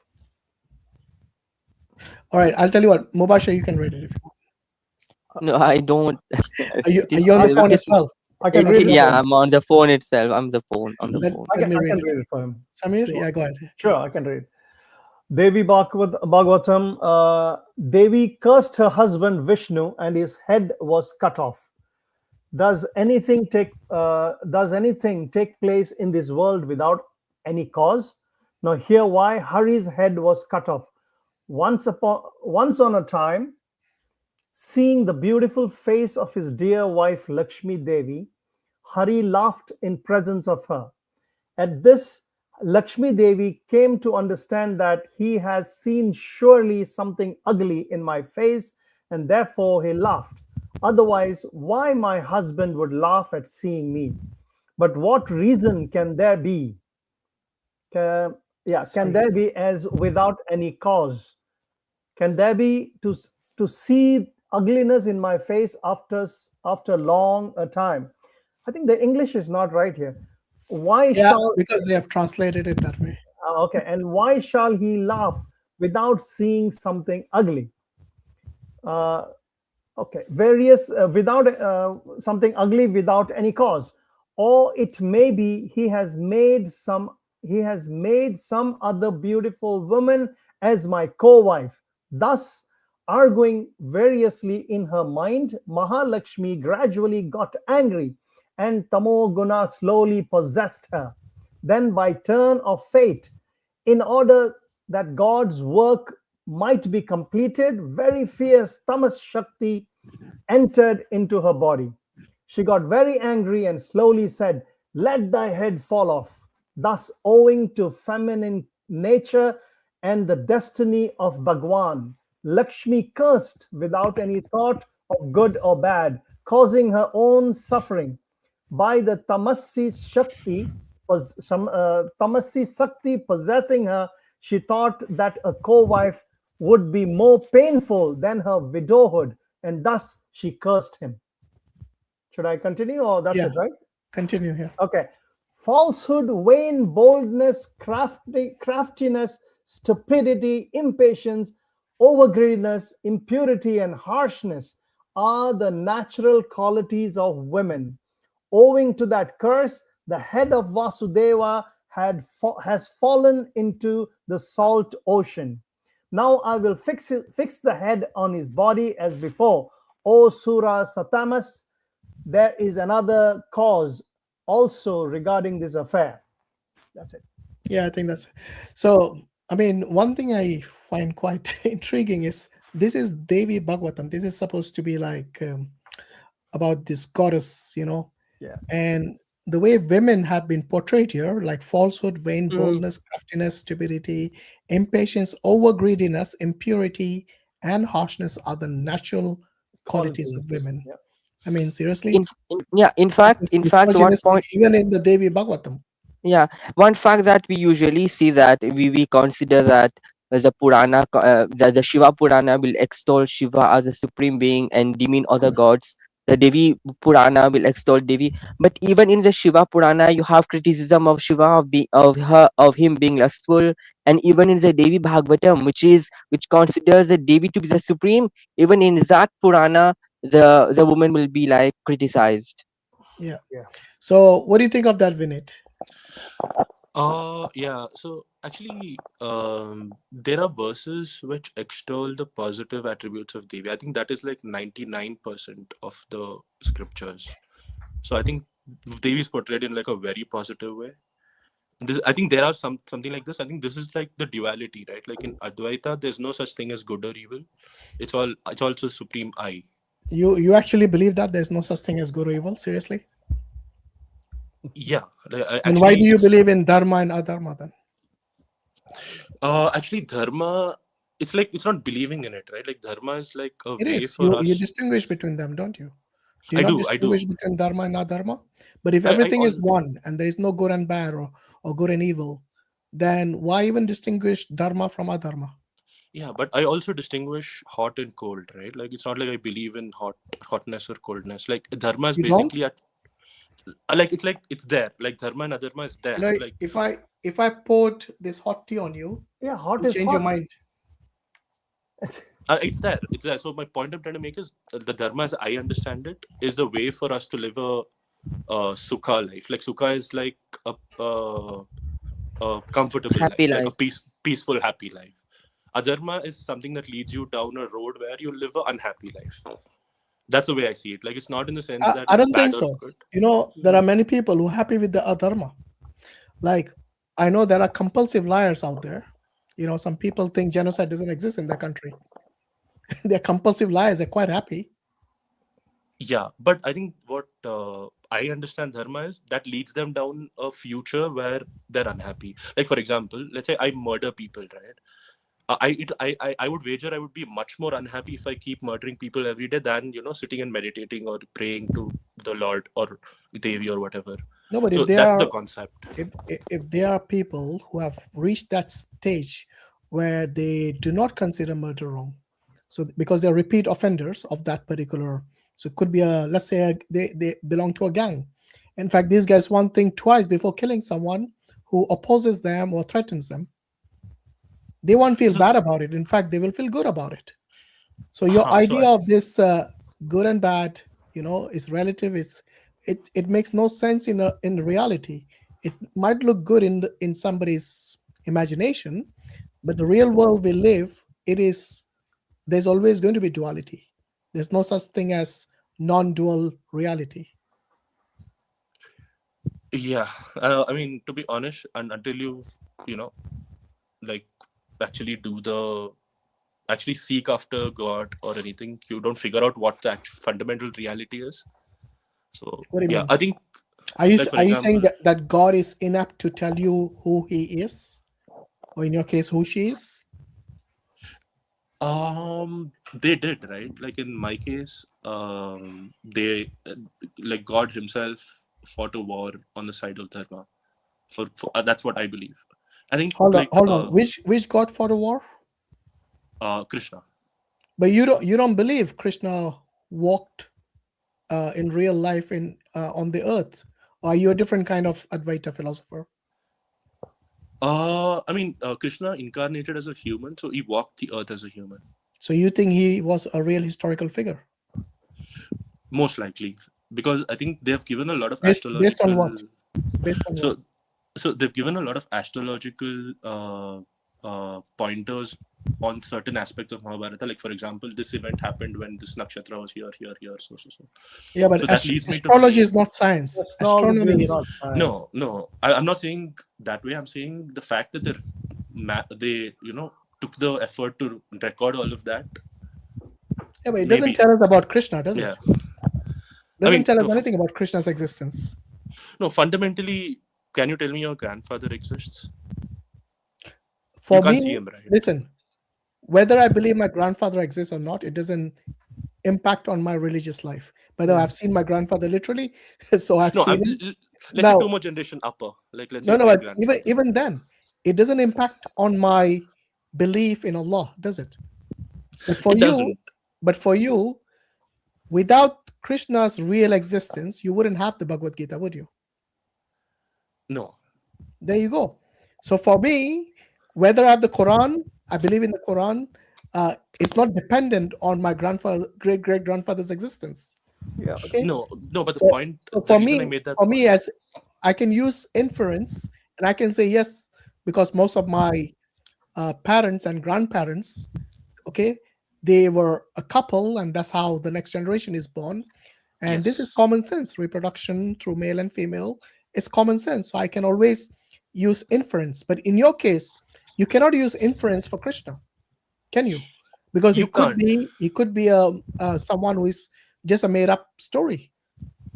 You can't. Like, let's say I tell you. So that's what I mean by evidence. Can you show me evidence that he ever walked on earth in the past history?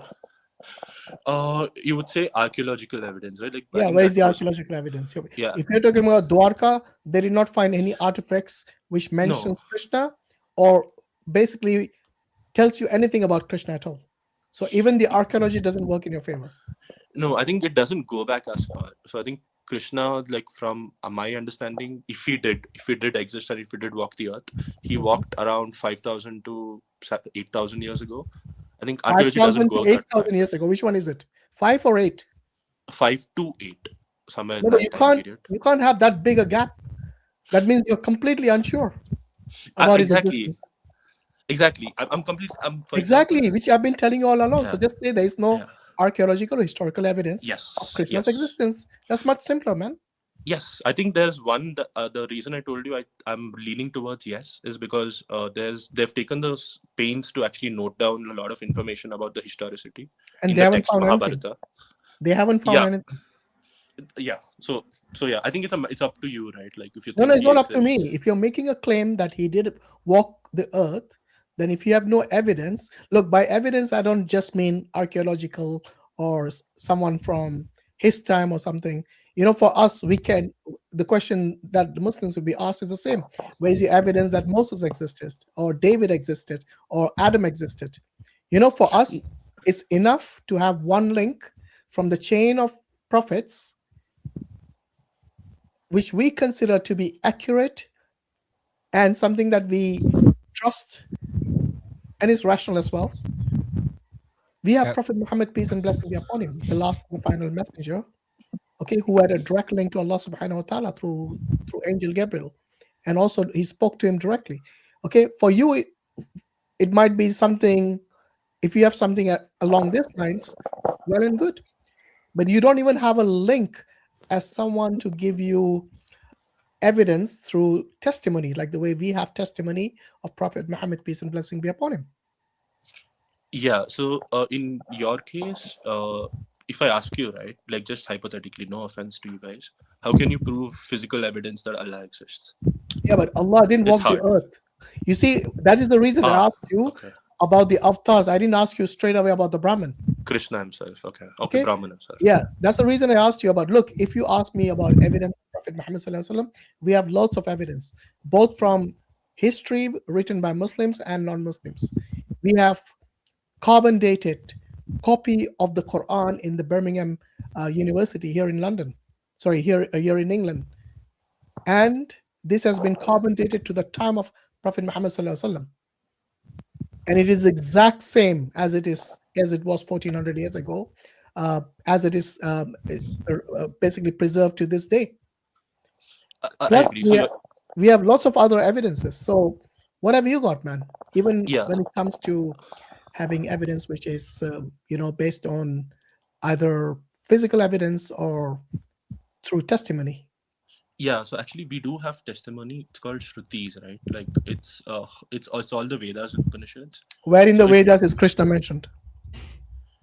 He is mentioned as Vishnu. Wait. That's your interpretation. That's your interpretation. No, because as far as I know, Vishnu is not an avatar. Krishna is an avatar. Yeah, so Krishna is So you actually can't an say inferior. Krishna and Vishnu are the same entity. No, it's a aspect of, like, for example, it's an incarnation, right? Like, for example, Okay. Vishnu sends an emanation of his Shakti. No, but an avatar is an avatar. It can't be same as the Ishwar, can it? That's That is the the thing. reason. I believe it can. That is the reason Krishna died. Yeah, because Avatars he do took die. form as a Avatars human. have to take into consideration the laws of the place they live in. Okay, Yes. both physical and basically every other thing that applies to humans at that time will apply to them as well. And that's the reason both Ram and Krishna died according to your own scriptures. Yeah, so once they take a birth in the human realm, they have to. This is called the Mrityaloka, right? You die here, so everyone has to die. Yeah. Does God die? God doesn't die. God is eternal. There you go. So Krishna can't be God. Krishna is an incarnation of God, like on this mortal realm. Yeah, but it's not God. If he dies, then he can't be God. That's simple as that. You want to call him Avatar? That's fine. He's not God. Then. He's not Almighty God. No, what is God is the consciousness within Krishna that never dies. Okay, does your soul die? No. Does your consciousness die? No. Are you God? Yes. In the fundamental sense, not Vineet and you as a person, but in the fundamental sense of awareness. Yeah, but you cannot be Vineet Reddy without your consciousness and your soul, can you? Yeah, they are dependent on my consciousness for. There you go. Yeah. So everything that has consciousness and a soul, according to you, is God, right? Yes, and actually everything is pervaded. You told me earlier God doesn't die. He doesn't. This consciousness, this Brahman doesn't die. Yeah, but we as Muslims believe the same. Our soul doesn't perish when we die. But we don't consider ourselves to be God. We are creations of God. So that's the next step, right? So this is duality. So you're saying I exist and Allah exists, right? Mm-hmm. I'm saying that I exist and Allah exists, but fundamentally these are forms that are created from a consciousness that is one, which is Allah or Devi or Hari or whatever, right? So my point is, we don't believe that Allah, when he creates us, that his form. So we are not part of Allah even, if that's what you're trying to imply. Yeah, in fact, the soul that we have itself is a creation of Allah. The body that we have is a creation of Allah. Everything that exists other than himself is a creation of Allah. I agree. In fact, just that you have Advaita philosophy in Hinduism, that Brahman and the individual soul is the same. You have another school of thought in Hinduism, the Madhavacharya, right? So he believes in extreme dualism, and in his commentaries, it is a major part of Hinduism. He criticizes Shankaracharya of his non-dualism, and he promotes dualism, like Dvaita, that God and the individual soul are two completely separate beings. So you have both in Hinduism this kind of philosophies. One, you have that you are trying to promote that we are all one, and then you have another philosophy that criticizes this kind of philosophy, saying that the world is completely separate from Ishwar, and the individual soul is completely separate from Ishwar, and they cannot be the same. Yeah, so even that philosophy is there. Mubashir, that's fine. That's their philosophy. I want to deal with his philosophy because he believes in the Advaita philosophy, in non-dualism. Vineet, I'm going to ask you the same question that I asked Dan Rash Purohit. Do you believe that ignorance exists? Ignorance as in lack of the knowledge of true reality. Lack of knowledge of anything. They're ignorant about that.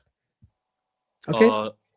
Ignorant about what exactly? About Anything. For about example, God. if you don't have knowledge of something, then you're ignorant of that thing. Yes, that Yeah. exists. So, for example, I'm ignorant of something X. Okay. What other kind of ignorance are you aware of? I don't know what I'm ignorant of, right? Because of ignorance. Because I don't know what I don't know. Like, for example, there are infinite number of It's not things I about what don't you know. I just asked you if it exists or not. Ignorance exists, yes. Okay. So fundamentally, it appears to exist. That's the technical way to do it. It appears in consciousness. No. If it appears to exist, then the question is, does it exist in reality? In reality, it's all one. It's all consciousness. But if you say, careful, because if you're saying appears to exist, and then sometimes you are saying actually exists, you need to make a clear qualified distinction there. Sorry, did you say it does not exist? Fundamentally, it's all consciousness. It takes various shapes and forms. It takes a shape of ignorance as well as knowledge, as God as well as. No, it cannot be the same. So are you fundamentally a distinct entity or being from myself? No. Is it true that you are a different being from me? No. We both are pervaded by the same consciousness. So here's an interesting conundrum for you then.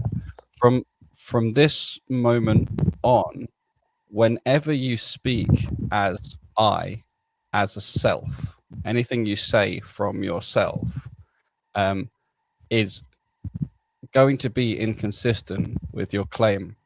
And the reason is, if you don't really exist, if you really exist, and then you say something, you say, I believe X, whatever that is, or I see X, or I hear X, then you can be consistent because the I, the referent, the root of it exists, and so does the claim. But if the thing that follows from the claim, if you don't exist, then everything that follows, everything that comes out of you is in contradiction. So one way or another, you sort of either have to give up rationality, or you have to give up your ability to sort of use logic, in which case I would ask the question why you use reasoning in your philosophy. You see, did you see the conundrum here? It's really deep. As soon as you deny your own existence, you also deny your ability to participate consistently in a rational dialogue.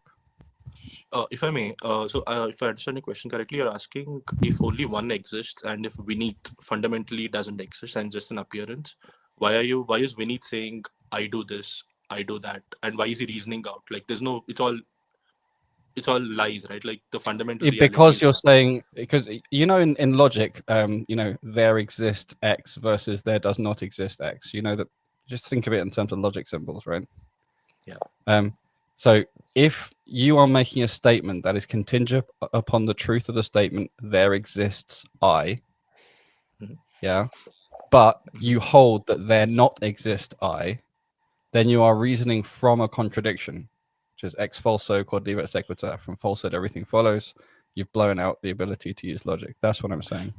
No, but I'm saying I don't exist. I'm saying I am the only thing that exists, the supreme I, the supreme volition.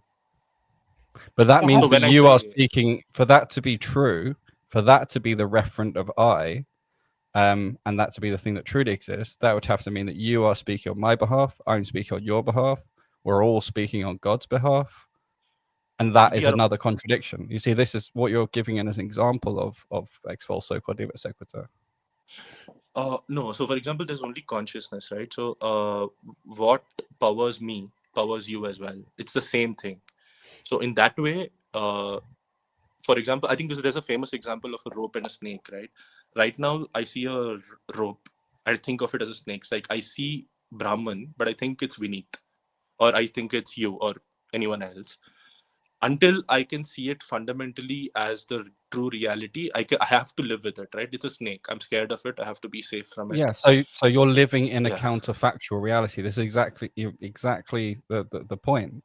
Is if you hold that you as a separated individual don't actually exist and it's just an apparition, then you can't actually use your any statement you make that is attributed to you and not to me is inconsistent with that fundamental belief you have. So the fundamental belief that everything's just one thing is inconsistent with any statements that are uttered in a world where things are distinct. And so this is at the root of reasoning, injecting a contradiction. And again, contradiction is essentially equivalent to falsehood. You can't have truth with contradiction. And in logic, we know that from falsehood or from a contradiction, everything follows, which means logic has completely broken down from that point on. You have to invent some kind of paraconsistent logic to sort of hobble along for a bit, but I'm not sure you've seen the point. That it's really quite an important one if we're going to carry on the basis of rational distinctions. Yeah, actually, let me rephrase. Actually, let me clarify that. No, the example you gave about the rope and the snake was a good one. Okay, so using that analogy, okay, so in reality, you're saying is a rope, but you perceive it as a snake. Am I right? Yes, because of ignorance. Okay, why do you perceive it as a snake? Like for example, I don't know. So for example, let's say I look at a tree, right? It looks like a tiger. No, why do you perceive it as a snake? Because of your ignorance, right? Because of my ignorance, yes. Because of ignorance of the reality. So when you say this phrase, I am ignorant of the reality, who really is saying this? Is it Vineet or is it Brahman? Vineet. Not Brahman? Not Brahman. Because you said we are all Brahman earlier. But this is the contradiction again. Exactly. But the thing is, I'm ignorant. That's the thing, right? No, but when you say I, that's what I.Hakim was trying to tell you all along. Every time you use the term I, is that I Vineet or is it Brahman? It is supposed to be Brahman, but I associate it with Vineet. I get an ego. But in reality, is it Brahman or is it Vineet? It's Brahman. Okay, so Vineet doesn't exist. I superimpose an identity of Vineet. No. Does Vineet exist in reality or not? In fundamental nature, no. In fundamental nature, it's just okay. So you just made a complete U-turn. Earlier, you said we are all Brahman. All of us are Brahman. Am I right? Yes. Okay. That means all of us now doesn't exist. Only Brahman exists in reality. Yes. Okay. So you are ignorant of the fact that you're seeing a snake instead of the rope. Now answer this question. Where did that ignorance come from? That's a good question. So there are different philosophies here. The one I believe in is the I, with my own volition, chose to veil myself. No, but you don't exist.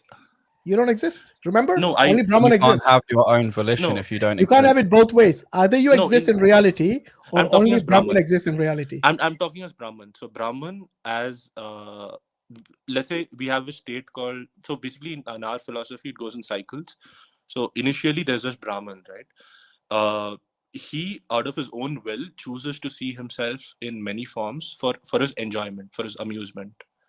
So he veils his own consciousness and overlaps an identity on top of it, ego of Vineet or X, Y, Z, animal or whatever. Wait. But if that's the case, then you do exist. So then you would have to have a you are the one perceiving these veils, It is not Brahman. Brahman knows the reality.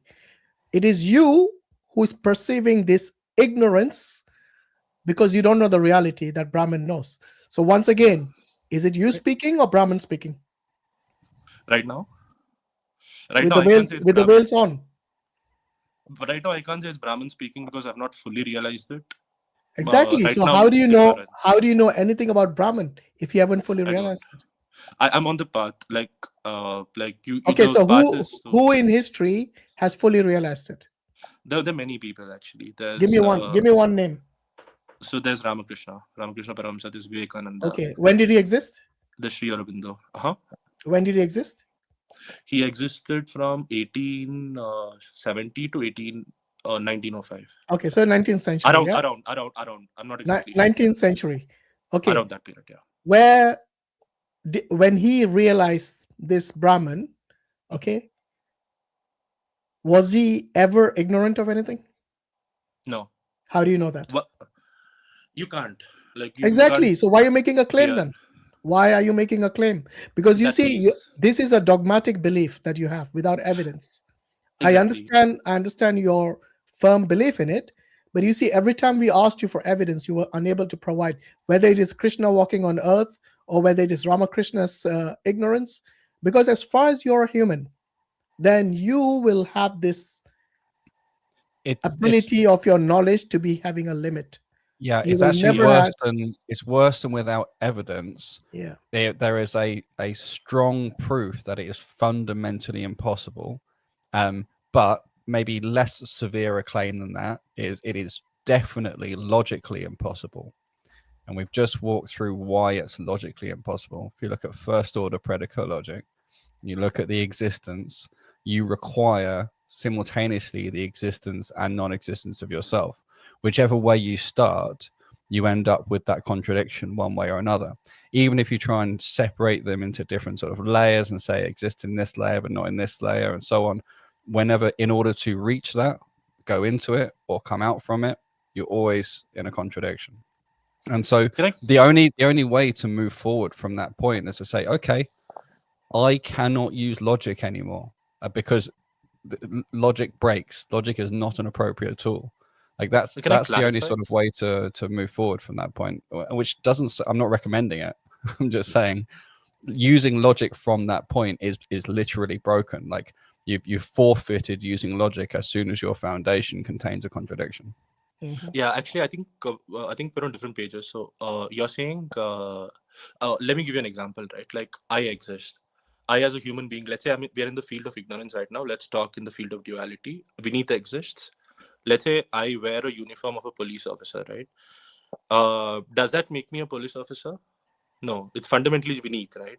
So in the same way, there's fundamentally Brahman, and he takes on these various shapes, and they do exist. Like let's say when you look at a cop, there is a cop there, even though fundamentally he's a human and fundamentally he's a soul. I understand the conceptual framework. It doesn't need repeating. I really do. You know, I understand the idea of you know, he exists and then the things, but as soon as he makes things in any sense, as soon as there is any sense whatever to there being any kind of reality whatever on any layer or in any field to any created thing, you now can no longer also hold non-duality. They're logically incompatible. But I'm not holding non-duality, right? I'm saying I exist. Well, there's only one. Wait, you're not holding non-duality? When you say I, you don't mean yourself, or you do mean yourself, or do you mean Brahman? Not Vinit, Brahman.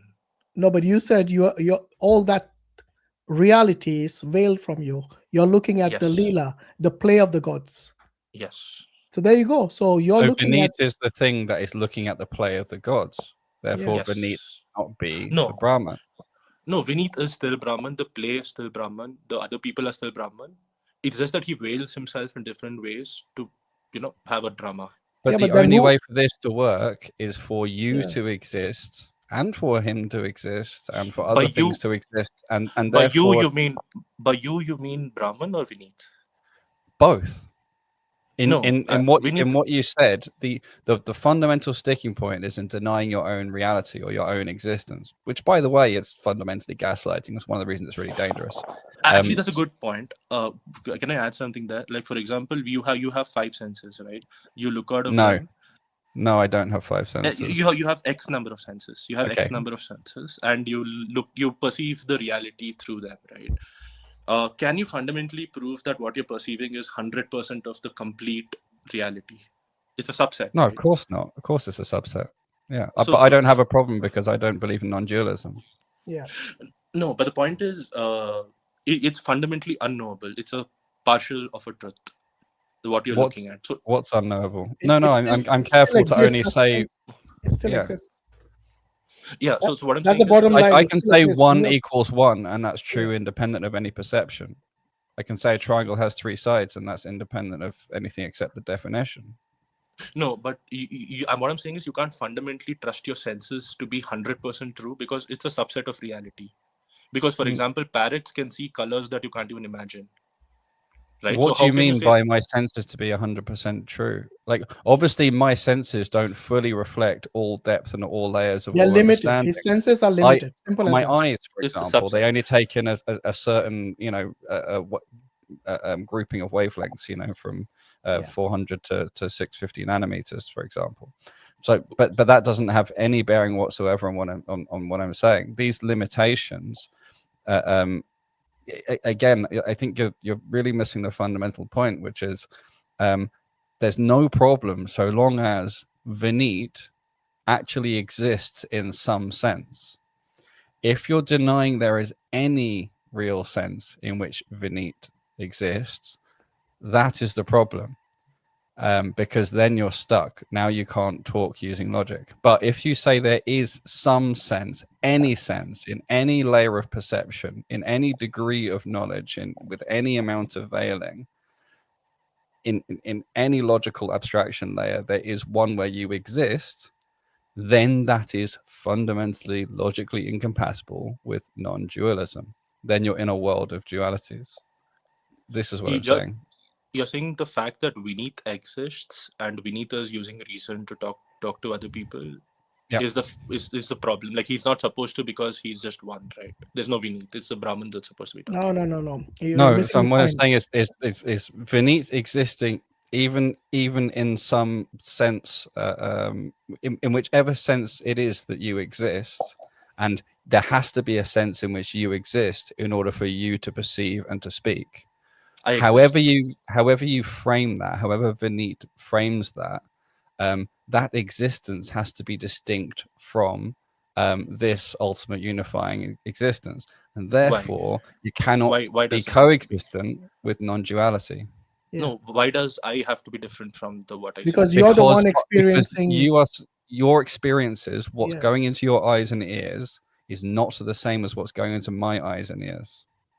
But I think we agreed that senses operate in a field of ignorance, right? Because it's a subset of reality. You can't perceive the reality 100%. No, that's not what he's saying. It doesn't matter. It doesn't matter because we're he's still saying his senses have limits, but the reality still exists. Yeah, we are distinguished people on some layer, in some level of reality. We are distinguished. Islam and Vineet are distinct beings. You're saying that because you're using your senses to say, okay, I exist, and obviously Vineet is different because I'm talking to him, right? Like, I can't control his thoughts. He's using his consciousness. You're using your consciousness. Are you saying both consciousness are the same? Yes, he's using his senses. Then why is it that he has more knowledge on certain things and you have more knowledge on other things? Why is your knowledge not the same? Because of the veiling. So I have because of the because of the what? The veiling. So he's viewing it as being one whole the thing, and I'm one subset of it, and he's another subset. Who is experiencing the veiling? The same Brahman. So Brahman is experiencing the ignorance as well.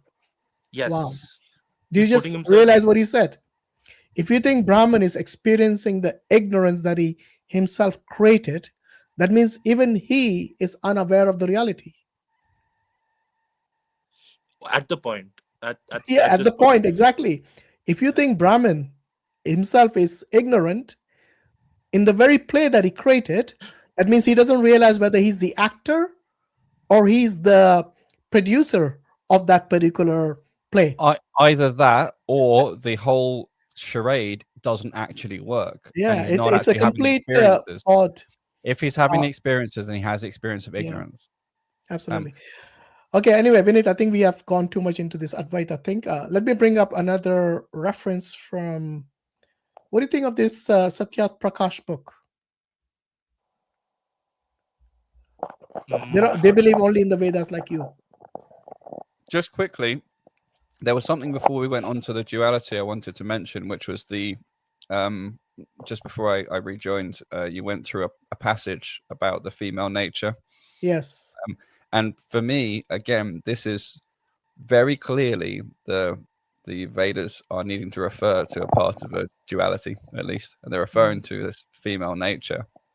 And so it seems to very much contradict either someone invented non-duality and that contradicts the foundation of the Vedic way of thinking and communicating, or non-duality is somehow in the Vedas, in which case it's self-contradictory. Actually, the people who believe in the non-duality, mainly the Advaita Vedanta philosophy, they constitute like 1% or maybe less than 1% of it. No, I know. I don't believe it's in the Vedas. Yeah. Logically, there's those two options. It doesn't follow. Yeah. Actually, it's actually in the Vedas. Like for example, the Upanishad. Okay, but the if it's in the Vedanta. Vedas, then it's self-contradictory because it relies upon the duality to communicate. For example, now we are talking in duality, right? And Okay, I'm able to bro, let's move on. I think we have done enough of this duality, non-duality. Can you read this passage and tell us what you think about it? I think this script is much bigger. Yeah, 1 second. So this is in Satyat Prakash, chapter 11, page 363. Dhyanand Saraswati, I believe, yeah? That's who this guy is. Brahma, Vishnu, Shiva refused to marry mother, but did not hesitate to marry sisters. This is again, I think, from Devi Bhagavad Purana. You want to read it for us?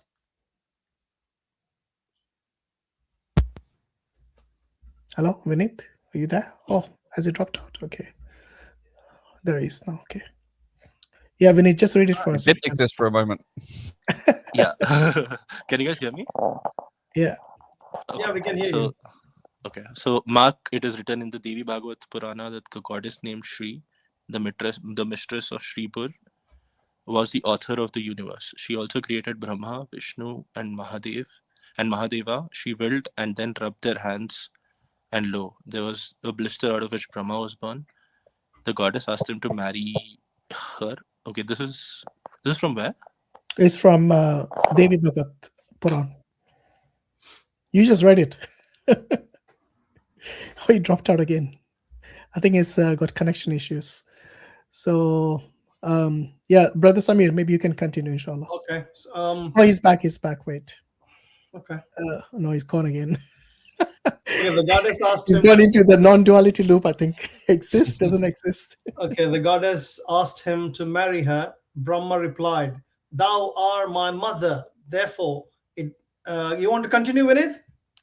Yeah, I can do that. Go ahead. Thou art my mother, therefore it does not behove me to marry thee. This enraged the mother goddess, and she reduced her son to ashes. She again rubbed her hands and produced another son the same way. She named him Vishnu. The same proposal was made to him with the same result, and he too was reduced to ashes. A third son was brought into being in the same way. She named him Mahadeva and made a proposal to marry him. And he replied, I cannot marry thee unless thou art metamorphosized into a different woman. She did the needful. Then Mahadeva asked her, what do these two heaps of ashes signify? The goddess replied, these are mortal remains of thy brothers. They did not obey my orders, and they were therefore reduced to ashes. Mahadeva replied, what shall I do? What shall I alone do? Bring them to life again and produce them, and produce two other girls, and let the three of us marry those three of them. Goddess did what was asked of her, and thus the three couples were married. What a shame the fellows did. Not marry their mother, but married their sisters. Can the action be regarded as morally justifiable? Yeah, what do you think of that? Devi Bhagavatam is a source. Oh, which he dropped out again. Okay, I think it's got connection issues again. So yeah, basically, the Trimurti, Brahma, Vishnu, Shiva, they were created by this Devi or goddess. It's Shakti, isn't it, who's created them. And the worst thing is that after creating them, she asks or she proposes to them to marry her. And I think the children probably had more morality by refusing the proposal. They all said, how can we marry you? You are our mother. Except for Mahadev. Mahadev here is Shiva. And Shiva says, not in your form, but take another form of another woman. And then he would agree to the proposal. But then what was something I maybe I misunderstood, but in the end there was the three brothers and three girls that were created in addition. So after Shiva agreed to marry her in another form of a woman, the mother his mother, basically Shakti, told Shiva to create another 2 girls and make these guys alive again. You know, they only created brothers. another 2. I thought in the Yes. end a third extra one was Yeah, created. so basically those 2 heaps of ashes who basically were killed by his mother, they happen to be his brothers, isn't it? So make them alive again, and then create another 3, another 2 women, isn't it? Well, that's the thing. Reading it, And it then looks they like became creating all another this- 3 women, and then that's where I got confused, because if you're Yeah, I creating think 3 there's extra women, probably some issue with maths over there, because it'll become 4, isn't it? well, it says produce 2 other girls, 2 other and girls. let the 3 of and us then marry 3 of the us. 3 of them. Yeah, that makes sense. It's not. Yeah. So yeah, I mean, basically, remember I told you that Trimurti and the 3 Devis. This is where basically it talks about this 3 male gods and 3 female goddesses. In fact, amongst them, majority are incest, isn't it? Because they're marrying either the mother or the sisters. So what do you make of that, Vinit? Don't the 2 that end up having girls made for them rather than marrying the mother end up being the more powerful ones? Say again? The 2 that end up having the girls made for them, the 2 that were reduced to ashes end up being the more powerful ones, right? But that's a different sect, remember? So here, Devi Bhagavatam is from the goddess sect, Shakti. Shakta, they call it. So that sect is completely different. That's why I said there's a lot of kind of demeaning of the other sect in their scriptures. Just like over here, not only Vishnu and Brahma get killed, basically reduced to ashes, but also they are proposed to marry the mother. Yeah, I don't understand and maybe Vinit can clarify. Yeah, that's what I was going to ask you. Was this, how can Brahman be killed but also be the only thing that exists? Oh, it wasn't. Sorry, you're getting mixed up with Brahma and Brahman. So Brahma is a creator god. Yeah. Brahman is the supreme soul or supreme consciousness. I misheard. I thought it was saying Brahman, not Brahma. Okay. One is Brahma. I know there's the 2 different distinct things. I just misheard. It's a common mistake. That's fine. Okay, Vinit, the ball is in your court now. What do you think of that? So I see it as immoral and basically just a story, I guess. You're saying it's immoral. So Devi is just one, right? She's Advaita. So she created, whatever she creates is her own nature. So what is, like, how can you harm yourself? Like, how can you, like, burn yourself? How can you marry yourself? Exactly. It's just in the world of duality that you can do all of this, right? No, but I'm asking because you think it's non-duality. So in your case, it'll be more impractical than in the duality perspective. In my perspective, how I read this, right, is that it's a play of her own amusement. So she creates these beings out of that, and she expresses those Shaktis, energies, expressions, and turns them to ashes, right? But no one is really dying or being born. It's really her fundamentally existing, pervading everything. No. The reason she reduced them to ashes is not because she was pleased, because she was displeased.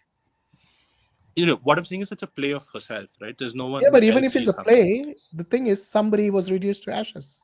Walk this through for a second, because even if it's a play, then she's lying or inconsistent, right? Because she says they denied her, but if they ended up marrying the girls that were actually also her, then they didn't deny her. They ended up doing what she said. In fact, it says it enraged her very clearly. Okay, so when they refuse the proposal, the enraged mother goddess, this enraged mother goddess, and she reduced her son to ashes. So she wasn't pleased.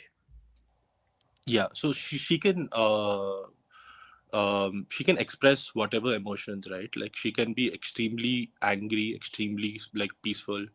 Like both of them is her own like expression. So the way I see it, there's no such thing as good or evil, right? In the sense that it's only in this, it appears as good or evil. Like for example, can you say that slavery is fundamentally wrong? What is proposal according to you? When your mother proposes to you, is that good or evil? Sorry, good or bad? It's a drama, right? Like she is. Even in a drama, is incest acceptable in a drama? Incest acceptable? Is it acceptable trait in a drama? in drama, right? It doesn't matter. It's just like Yeah, for no, it does matter entertainment. because you see, whenever you see any play or a drama, there normally is some sort of moral story. It's a message. Okay? Yeah. So when there is when immorality takes place in a drama, they will condemn that as an immoral act. Do you agree?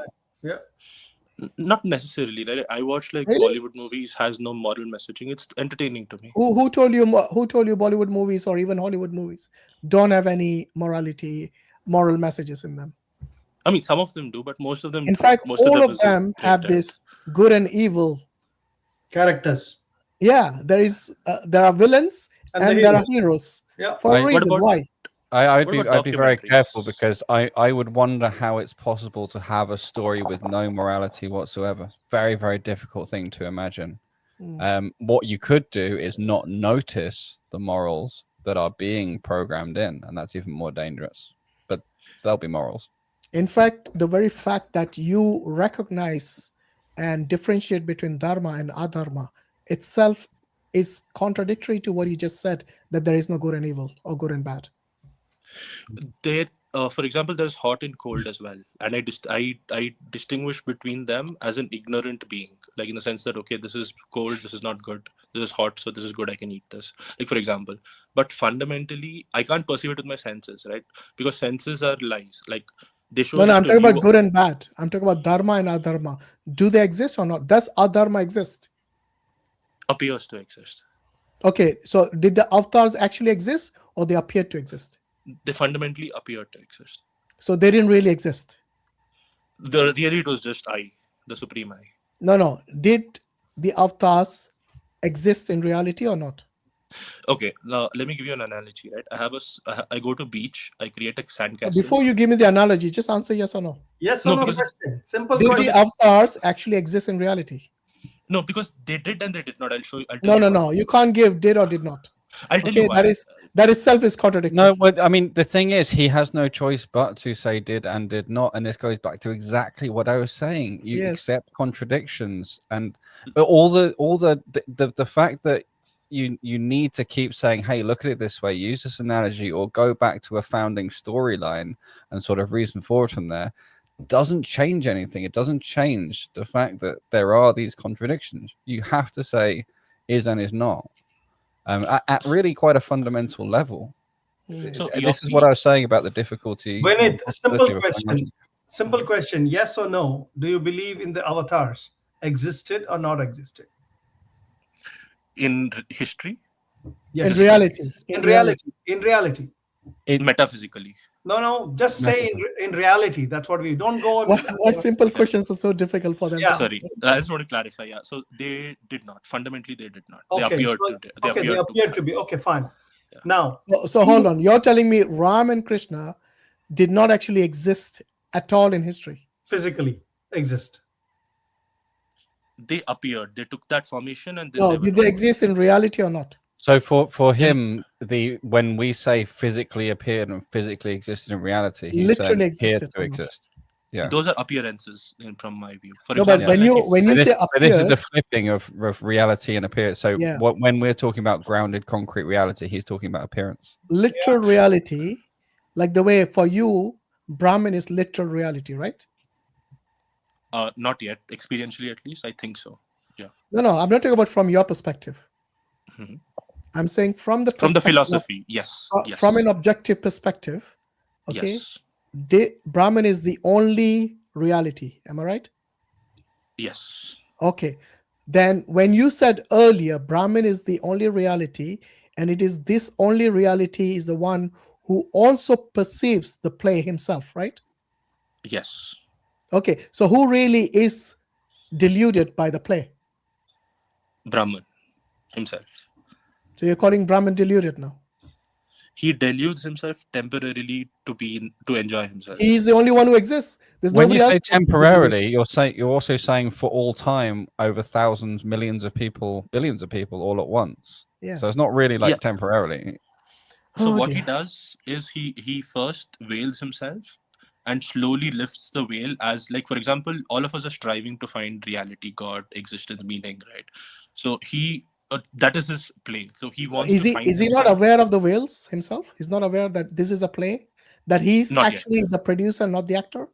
No, then there's no fun. I mean, there's no real. There's no fun. So he's doing There's all no this for real fun. No, but also then he Wow. wouldn't be able to do it in the first place. You can't be in the simulation while you're also being the person who is managing the Simulator. simulation. Yeah. That would mean there would have to be a separate manager. For example, let's say you're playing a video game, right? It's still you. What? No, the character in the video game isn't me. He's not the video is game. you. He's playing the video game. What are you on about? No, No, the the character in the character- video game is not me. I would be the person sitting at the controller. No, but you temporarily think that you're the character to enjoy. No, it. no, no. No, he that doesn't- that would be delusional, and Exactly. and it would be No. this is what I mean in a strict logical sense. That would be a terrible contradiction, and that would be the longer you stay thinking in that way, the more insane you'll go. And this is exactly why it's a dangerous way of thinking, to try and deny your own reality and see where you end up. I think it'll be a medical condition, if you ask me, a mental condition. If you think you're the character literally in the game, then it's No, but definitely you some pretend. mental But issues. the problem here is, if we take things back to a more fundamental root, is we can't use this word exists anymore, because exists is essentially just something you can pick and choose. You just say only one thing exists, so you've redefined what existence is. So we don't really have that word anymore, because you just conflated it completely with a different word, which is actually this Brahmin. And so we don't actually have exists. We don't actually have reality, because reality has become apparition. So we flipped another meaning. You know, we don't have root logic. We're not allowed to apply it, because whenever we do, we come up with an inability to express your view. So you see all the stuff that's lost that has to be given up to try and hold on to this idea. And then the question would be, for what? And how can you even believe or rationally deduce or in any way experience as a rational person this belief? And if you could only experience it not as a rational person, that's a deep problem. We just read a story where either two people were burnt and reborn and girls were made and they were married to each other, or the whole thing's a big lie. And you holding both positions simultaneously is how you get stuck in contradiction. Yeah. So let's say you're playing a video game, right? Fundamentally, you know it's a video game, but you imagine yourself as a character to enjoy yourself. For example, when you play VR games, right? You actually want to immerse yourself into that reality, feeling that you're that character. That's what gives you enjoyment. But fundamentally, you know you're untouchable. No, but he's not the character. He's a player who is controlling the character. Do you not realize that?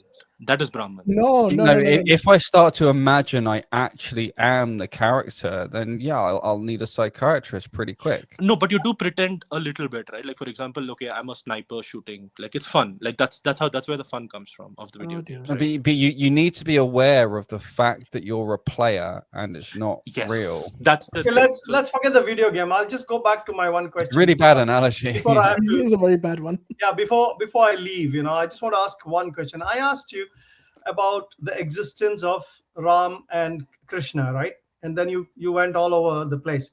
I only asked you because you said they did not really exist, right? You said that's what you said, Vinit? This appeared to exist. Appear to exist. Okay, so that means, but you mentioned before that you believe in Bhagavad Gita. So Bhagavad Gita doesn't make any sense then.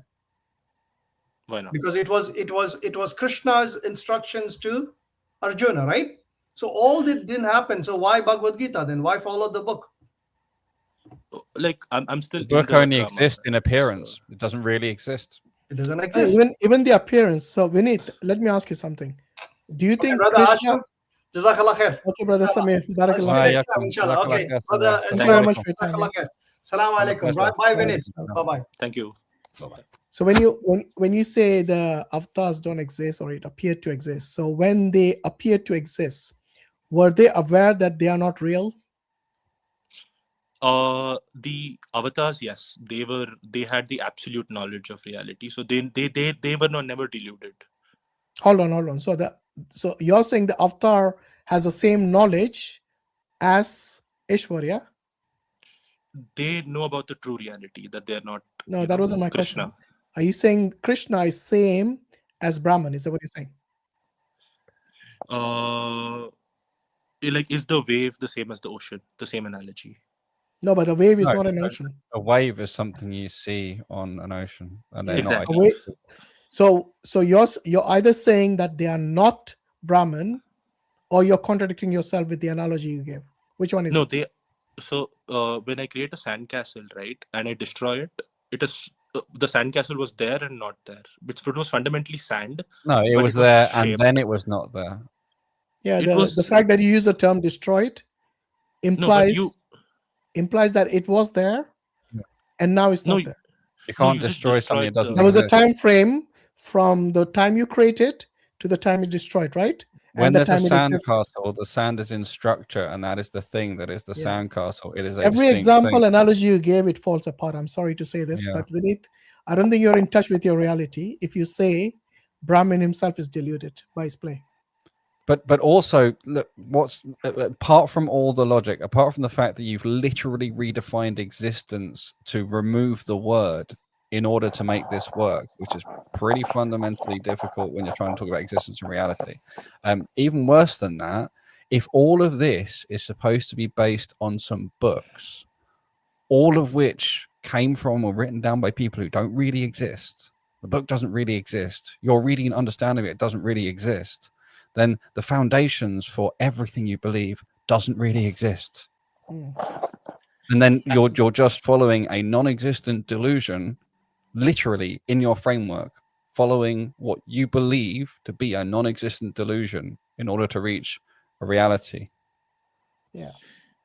So fundamentally, I do exist, right? So all of this exists for But me. if you say fundamentally I do exist, then you contradicted non-duality. I exist. I'm the only one that exists. No, but you said even you are deluded. Vineet is deluded. No, you said Brahman is but deluded. when you remember? say I, can you notice for a second that okay, let's look at this for 1 second. Just imagine, because you've asked us to imagine a lot of things. Just imagine for a second that one of the jinn exists, the shayateen exists, like we believe in Islam. Wouldn't they love a way to trick people to think it's right and good to speak on behalf of God as I? That would be their massive win. Oh, He's having connection issues. Sorry, I dropped off. Did you hear what I said there? Yes. You're asking the moral outcomes of such a No, belief. it's nothing to do with morality. No.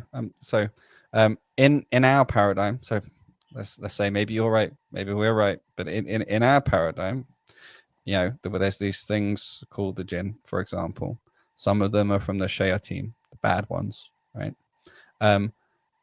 What you described from our framework would be their ultimate goal, which is to come up with some way to convince people that it's good or right to speak on behalf of God himself and to say I and associate yourself as if you are one with God, as if you are essentially just God.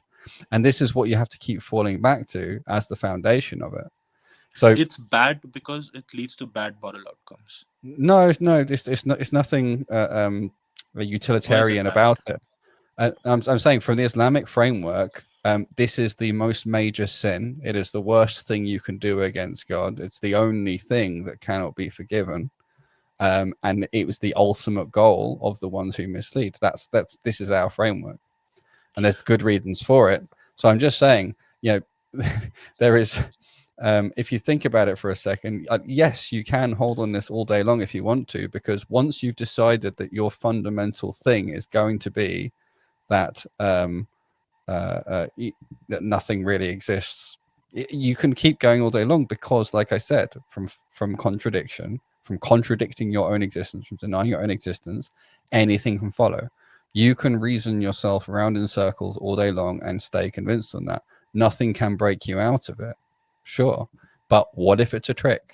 And if Islam is true, this would be like their ideal trick. This would make you commit the worst of the worst sins, where you associate yourself as a partner with God, and you literally, to rationalize and justify, and every time you restart the mechanism, you start saying I, and instead of talking I, Vinit, I, the born thing, I, the limited human being, you say I, the God. Yeah, so you're saying it's a sin. Let me actually tell you the why I believe it, right? Like why I think it's a decent idea to believe it. No, it's not. I don't think you understood the significance of what I'm saying. I'm not talking about your beliefs versus my beliefs. I'm not doing that. I'm just giving you something to ponder. Yeah, actually, I just want to say one thing, if I may. I just want to discuss the moral implications of believing there's just one thing, right, Advaita? So the moral implications are there is no other than me. So why would I harm anyone else? Like there is nothing other than me. That's not the problem you've done with here is you because you said if this then that. Remember, you've thrown away all license to use logic because of the contradictions. Now let's just show how this works. If none of it really exists and it's all just a play, why not just cause harm and suffering? Why not just make someone really angry like there was in that text we had before? Why not? It's all part of the drama. Who cares? Everything's just drama. Like everything's morally, you know, what nothing's the hell? real. Yeah. Because anything that happens and that bad that I do, oh no, there isn't even any good and bad. So whatever I do, That's exactly what he believes. He doesn't believe it that good and bad. You see, so trying to say, oh, it's immoral because why would I harm myself? Well, yeah, that would be a great logical approach to morality, but unfortunately, logic is literally out of the window. It is not permitted any further because of the contradictions of the root. Added to that, I can also apply logic and demonstrate the contradictions because I can show how it's the opposite is true. This is the thing, and this is why we use logic, is so that we don't, so that we can test, we can evaluate our mental lenses, and we can see, you know, are our mental flows working. It doesn't hang together.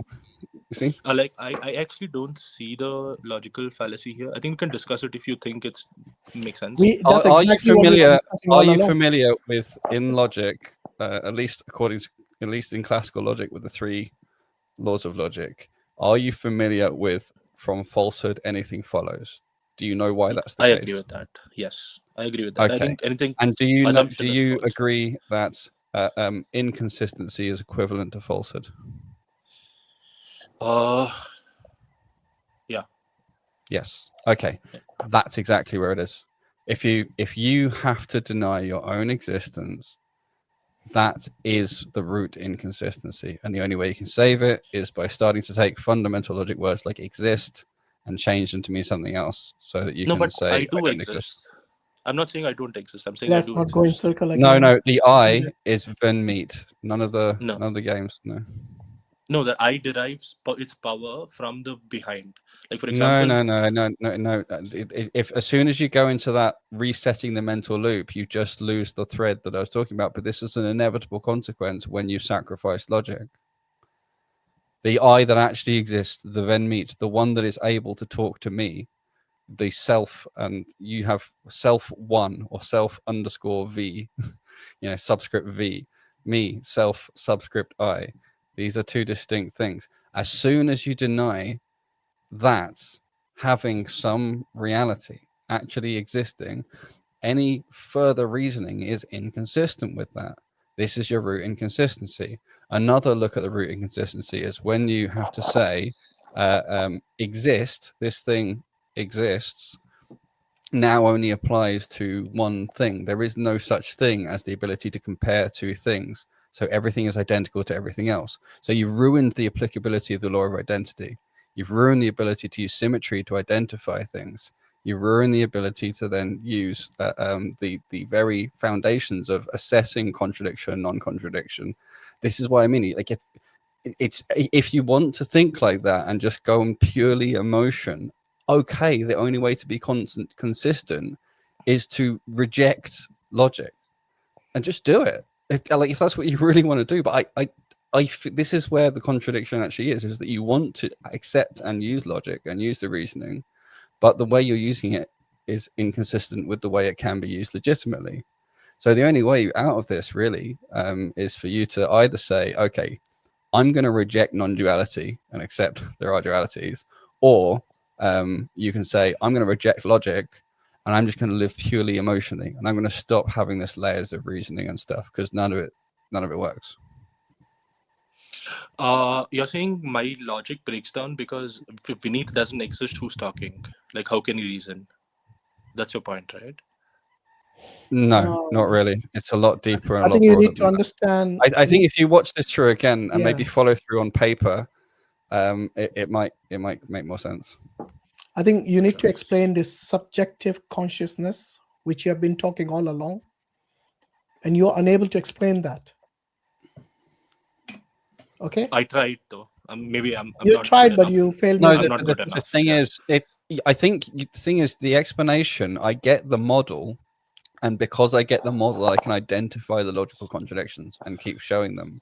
But the problem is that as long as you insist that you can just whenever it sort of gets lost, you just sort of restart from the beginning. You say, no, let me just restart from this last saved, use your analogy of games, from this last save point where it's working. I'll just keep respawning there and trying again.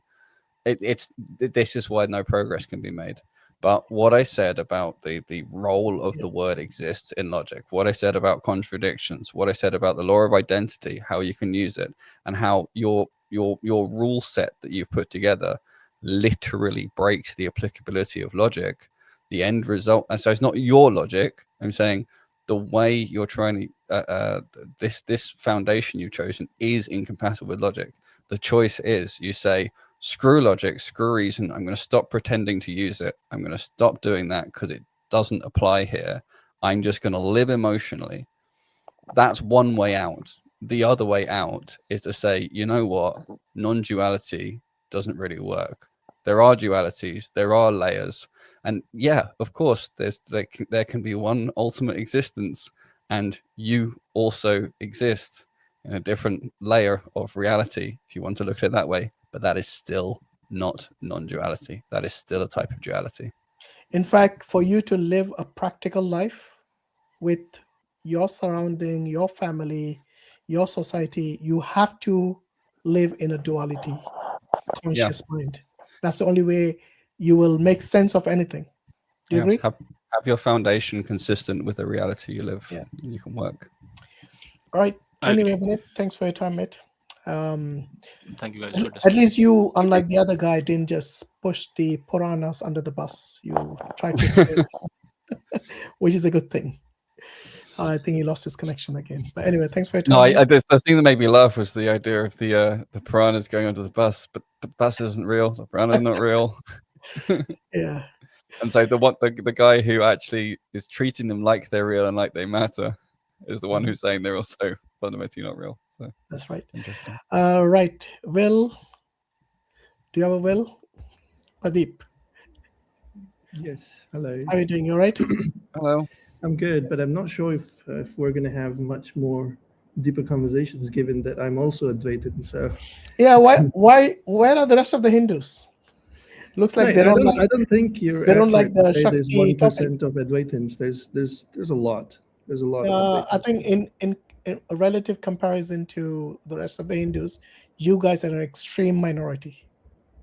Yeah, I'm not sure about that. But anyway, I think I don't know. Maybe if you want to have a different conversation about something else, yeah, you're welcome to. But I don't think. Yeah, because I'm an Advaitin. We would like to hear your view as well, because even if you like, the first Advait guy and the second guy, Vinay, they had a lot of different opinions. For example, the first guy completely rejected the Puranas, whereas the second guy tried to explain them from his ideology's perspective.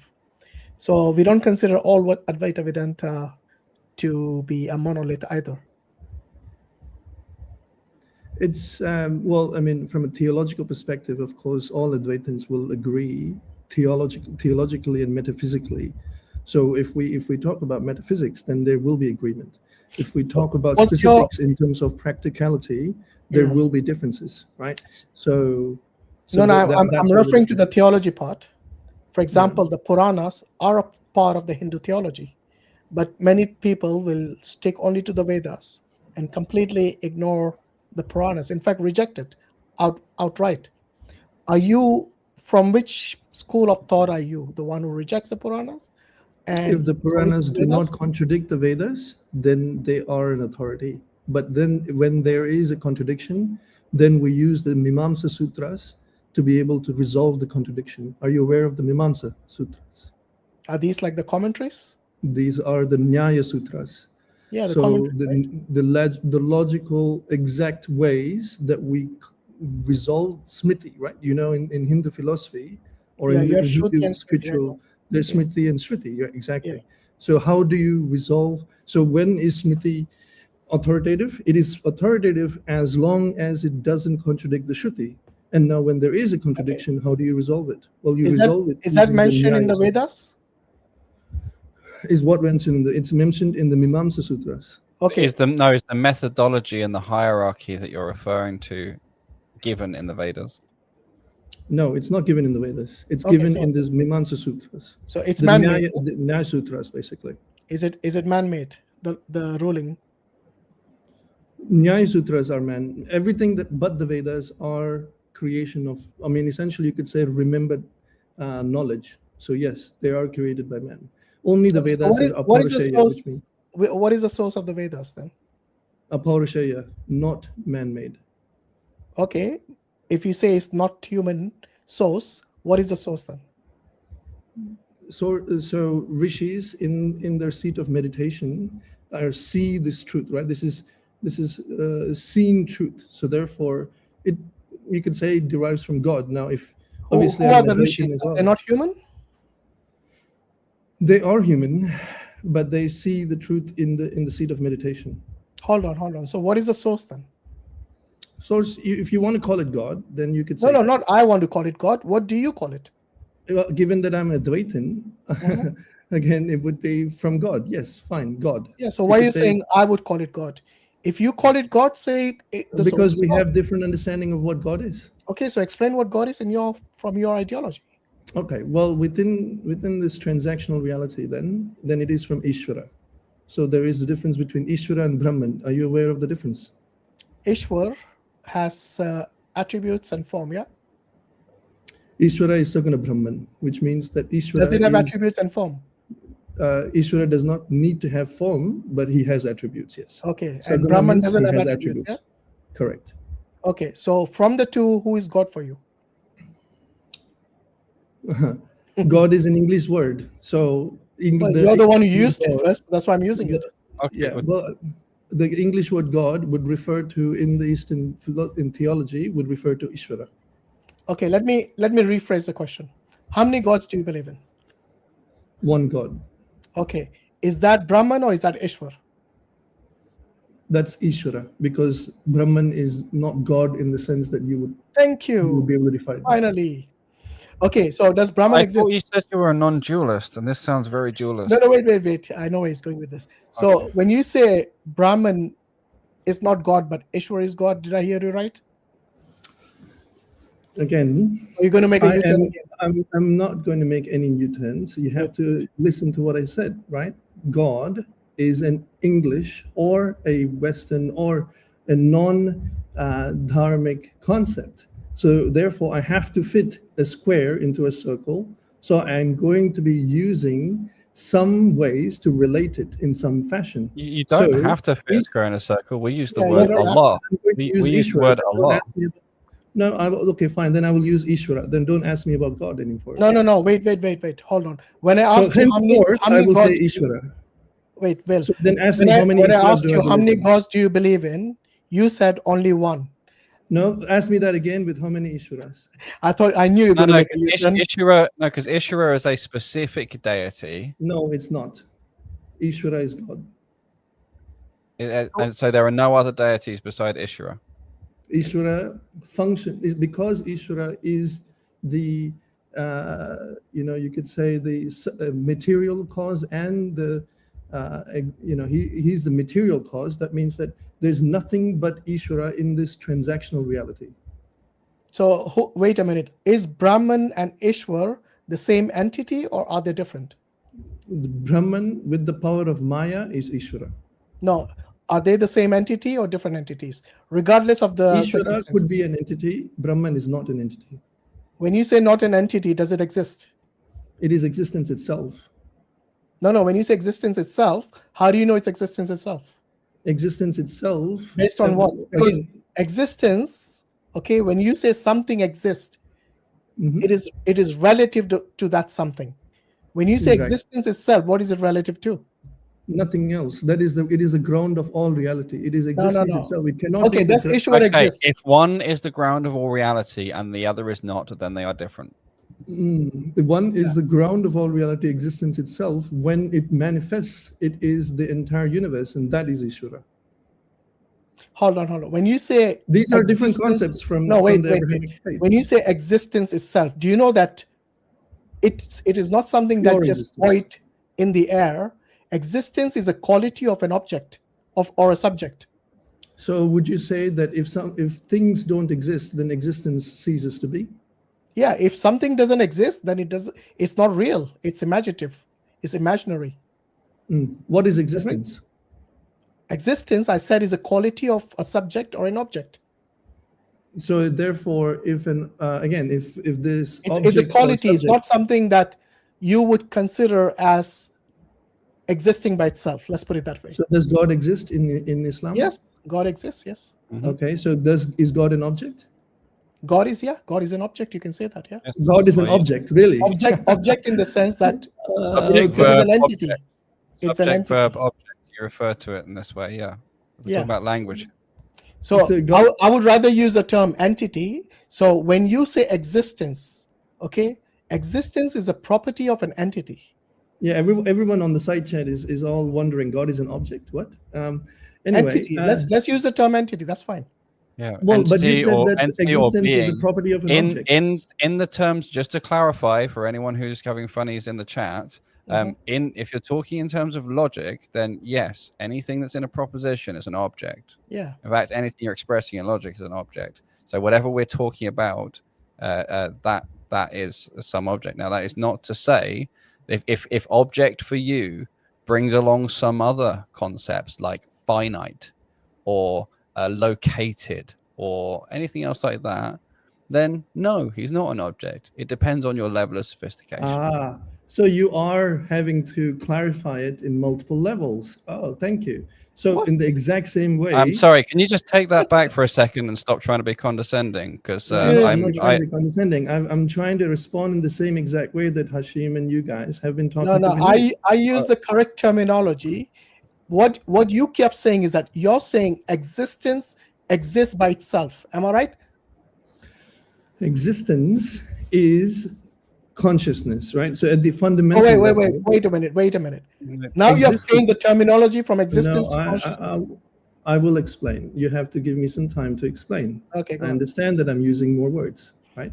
So existence is that can be not negated in all levels of perception, right? So that means that which never ceases to be.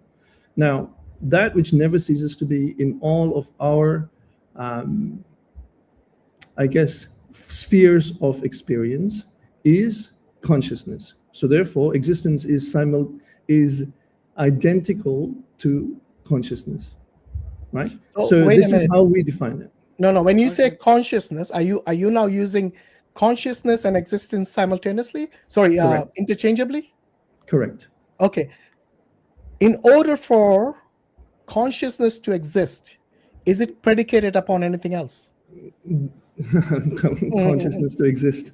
Yes. So what is consciousness? No. Answer the question. You know what is consciousness? Okay. No. Whatever you think is consciousness, in order for it to exist, is it predicated upon something other than consciousness? No. Consciousness and existence are identical. Consciousness is existence. So you're careful, Hashim, because what we've entered into is a classic trap, and I'll explain how the trap works. What you do is you start with one word, and then you say, "Oh, I'm defining it," and then you give a second word, and you say they're identical. like he did with consciousness and what you can now do is just bounce between them all day long, and that. But all you've done is you've just a different label for the same thing. So there's no definition. There's nothing added by it. It just gives degrees of freedom to keep bouncing between them and just keep insisting. So let's define the term consciousness. Let's pull out this party trick and let's do something. No, we need to define the terms, even if he uses them. But this is the thing. You can't use consciousness to define existence and existence to define consciousness. Yeah, exactly. That's the party trick. I'm saying, so take away the party trick and let's do something real. Yeah. Will, why don't you? Okay, what is real? Why don't you define each term that you have used? The term existence. Let's define the term existence and consciousness from your ideology. Okay, so existence is that ground of all reality which cannot be negated. This is the definition of existence. Okay. And what is consciousness? Consciousness is that which is the ground of all perception which cannot be negated. So is it the same thing? Yes. I've given you two different why are your definitions different then? Why do you need two words? They are same. Why are your definitions different? Because in our experience, all perceptions and all reality is equivalent, right? Everything that we perceive is reality. There is no other reality outside of our perception. Is there true and false? Are the statements that you're saying, is it possible for what you're saying to be true and false, or true or false? Are there statements that can be made that are both true and false, Hakim? No. I'm asking you the statements you're making and the framework you're using. Is it the case that it is true, and is there a counterpart to true, which is false, i.e., not true? Because so far the only thing you've allowed to be used is something to be negated. So just for clarity, when I say not, I mean negation. It's very important that we then see because if you're using negation, you are invoking the opposition, and so if what you're saying is true, you must invoke some false, right? That's the opposition of true. Yes. Right. So the statements that I've made are definitions. They're not true or false statements. They're definitional statements. But if you hold them to, but hang on a minute. If I define a triangle as having four sides, that's a new definition. That is a new definition, yes. And it is semantics. But well, no, it's not simple semantics, because I can't then go off and use the triangle theorems and say, well, and this is important, because what you've done, your definition of existence is no more, no less than the definition of the logical constant true. And this is the point. So this is the same trick, the same party trick I was trying to say don't do with existence and consciousness. You've now done it with existence and truth. You've taken the word true and what is the fundamental logical definition of true, i.e. ground which cannot be negated, right? And then you just slapped the word existence on. You said, you know what, that's actually existence. It's plain semantics. Yeah. So this is not semantics. This is actually a very, very precise definition of existence, because there isn't. It's not. It's please define. What it is. Give me. I'm open to ears. Give me a better definition of existence. Hang on. No. Please go ahead. No. Please go ahead. First of all, I will. There's a number. There's tons of ways of talking about and defining existence. I'm not talking about better or worse. I'm not talking about better or worse. There's something more important to get at first, which is you use the word existence, say existence is, and then gave a definition which is equivalent to the definition of the logical constant true. I'm trying to show that, and if you don't understand that, we need to get that clarified. No whataboutism, oh, well, you give me a different definition of existence. This is all part of the games that I'm trying to stop happening. Let's recognize this fact first. Do you recognize the fact that the definition of existence you gave is just equivalent to the definition of true, but with a different name? That is correct, because existence, consciousness, Okay, and truth so are all therefore true. it is a fact that you did not define existence. You pretended to define existence, but you actually just used the definition of truth. Yeah, but because existence is the truth, I have no other way to define it other than the truth. So if A was equal to B, I will not be able to give you A equals to C. So therefore, yes, there is no way else to define existence other than consciousness and being and truth as well. So No, so what you're doing is stuffing all the concepts you want to play with in one thing. You're taking the definition of truth and you're saying, yeah, and it's also existence and it's also consciousness, and now you have a play park to play with. But you can't legitimately use those three different words now. Every sentence you say that involves existence, truth, and consciousness, every single sentence you have to be able to permute those and put whichever one you like in its place, and all the sentences all still be true. That's correct. But that makes the whole discussion meaningless. Why are you invoking those words in the first place if it's not just playing cognitive tricks? Because we currently think of them as being separate. And this is the idea of Advaita, is to tell you and tell us that they're not separate, that existence is consciousness. Now, the way that you can get here is by actually examining all of the available definitions of existence and how they all will lead back towards being, truth, consciousness. All of them do. I am open and I'm happy to be told or proven otherwise if you can give me a definition of existence that doesn't. What was your definition of existence in logic? Like the quantifier, you know what do you know what logic quantifiers are? Please explain. For all and there exists. Yeah, go ahead. I understand. Okay. For all, so yes. Do you understand that the symbol, the backwards E, that means there exists? There exists, yes, I understand. Do you understand that that symbol has a different meaning and a different use from the symbol T used to represent true? And that if you just take logical formulas and just swap your backwards E's for your T's, you get invalid, what's called not well-formed formulas. They're no longer valid. Are you engaging in some form of logical, woodickery here? No. Obviously, like, try and follow this for a second. You asked me, Will. You asked me to give a definition of existence. I have asked you to give a definition of existence. And I'm doing it, and now you're playing games with me. No, you haven't. You haven't given it yet. I'm saying, here's one. Here's the one that's normally used in first order predicate logic. It's a very precise definition, my friend. Which is what? What do you want me to teach you first order predicate logic? Did you put it somewhere? I'm not sure where. I mean, Hashim, have you seen something? I asked you, Will, if you understand the quantifiers there exists and for all in first order predicate logic. I understand. You said yes, you did. For all, yes.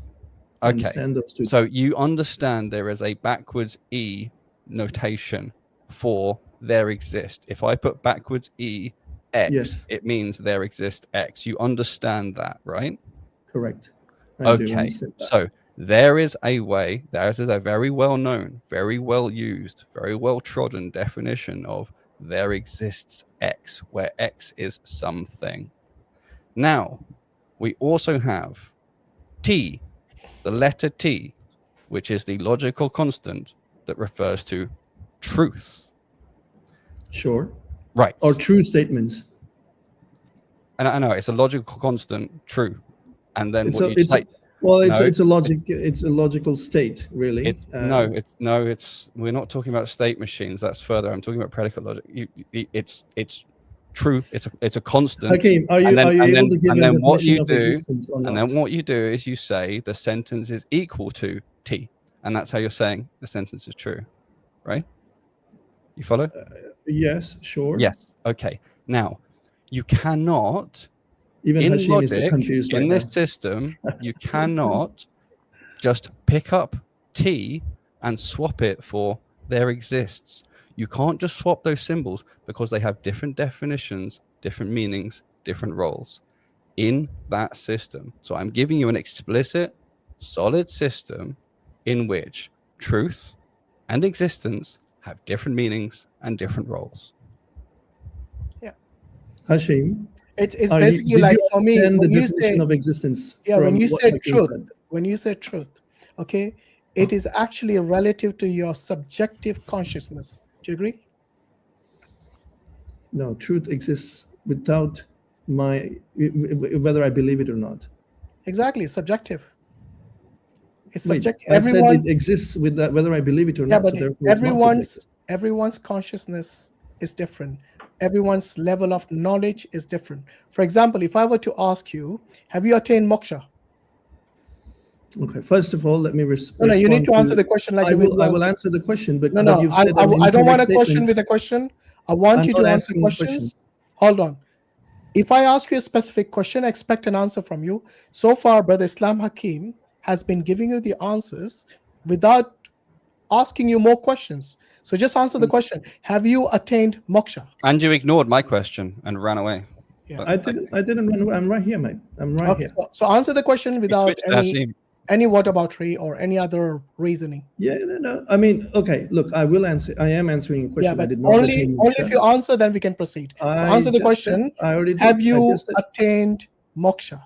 No, I did not. Okay. Has anyone attained moksha?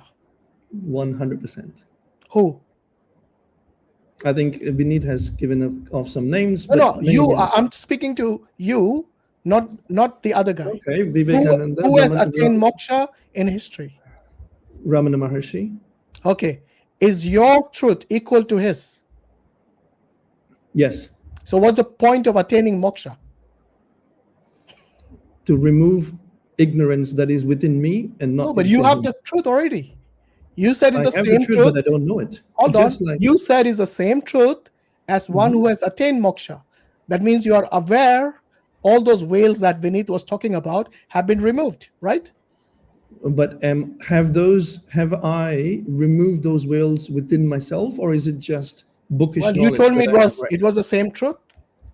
Within myself, when the self doesn't exist. The truth is the same, and regardless of the veils or no veils, the truth will remain the same. Don't keep jumping. Ask one question. I'm not jumping. I'm asking you the same question.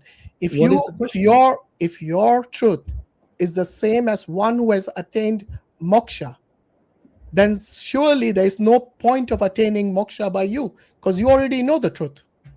Okay. Is the truth that you hold around gravity the same as the truth? No, don't ask a question with a question. Remember, I have to be able to ask you. You are asking a question with a question. Answer the question. In fact, you have already answered it. That's why I'm saying, what is the point of attaining moksha? All right. You don't want me to ask you a question? Fine. You don't like. No, you can ask after. You don't like questioning, and that's okay. Hold on. Don't try to play this game with me. If I ask you a question, once we have finished that Q&A process here, then you can start asking me the question. No problem.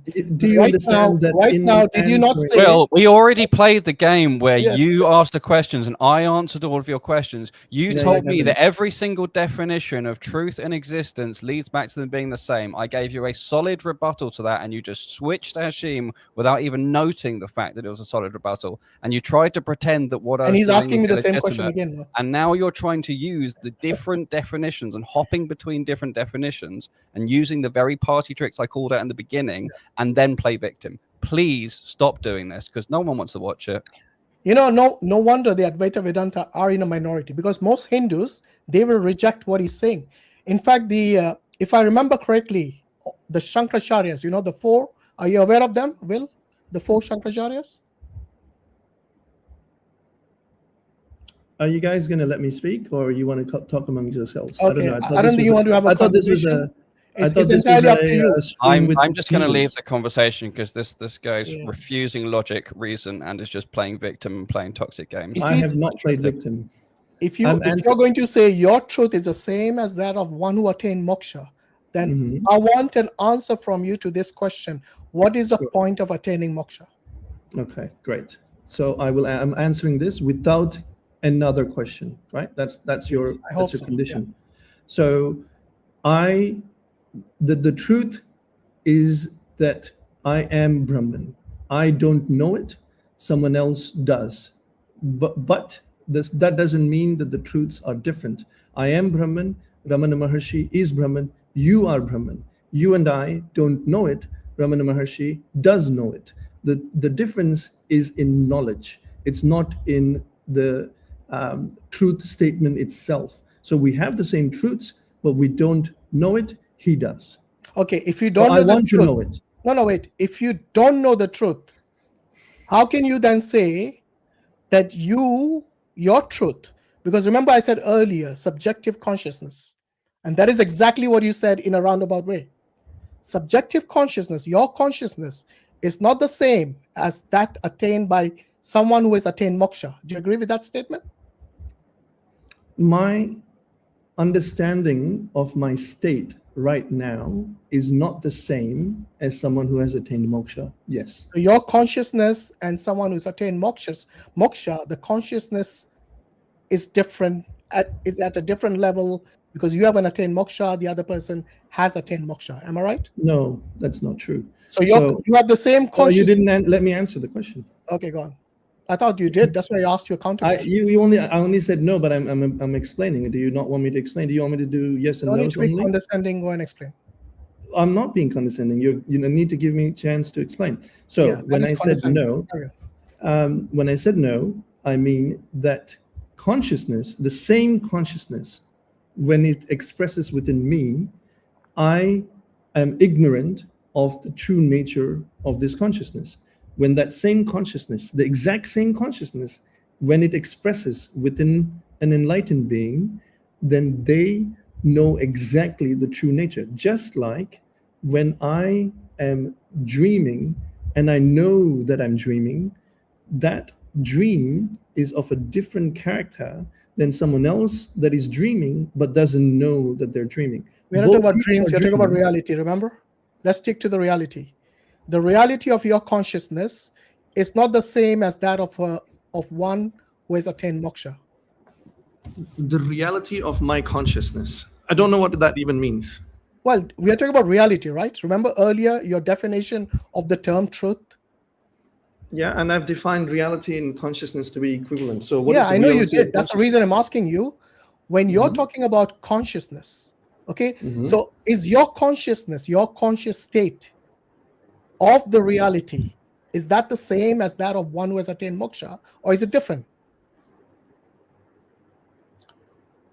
I have ignorance. Someone who has attained moksha does not. Where did ignorance come from? Ignorance has no beginning. It only has an end. Does consciousness have a beginning? Consciousness does not have a beginning. It doesn't have an end. So if you're conscious and your consciousness has no beginning, then where did ignorance come from? Ignorance has no beginning. Okay, so you're saying now consciousness. It is You're saying a conscious being can be ignorant, yes, and another conscious being is not ignorant. Am I right? Two different correct, entities. because the ignorance has ended in one, good. And then ignorance has not very ended good. in one. So ignorance has no beginning. Correct. Okay. Do you have a beginning? I do. This body has a beginning. No, your soul. Does it have a beginning? No. Okay. So your soul is Brahman. Am I right? What happened? Jiva Atma Aikyam. Yeah. Don't use different terms now. Your soul, you understand it. Does your soul have a beginning? Again, do you want? Bro, Hashim, we are speaking English. That's fine. Does your soul have a beginning or not? If you're speaking English, I need to clarify the words that you use. Correct, Hashim? Good. So correct. I'm talking about Atma, not Jiva. So let's use your terminology. No problem. Does Atma have a beginning? No. Does Atma have ignorance? No.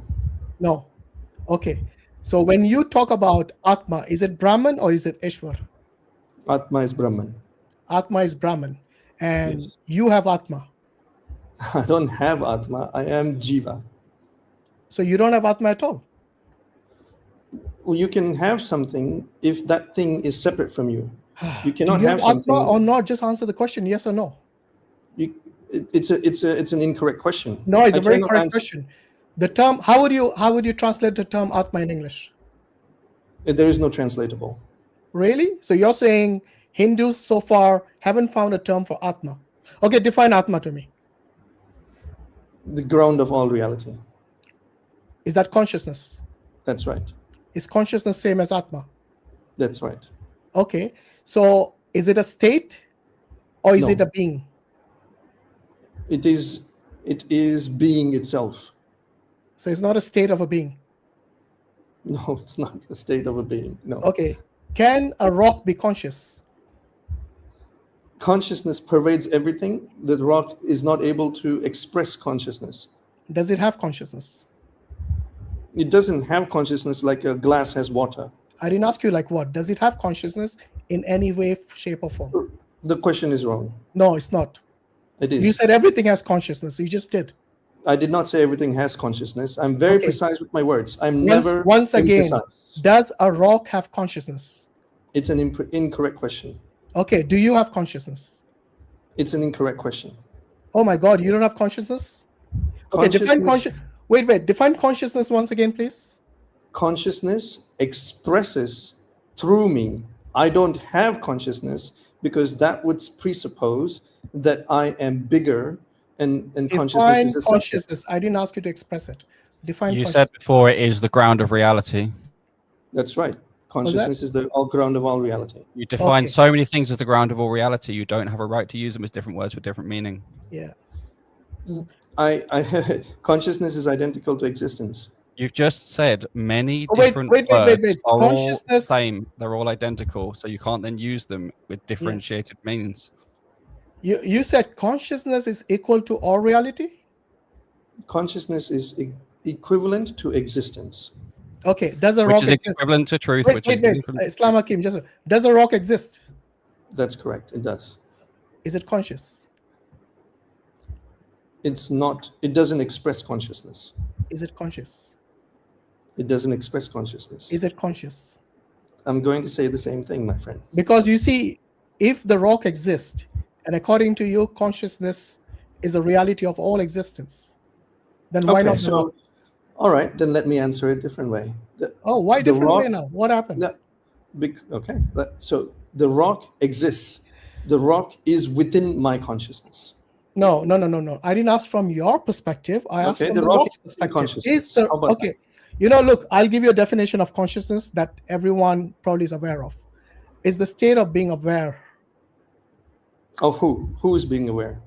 Well, I'm talking relative to me, obviously. Obviously, yes. Okay. So I am aware. When I say I am conscious, it means I am aware.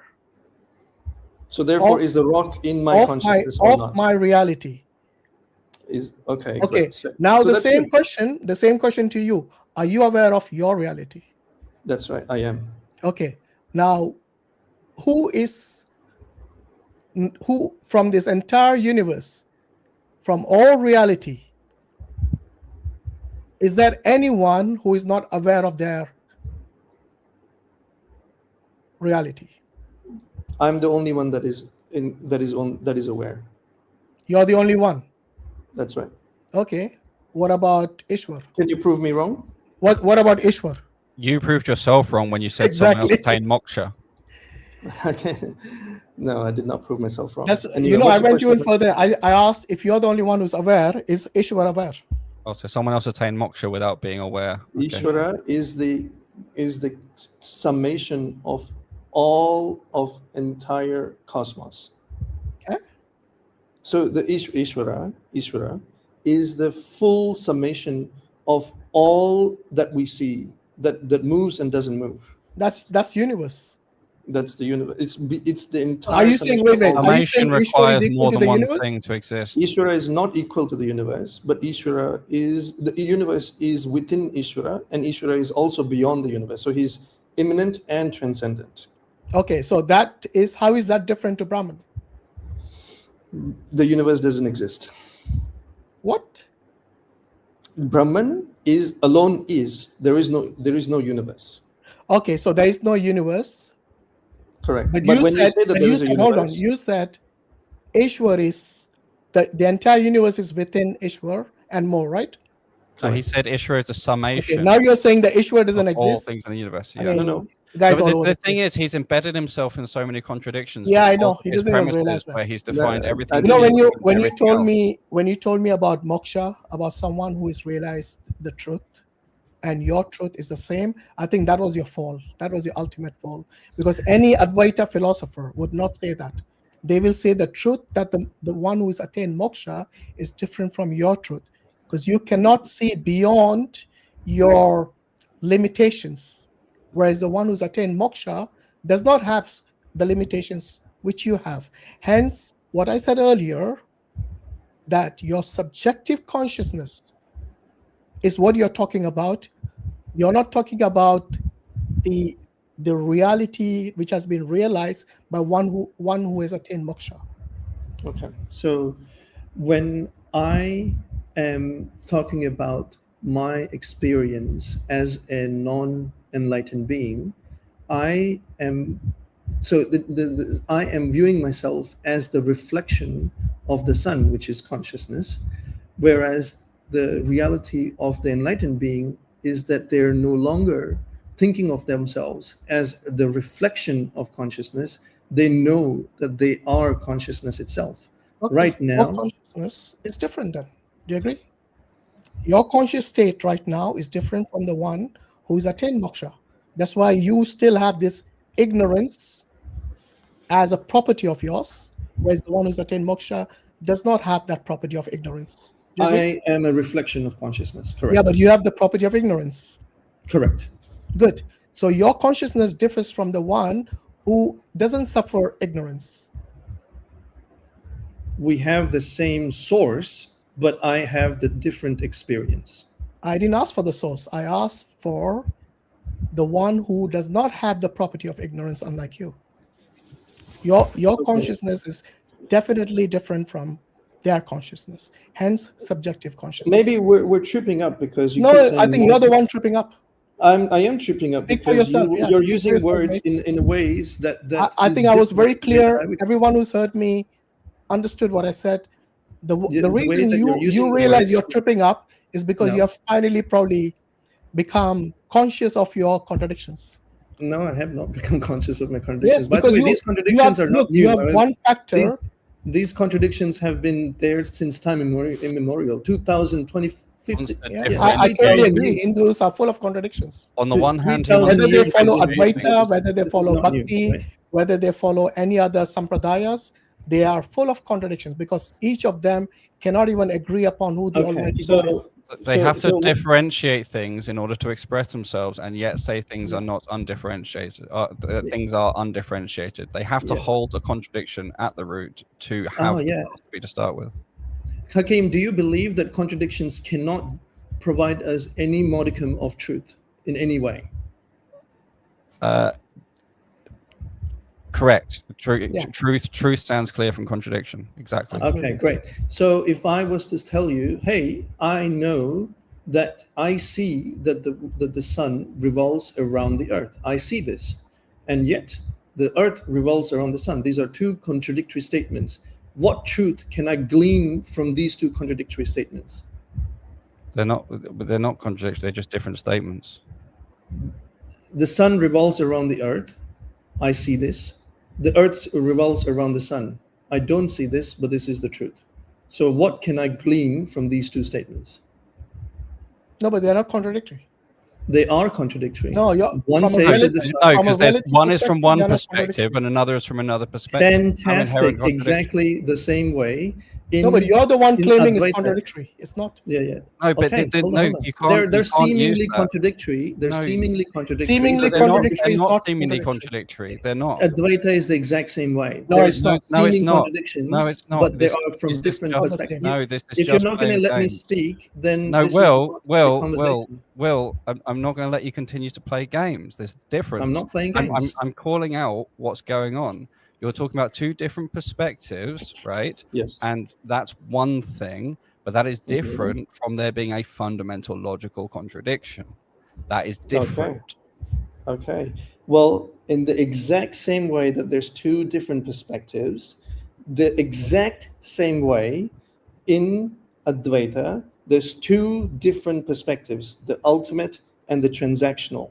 when you say that there's contradictions, all of these contradictions arise from us jumping between two different perspectives. That's fine, Will. I'm well aware of that. I'm well aware of that. But the fact is, you then have to say one is true and the other is not true. Absolutely, yeah. Yes, Brahman is true. The world is not true. Right. And then what you do is you start using this other, you're the one doing the jumping and projecting onto us. You then try and make true statements about this other perspective, and that's where you collapse. It's an internal contradiction inside your own mechanism. It's like you said, Brahman is true, we are not. So you're saying you live in a falsehood, not in the true reality. And as soon as you do that, you're then reasoning from falsehood. Yeah. And that is ex falso quod libet secta. Exactly like I.Hakim said, you're projecting your contradiction onto us. Your reality is falsehood. Ours is not. Okay. So when I say that within this world is not real, which perspective am I saying that from?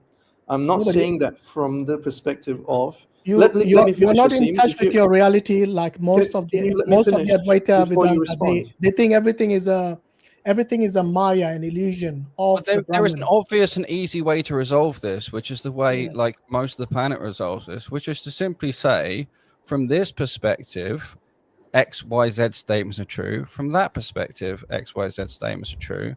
And then they have to be expressed in some way that they're reconcilable. The problem we're having is that you have to say something is true along one line of thought and then reject it as false. And then you're flip-flopping between these two worlds and not able to resolve them.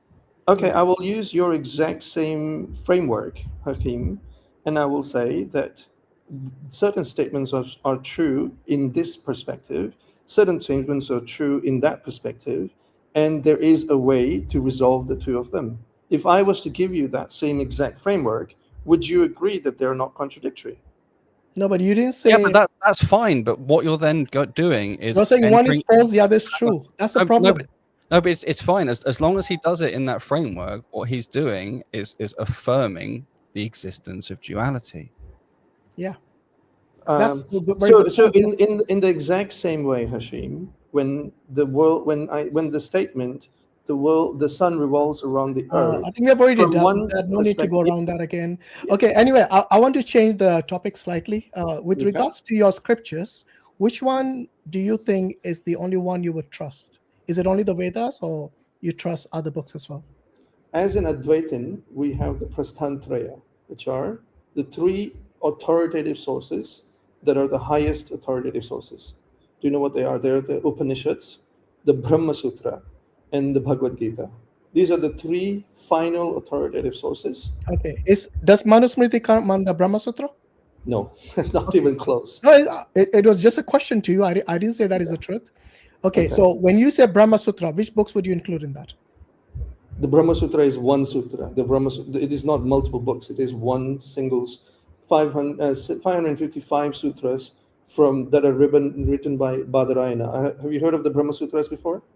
I've heard of them, yes. Okay, well, they're not multiple books. Sorry, they're written by whom? Badarayana, which is generally thought of as Vedavyasa. Okay, so that's his other name? So the Brahma Sutras are generally attributed to Badarayana, and Badarayana is generally thought of to be Vedavyasa. What about the epics, Mahabharata and Ramayana? Where do they fall in?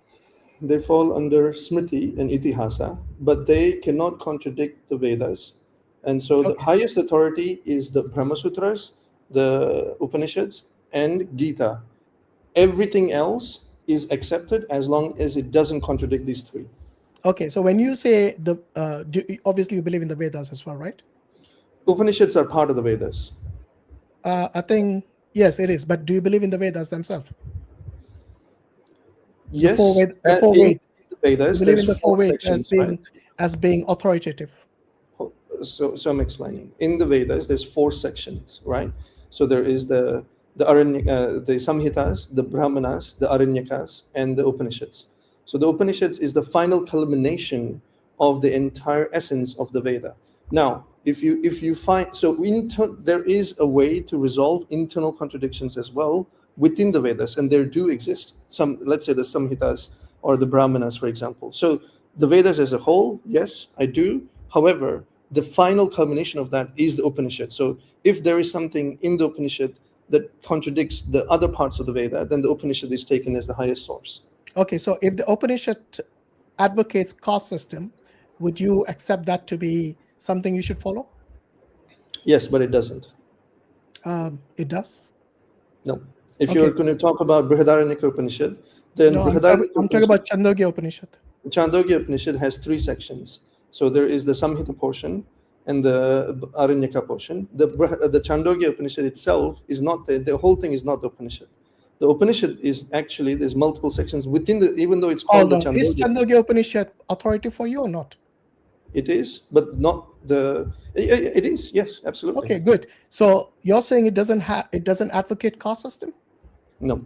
Based on birth? No. Have you read the whole of it? You're welcome to give me this. Have you read the whole of it? I've read most of it. Okay, open. You got the book on you? Yeah, go ahead. I don't have the book. Open book 5, chapter 10, verse 7. Chapter 5, verse what? Sorry.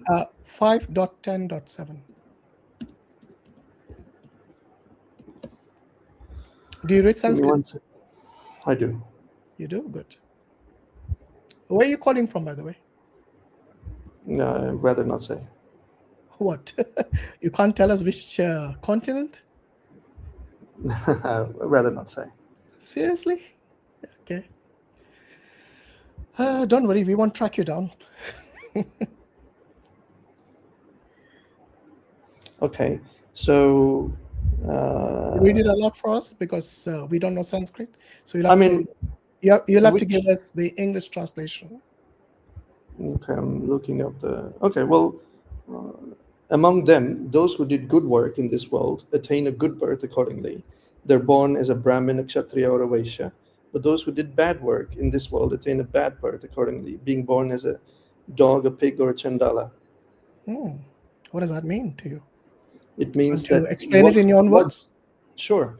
So just like the Gita, in the Gita, Krishna says that guna and karma are what determines your varna. So in this verse, what it says is that the family that you're born in is going to be determined by the karma that you do. However, once you are born in a particular family, what varna you belong to is dependent on your guna and your karma. And again, I can give you the Gita verse. No, wait. Before you go to the Gita, let's stick to the Upanishad because that is authority for you. So let's stick with that. All of 3 of them are. Hold on. So when you say karma, is it the karma of this life or the previous life? Both this and previous lives. In this Upanishad, is it talking about the previous life or current? Correct. Is it the previous life? Yes. Correct. So when he says when you're born, is it from the day you're born you're given the caste? Again, we have to differentiate between caste and varna, right? Jati. I'm talking about jati here. No jati. Okay. Only it says varna. Read it once again. I'm pretty sure the term birth was there. Among them, those who did good work, so karma, right, in their previous birth. Yeah. In this world, attain a good birth. So therefore, when they're born into a Brahmin, Kshatriya, or Vaishya family. Yeah. But those who did bad work in this world attain a bad birth in their next life, again born as a dog, a pig, or a Chandala. So we both? What family that you're born in is determined. Just one second. Yeah. Over here, the only thing that's mentioned is the karma, not the guna. Do you agree? Sure. But what your varna is after. Wait. Before we go to the varna, let's agree certain ground rules here based on the Upanishad. Okay, Chandogya Upanishad, book 5, chapter 10, verse 7. It is only talking about karma of the previous life. Am I right? Correct. There's no mention of any guna or anything else. In this particular verse, no. Good. Now, in this verse, it says if you did good work in your previous life, you attain a good birth. Okay, they are born. The term born is there, jati. Yeah. They are born. Jati does not mean born. Okay, what does the term jati mean? You think jati means born? No, I didn't say it's born. I said it's said born which is related to birth. No. Jati is related to birth. Do you not agree? Where in this particular verse? No. Hold on. Okay, what is the term jati means? Let's see if you know. I only know varna. I don't care about jati. So you don't care about jati? I thought you were laughing at me when I use associated with the term born. So what does jati mean to you? Let's see if you know the meaning. What does jati mean? It's a subdivision of one's birth, but it doesn't mean born. Thank you very much. So it is associated with birth, which is exactly what I said. Part of Hinduism, and you mocked that because you knew I was right. And over here there are two things which is important. Hold on. You said born. No, I said jati very clearly. I did not use the term one at all. Yeah, I said the term born is used in this passage. So if you did good in your previous life, then you will be born as a Brahmin, a Kshatriya, and Vaishya. Brahmin, Kshatriya, Vaishya. Are they jatis or are they varnas? Hold on. Why only these three categories? Hold on. Why these three categories only? Let me ask you a question. No. Before you go, I know you'll go in that rabbit hole of varna, but I said the term, the guna, which you're associating with varna. Am I right? Mate, you're getting confused. Do you know the difference between varna and jati is or not? Hold on. To you when you talk about, there is no mention of guna here. Do we agree? That's correct. Good. So you're basically you belong to these three categories purely based on your karma. No, you're born into a family of either a Brahmin, Kshatriya, or Vaishya based on your karma. Thank you. That's what I said. Yeah. You're born into a family. I don't know why you're disagreeing with you belong to it or not. Things which I'm saying. Okay, exactly so as it is in this passage. Now that we have hold on. Now that we have agreed that you're born as a Brahmin, a Kshatriya, or a Vaishya purely based on karma in your past life, then the question arises: when you do bad work, then you're born as a dog, a pig, or a chandala. Why? Okay, so why is it born as a chandala? Yeah, you asked the question. I'm answering the question. Yeah, please do. Yeah, go ahead. Yeah. All right. So your previous karma determines the type of family that you're born into in this life. That is correct.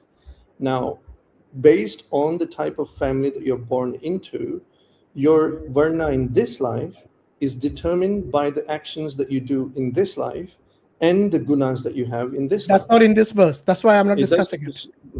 Yeah, so you want to take one verse. Hold on. For brevity, let's discuss what's in the passage, not beyond that. We will come to the one. Because you have to take everything in context. Hold on. If I take I'm not saying we will not discuss it at all. I'm not saying kill the disbeliever. We'll not discuss it at all. Listen to what I'm saying. Don't speak over me. I said we will deal with the gunas. We'll deal with the gunas and the varnas later on. Right now, let's just deal with what's in the Chandogya Upanishad. You cannot read one verse out. I said I'm not going to isolate the other part from this, but I'm saying let's do it in stages. Okay. So there is no mention of any gunas here. So let's leave that for later. Okay, sure. So there is also no mention from the day. By the way, what is your caste? I don't believe in caste. You see, you don't believe in caste. Okay. So you're saying on the day you were born, you were not given a caste at all. Caste is not an jati. For God's sake, jati. Varna. Your jati. No, varna. So you did not have a jati at all when you were born. No, only varna. You obviously don't know what jati means then. You obviously don't know what varna is. Okay, your varna is based on your guna, right? Varna is based on guna karma. Okay, did you have any varna category when you were born?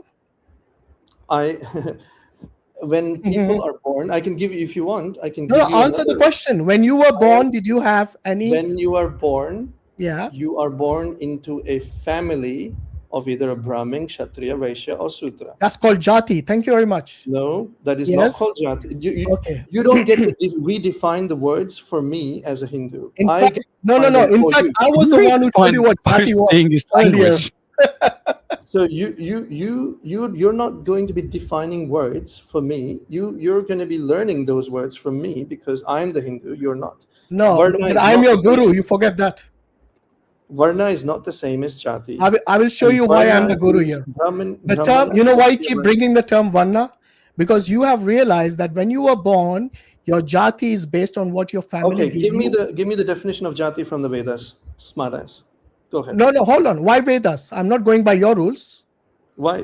So what? You're going to go by your own rules? Okay, are you better than the Hindus? You're just Hold gonna, on. You're just going Are to make you stuff up as you go? no? Are you better than the Shankaracharya's in your knowledge?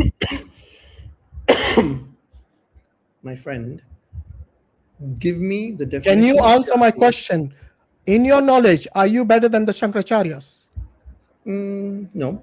Okay, so if I bring you definition from your Shankaracharya, will you accept that or reject it?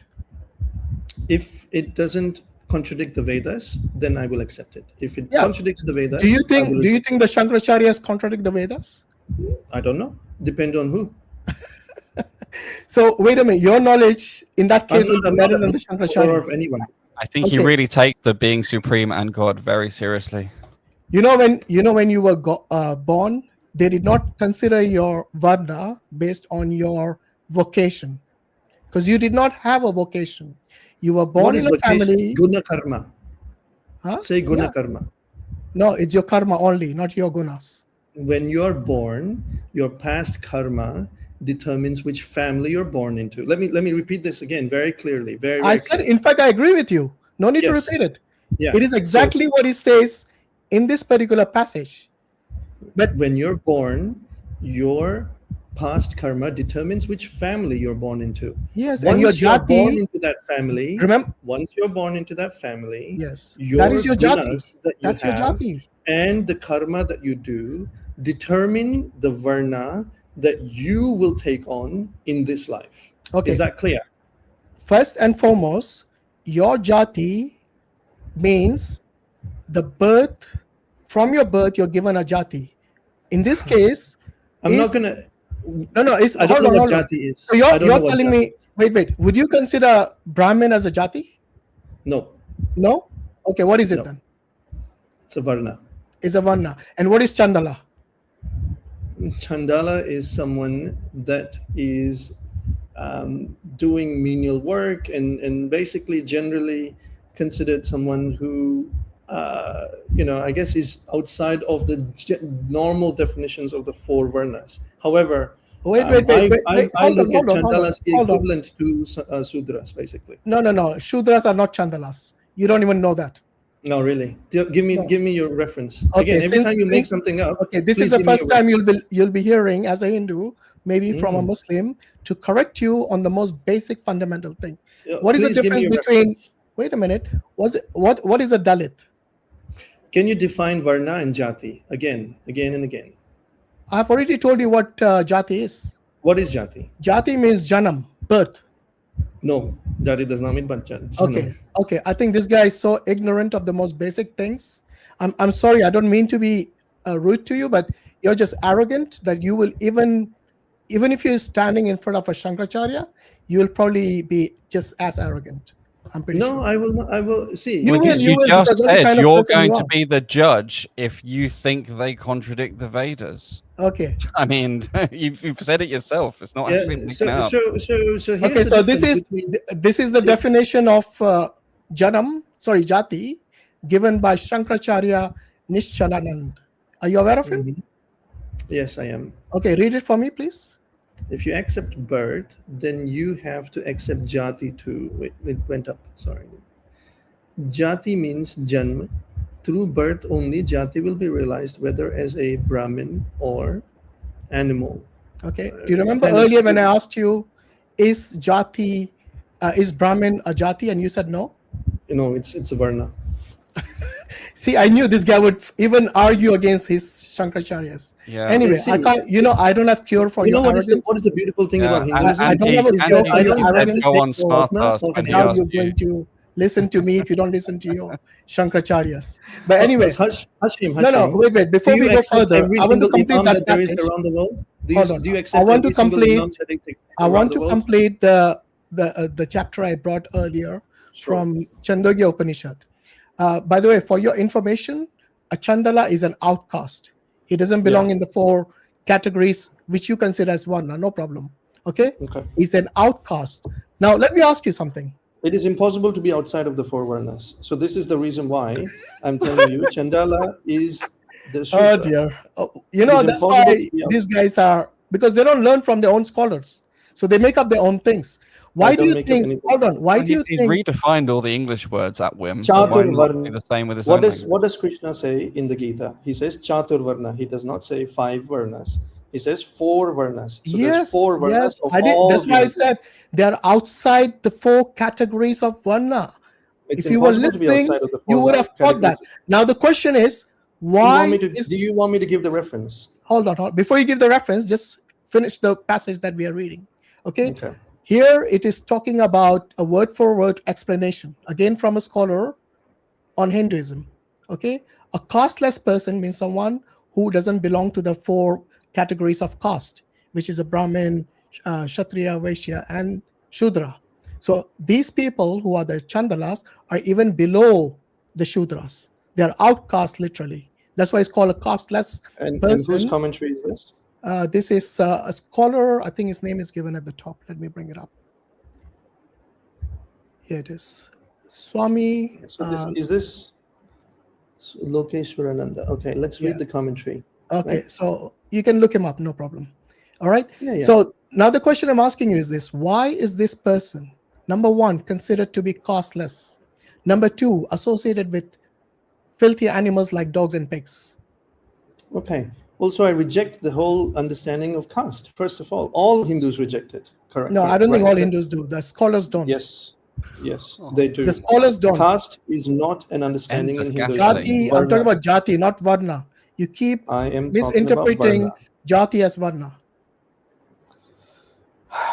Hashim, yes, I'm telling you that varna is what is there in Hinduism. Jati is not. Jati, according to your scholars, is. I don't care what you say, you're not a scholar.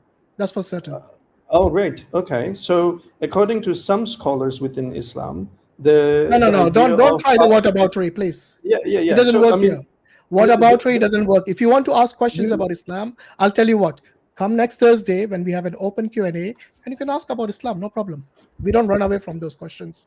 But right now, I've given you a reference from Shankaracharya, Nishchalanand, okay? And you disagreed with him.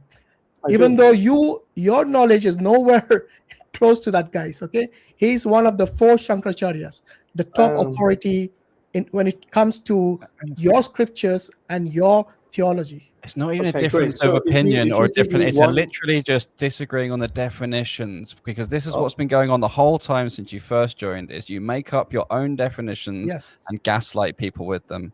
You need to do something. Hold on. You're saying gaslighting. I don't know if you even know what that means, but reality denial. You know, like when you deny your own reality and then deny that you're denying reality, and then pretend that it's us that's causing the contradictions and all of this. And you're the one who is ignorant. What's been going on? So and then you change its definition and pretend it's the normal definitions, and back and forth. It is. This has been textbook gaslighting. Okay, exactly. Before we get sidetracked, I really want to know the answer to my question. Why is a human being categorized along with dogs and pigs? Okay, so based on our karma in this life, the body that we get in our next life is dependent on that karma. Now, it could be lower birds, essentially, right? So dogs, pigs, animals, birds, whatever it might be. And these are other janmas. We are talking about a human being here, not animals. Yeah, you can be born as an animal, or you can be born It's saying basically the category, just like Brahmin, Kshatriya, and Vaishya, if you do good deeds in your past life, but if you do bad deed, you'll be born as a dog, a pig, or a casteless person. So the question to you is this: why is a human being categorized along with animals? Again, like dogs and pigs? So you said you don't know the Sanskrit. I will read it for you because it doesn't say casteless, right? So what the Sanskrit says, Sukara yonim va chandala yonim va. So the word is chandala. Chandala does not translate to casteless, right? What does it translate to? Shudra. Shudra. Yes. So Chandal is equal to Shudra. Show me that from your Vedas or anywhere. Go on. Go ahead. I challenge you right now. Show me from any of your so-called, if you want to call it like your most authoritative work, where Chandala is equal to a Shudra.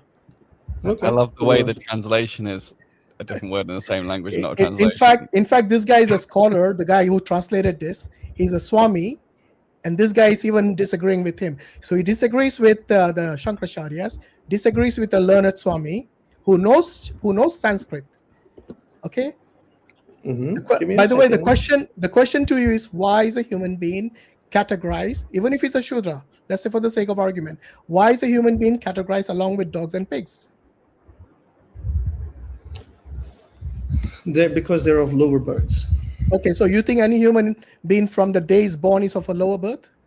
No, I don't actually. Okay, that's what he's talking about. Birth as a dog.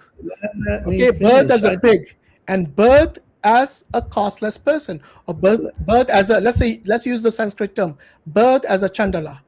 Okay, are you going to let me speak now? Yeah. Or are you going to interject when I speak? You can talk. Okay. So again, the way we have a conversation is you ask a question, you wait for my answer, not ask a question. I think I know how it works. No need for condescension. Yeah. Again, I have to explain it to you because you keep interrupting me. You keep changing the topic. That's why. I didn't change the topic. You did. Anyway. Yeah. So when I say a lower birth, it means in what reference? It means to attain spiritual progress. So the birth of some human beings is not as helpful for spiritual progress, such as when you're born into the family of a Shudra or a Chandala, because the family will be in certain circumstances where they're poverty stricken, where they're not able to do tasks which lead them towards spirituality. However, that doesn't mean it is lower on some form of hierarchy. It is lower in terms of the ability to have spiritual progress. That is what I meant by lower. Okay, so you think a dog and a pig can have spiritual progress as well? By that definition? A dog and a pig cannot have spiritual progress, and that's the reason why it's a lower birth. Whereas a human being can always. But the Chandala is at the same level as a dog and a pig. It's not at the same level. Again, it does say that. Let me finish again. So when you do bad karma, you can have certain births which do not allow you to even have any spiritual progress, or certain births, such as a Chandala, where spiritual progress is difficult but not impossible. So in a dog or a pig or any other type of birds, it is impossible to have spiritual progress. You're basically, having those birds to be able to get the fruits of your actions. Whereas in the human birth, and this is again from scripture, the human birth is said to be the most, it is the greatest and the most greatest of all births, right? So therefore, once you are attained in a human birth, even within human births, there's some families that you're born into that do not help you to be able to have progress in spirituality. And so there's some, and then there's some families that do. Now, in this case, you're saying it's mainly because of poverty. Is that what you're saying? Poverty, the type of what if they were born? Imagine this: if they were born as Chandalas in a rich Chandala family. There is no such thing. So Chandala means someone who is performing actions that are eschewed by society in general, such as crematories, cleaning toilets, and these type of things, right? So people that are at the absolute downtrodden of life, this is what we refer to as Chandala. So you're saying those families. Let me get this right. You're telling me. I'll finish up my point and I'll let you speak, Hashim. I promise. So what this is saying is that if you're born in such families, it will be difficult for progress. Absolutely, and that is the truth. Okay, so you're saying anyone who is born as a lower birth. When I say lower, I defined it very clearly. You use the term lower birth. Correct. I defined it very clearly as well. Okay, so the low birth, from the day they're born, they're already categorized as low birth, yeah? I've defined lower birth as just one clarifying, that is man. No need to get conducive to spiritual progress. Yeah, so low birth means spiritually low. Is that what you're saying? Correct. Okay, when you use the term spiritual low, can you elaborate on that? Sure. So remember that we're all Brahman, and so therefore the point of human life is to realize our own true nature, which is Brahman itself. So spiritual progress is anything that allows us to realize this truth. So therefore, if I was to be able to realize this truth, there's 4 things that need to happen, right? 4 things. What are the 4 things? Your mind needs to be having a lot less thoughts than it does right now. Our minds are always running in 5,000 different directions. So the number of thoughts in the mind needs to go down. Then the type of thoughts that we have need to become more pure. We need to have good thoughts as opposed to bad thoughts. And then the next thing is the mind needs to be single pointed to be able to understand this truth. And finally, ignorance needs to be removed through knowledge. So these 4 things, which are helped by karma, bhakti, jnana, and yoga, or Raja Yoga, right? Raja Yoga and jnana. So these are the 4 different ways that the mind is able to be prepared so that realization can take place automatically. Now, for this to happen, you need to have certain conditions. Your mind needs to be able to contemplate on such spiritual topics. When your entire being is about getting food into your mouth. Which spiritual topics are these? Sorry? You said spiritual topics. Which spiritual topics? Yeah, just for you to be able to have spiritual progress, your mind first needs to get away from the material world, and your mind needs to be able to not worry about whether the food is coming from, whether you're going to be subjugated in the society, and so on and so forth, right? If you are not in a place where you're able to think about the higher, then that is going to impede your spiritual progress. So who is subjugating them in the society, and why? People are subjugating people in society, and that's obviously, that's the reality of this world. Why are they being subjugated and not the Brahmins? Why the Chandalas are being subjugated, not the Brahmins? They both are human. Well, I mean, they shouldn't be subjugated, but no. But the question is, they are. Yeah. The question is, why is the Hindu society subjugating the Chandalas and not the Brahmins? Hindu society. You think this is only Hindu society? This is the Brahmin and Chandalas are within the Hindu society. Okay. So you won't find Brahmins and Chandalas in a Christian society or a Muslim society. So that's the reason I'm saying this is a problem within the Hindu society. There's no toilet cleaners in the Muslim society? No, I'm saying the Chandalas and Brahmins. The Chandalas are toilet cleaners. Oh, wait a minute. You're telling me the Chandalas, how many million Chandalas are there? I don't have a. In fact, the majority, if you ask any Hindu, they'll say the majority of the people in India are Shudras. No. No? Shudra is one that is by guna and karma. So if most of the people in India right now. You told me the Chandala was a Shudra. That's correct. Make up your mind. Chandalas are Shudras. Okay, so the majority are Shudras in India. Why are they majority Shudras? That's what the Hindus tell me. That they're wrong. Well, where did you get your stats from? Where did you get yours from? I just told you, the Hindus tell me this themselves. They have come here many times, and they say most of the people in India are Shudras. In fact, the Brahmins are not the majority. The eponymous Hindus who is there a census poll that they've quoted for you? You're the one who told me that the Chandalas are in a poor family, right? Earlier.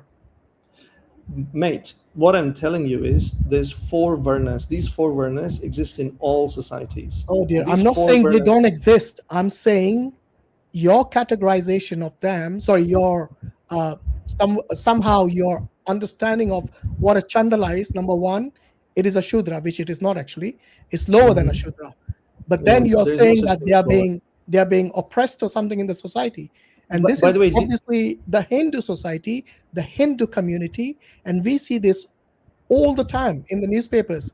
A Shudra has been killed or has been raped or has been oppressed because they were Shudra. So the reality is there. The facts are there. Okay, we are not disputing that. What we are saying is that once your own books like the Chandogya Upanishad categorize them along with dogs and pigs, then they will see them as lower birth, like the way you're doing. And I asked you, when it comes to spirituality, in fact, the the reasons for them attaining spirituality, one of them you said is they're not worried about where the food is going to come from, which implies that they shouldn't be poor. Am I right? No, I didn't say that at all. I said that they're worried about their basic needs, which are usually which not includes met, food, right? which includes food. You So I'm not they're saying not something worried other about than food. what I you said did. they will be worried Okay, about so they need to be rich. Am I right then? No, they need to have basic amenities, basic necessities must be Okay, I fulfilled think for all of us. if you ask me, most Shudras do have basic amenities. Really? Yes. What do you think that a Shudra The is question, someone the question that to you is born? why Do are you they think- being oppressed within the Hashim, Hindu here's society? here you and even I today? differ, right? Your understanding and what the Hindu understanding differs, right? No. A Shudra My understanding not is based born. on the reality within the Hindu society, how they treat the Chandalas and the Dalits and the Shudras. Do you want to understand society or do you want to understand Hinduism? I want to understand reality. Oh, okay. Remember, Well, you if said that is the truth. So let's stick with the truth. So again, So do you acknowledge that societies? within the reality of the Hindu societies, specifically Again, in Hindu India, society are not a specifically in perfect India, they representation do of Hinduism. oppress. I'm here to They talk do about oppress the Hinduism. Shudras and the Dalits. Do you agree or disagree with that? Do you agree, Hashim? Answer the question without asking a question, please. You make up all the rules in this I'm channel. not making up. I'm asking you a simple question. Do you agree or So I disagree have that, to answer the your Shudras question and because you're and- making a straw man. So no, I'm not telling making. you I'm that- asking you a question. How is a straw man? Yeah, in I'm fact, telling you how it in is fact, as well. there I'm are telling you. hundreds, there are scores of evidences, both from newspapers, from I videos. do not deny that society has created evils. This societal evil Based on your is scriptures. created no, it's not Yes, based on scriptures. that's the reason the Chandalas are on the same category as a dog and a pig. Your explanation earlier, in fact, doesn't exclude, the different factors you gave. That doesn't exclude the Brahmins, the Kshatriyas, or the Vaishyas. In fact, those factors could affect any of those four categories that you have. What again, I've explained this at least 5 times now. What family one is born in is the result of your karma in your previous birth. What you do with that birth is completely up to you. So therefore, if I'm born into a Shudra family and I pursue knowledge, I will become a Brahmin. Do you want a reference for that? No, I don't want a reference for You that. don't want a reference for that because what it I want doesn't hold on. follow your No, it does. narrative. Because I'm sticking to this passage which I quoted earlier, It which is doesn't follow purely your- based on karma. Therefore, you don't want a reference for that. Okay. Okay, hold on. Did I not say that we will speak about that later? Yeah, So it's just not relevant. Stop you need saying to victim. stop I'm gaslighting sorry, you people. cannot say I'm going to judge all of Hindu society, but then No, use I didn't one say I'm going to single- judge all of Hindu No, societies. you are. I'm You talking literally about the ground reality within the Hindu society. Yeah. Because you have already You acknowledged. are running right now. You're panicking. What? Give me a second, okay? You just stop panicking. Look, Stop you said, trying to use petty debate bro tactics Seriously, to try and you're gain an gone. edge, I mate. think you really have been triggered now. No, And I that have is the not been reason triggered. you're using this kind of. I don't actually get triggered. From someone who was having a good discussion so far, finally saying you're panicking. Where do you see me panicking? Maybe you're, once again you're projecting your own condition upon me, upon us. I'm not able to be. You're number one. You make all the rules. I cannot ask. I did not make the rules. I quoted the scholars for you. You're the one who makes up rules. Show me. Okay, yeah. By the way, that reminds me. Show me where Chandalas are equal to the Shudras. Go on. You were going to show me that. Go ahead. Hold on one second. Who is panicking now? Who is running now? I'm not running. Do you see me disconnecting? Sorry. Do you see me disconnecting? Yeah. Did you see me? But you said I was panicking. So I'm using your own argument against you. Anyway, show us the definition from your trusted scriptures, where a Chandala is equal to a Shudra. While I'm doing that, I'm going to look that up right now, and you can do only one thing at a time. Yeah. So do that first. That is a priority. Then we discuss something else. No problem. By the way, there are people waiting in the back studio. I'm just aware of that. You're welcome to talk to others. I mean, obviously. No, that's fine. That's fine. Okay. No, these are Muslims. Yeah, while you're finding that, I'll talk to somebody else. No problem. Defender of faith. I'm assuming you're not a Muslim. Hey, Hashim. Hey, how are you doing? Can you You hear right? me? Yeah. Yeah, I spoke to you guys, I think, 2 weeks ago about. Yeah, you're a Hindu, right? No, I'm not. I'm from India, but not a believer. What is your background? Secular background. I think I spoke to you about that last time. Yeah, I don't remember everyone's. Yeah, you'll be speaking to. My memory is not that I good understand. anymore. I'm getting old, as you can see. It's fine. Okay, so you're not a Hindu, yeah? No. Okay. Yeah, I was just sorry, I've joined late. I'm at work. No, that's fine. But yeah, and I was just gonna mention to Will that no, Chandalas are they're not Shudra. Like even I know. This guy is so adamant, and he is ignorant about it. Yet he would argue. Trust me, if a Shankaracharya was sitting here and he was correcting him, this guy would argue with him. Yeah, because he's following. I'm glad the Muslim and the secular non-Hindu agree. Oh, are you jealous? Look, mate, they agree with you as well. You literally said that you're going to be the judge of whether you think he's contradicting the Vedas and decide whether you're going to accept him or not. It's you are hanging yourself every time, and then I'm not hanging anything. Hold on, throwing the toys out the pram. But Will, you have to look it up. I mean, I don't know why you are denying it. If you look it up as well, Chandala does not mean Shudra. The different things. Different categories. When there are different words, there's a How many reason for varnas it. are there? Like existence, consciousness, and truth are different words for a reason, No, and they're different. They're all different words. Yes, I understand. Well, get an education on the basics of these. Hashim, sorry, I was just going to say that Chandala. I think the definition of that time, just from my reading, is that someone outside the Vedic life, so the tribals or things that did not follow the Vedas at that time. But it is not Shudra. Shudra were people who were in the fold, but they were laborers. Yeah. That was the difference. I want to know where Will gets his information from, because surely he's not only someone who's ignorant about this, but his truth and the truth of the Shankaracharyas are different. Earlier he said there's only one truth, and I kept telling him it is subjective consciousness. Well, he also said there's one creator, and then the creator creates evil, and he says there's no good and bad, but then says types of thoughts that are more pure are good thoughts, not bad. I don't know how many times he contradicted so himself. It's just. But anyway, let him find that. Okay, sorry, Defender of Faith, you wanted to discuss something? I was just curious about the topic today, guys, because it was Shakti, but I just missed the start, so I was just wondering what you guys were doing. Hold on, did this guy just reference Manusmriti, the book that he did not trust? Hold on, I never said the Manusmriti is not something. You just quoted Manusmriti 10:12. I said that as long as it does not contradict the Vedas, it is something that we can take as. So how do you know it doesn't contradict the Vedas? Will is the ultimate judge, and as soon as I really want to know how would you know? Because the reference you gave to us is from Manusmriti. How would you know it doesn't contradict the Vedas? Because you didn't give us a reference. Is there from the okay? Vedas. So let's read it, right? Let's read. No. Wait. Before you read it, is there a definition of Chandala in the Vedas? There isn't. Okay, so how would you know it's contradictory or not?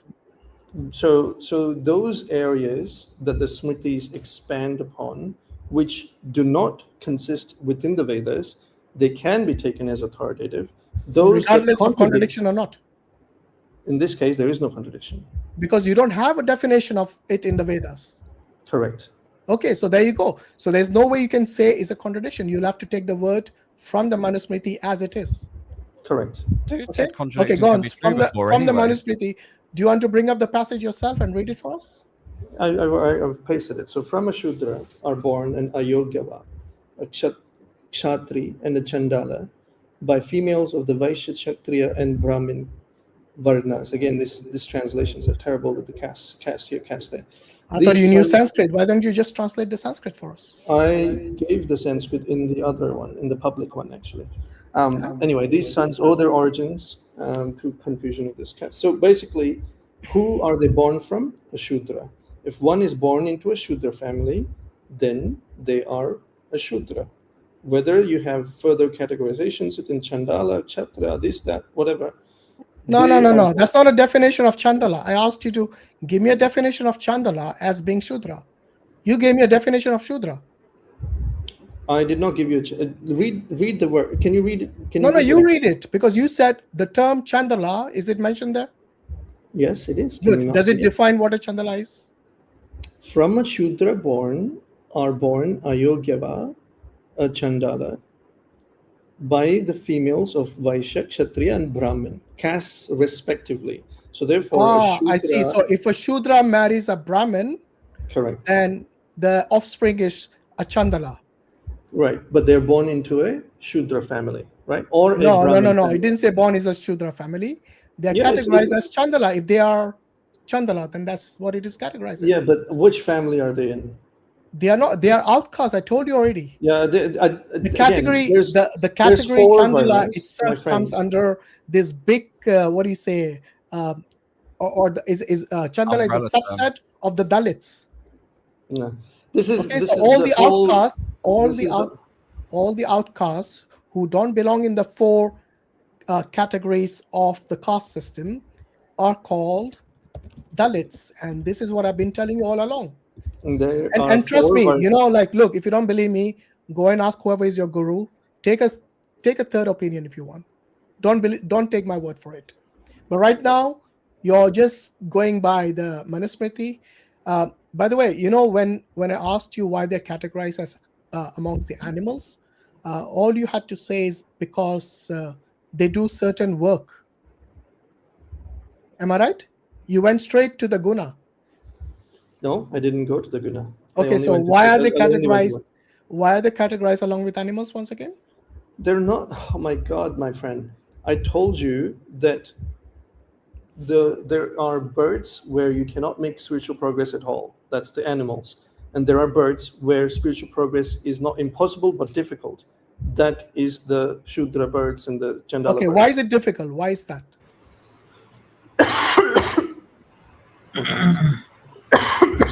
Because you mentioned certain factors earlier, but I'm saying those factors could apply to any human.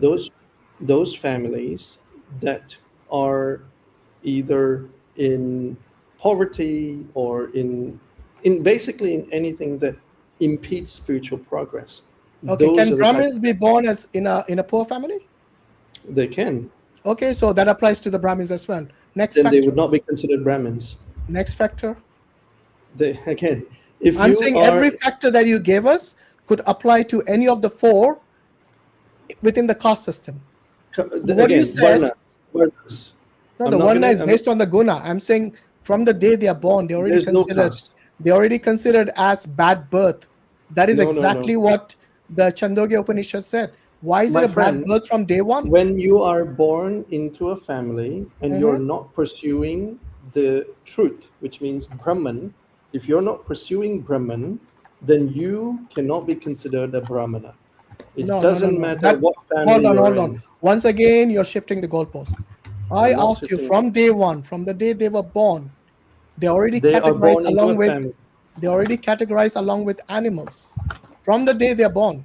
So their jati is already as a casteless person, outcasts. And that's the reason the Hindu societies treated them as untouchables in history. This is well documented. You keep jumping between Hinduism and you go back to Hindu society. It is what a Hindu. Do you want to run? Hold on. Okay, hold on. The Islamic so you're saying a Hindu society doesn't follow Hinduism? Where are you getting this from? Think everyone follows Hinduism the way? No, I said a Hindu society, they follow Hinduism. I'm not saying everyone in the Hindu society is a Hindu, but majority of them follow Hinduism. Yes, they do follow Hinduism. There you go. And they follow their books, and when they see the Chandalas are categorized along with dogs and pigs, that's the reason they consider them to be basically untouchables. There's a difference, Will, between being mistaken about something and about the definitions of words. Yeah. This is the difference. Again, you keep going back, Hakim, like it makes any relevance to the conversation about definitions. Yeah, and definitions are important because the whole conversation has been about what the definition of Chandala and so on is. Yeah, and I've been trying to tell you the definition of varnas and castes are completely okay. Let's come to the varnas now. Come on. I said I'm going to give you a chance about that. So let's come. So now look, we have one thing is certain: from the day you're born, you are categorized in a particular jati. I know you don't agree with that, but this is what your Sankaracharya say. So I would take the scholar's word against yours. I don't know your qualification. If you think you are a scholar, tell us your credentials and maybe we'll decide whether you are a scholar or not. again, my friend, you've given one single quotation from a Sankaracharya. I don't have a way to verify that that is his quotation, number one. Number two, I don't have the context that he said it in. So given that I have no other references, I'm going to look at that particular small little quotation that you've given, and I'm going to say, I don't agree with that. Now, no, but you have already disagreed without doing that. Well, I agree. I disagree. That is your methodology. Without looking it up, right now you said the correct answer, but earlier you already disagreed. I disagreed with that particular, whatever you've given to me, I disagreed with the words that are there. Now, what context is that in? I don't know. I will have to look it up. Okay, do you what so if let's somebody go to wants right? Listen, if somebody wants, let's say an English speaking person wants to verify a certain definition, what source would you recommend to them? If the dictionary. Which dictionary? Probably the Oxford's dictionary, maybe. Okay, would you agree with Britannica? Sure. Okay, let's look it up then. Look up what? Varna. On Britannica, what the definition is. Definition of what? Varna? Bro, that's exactly what I'm talking about. The definition of what? Okay, once again, let me start from the beginning.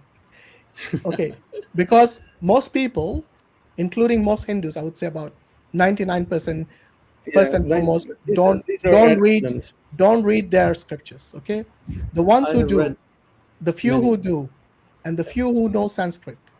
Okay, then that's fine. They can. I think even they have to look at dictionaries. Okay, but that's not a problem. In fact, I have no issues with that. They should do that if they don't know the words. They should be looking at bhashyas, not dictionaries, right? The Sanskrit dictionary. So let me clarify this. Sanskrit is a unique language which is different to the way that other languages function. Every single word has multiple meanings. Now, I know Arabic has the same, so you can understand where I'm coming from. Every word has multiple meanings which change in the way that they're used when used in a sentence, right? So the import of a particular verse is not going to be gotten by looking it up in a dictionary. And I think it is the same for Arabic. You can correct me if I'm wrong. Bro, just tell me where they need to go. If somebody only speaks English, and if they want to interpret words within the Sanskrit, where would they go? They need to look at the bhashyas, the commentaries of people on those verses, just like you go to tafsir. In English? Sure, but as long as the commentary is from a recognized acharya. Okay, do you know any such book in English? That's on which book particularly? The one the one you recommended, is that in English? Which one did I recommend? Some bhasha, something. Bhashya just means commentary, my friend. Yeah, so which one? It depends on which book you want to look up the Dude, the why are you being so difficult? It's a simple question. If somebody only reads English and they wanted to interpret, for example, the term Chandala, where would you want them to refer to? Sayana Bhashya. Is that in English? Yeah. Yes. I mean, no, the Sayana Bhashya is in Hindi. Oh dear. Bro, do you not understand simple English or what? I just had to if I can just interject one thing. Well, I think from the Manusmriti there's a confusion because what that verse that you quoted, I think it's more about the mixture of castes. Of but course. when That's what I told you. But when it comes to the Upanishad, when the time when it was written, they didn't have this strict jati. Hashim, that's what I read. That historically they didn't have a strict jati system at the time. It was more fluid, so they looked more at the gunas and varnas. So but that verse that you've given from Manusmriti, that's wrong in this context. So Chandala at that time, I was just trying to say, is someone outside the Vedic, outside the varnas. So it would be considered a Dalit today. A Dalit today would be considered would be part of the Chandala in that regard because they are considered outside the Vedic life, outside the general varna system. Does the Vedas define a Chandala? The Upanishad does, yes, but not the Vedas specifically. I don't think Well, there's a word for Chandala there. you clearly know what you're talking about. The Upanishads are part of the Vedas. No, the Upanishads are commentaries. They don't have all the exact. Oh my God! This is Hashim. This is exactly why you don't listen to a non-Hindu about Hinduism. No, hold on. First and foremost, you don't even listen to your scholars, a Hindu. So don't lecture us about not listening to someone. So You're worse than us. listen to someone that You says are a that the Upanishads hypocrite are a commentary when you on don't even listen to the Hindus themselves.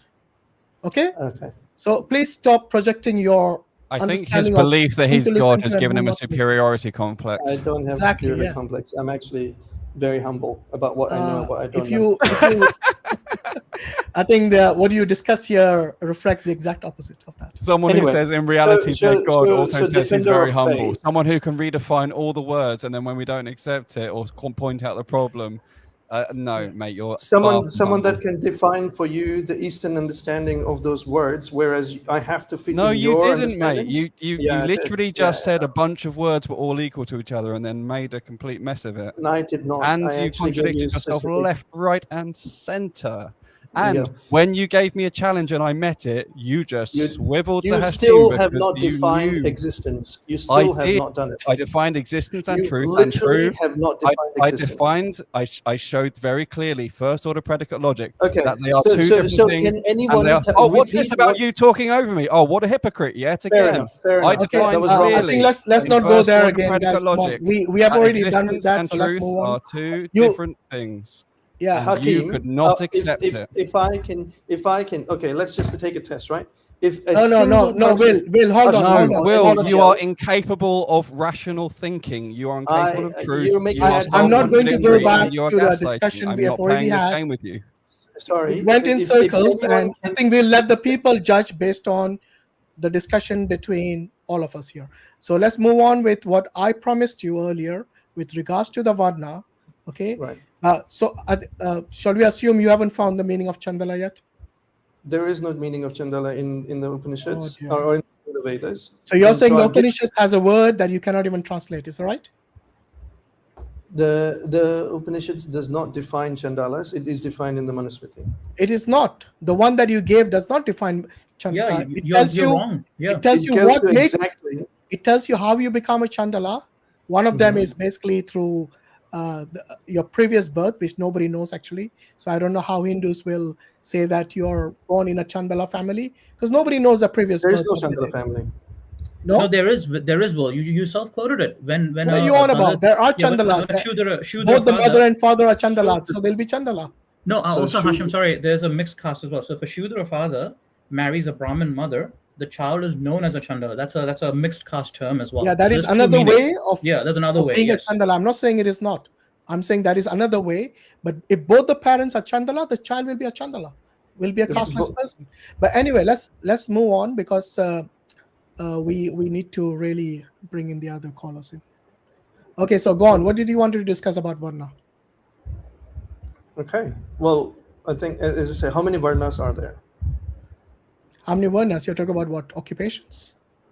What is the meaning of Varna? Oh, What the is word Varna? four categories: the Brahmin, Kshatriya. What does the word Varna mean? Bro, just tell me what you wanted to say. Okay. Okay, I'll tell you what. You tell me what it is. Go on. Okay, great. The word Varna literally translates to color, right? So there's 4 Varnas, Chatur Varna, 4 Varnas. Brahma, Sorry, did you say what? Color? Color, yes. Varna Okay. means color, okay? Now, what are these colors? These are gunas or afflictions of people. That's how the word Varna is used. So color, what are the colors that are available? They're essentially the gunas. What are the 3 gunas? Sattva, Raja, and Tamo gunas.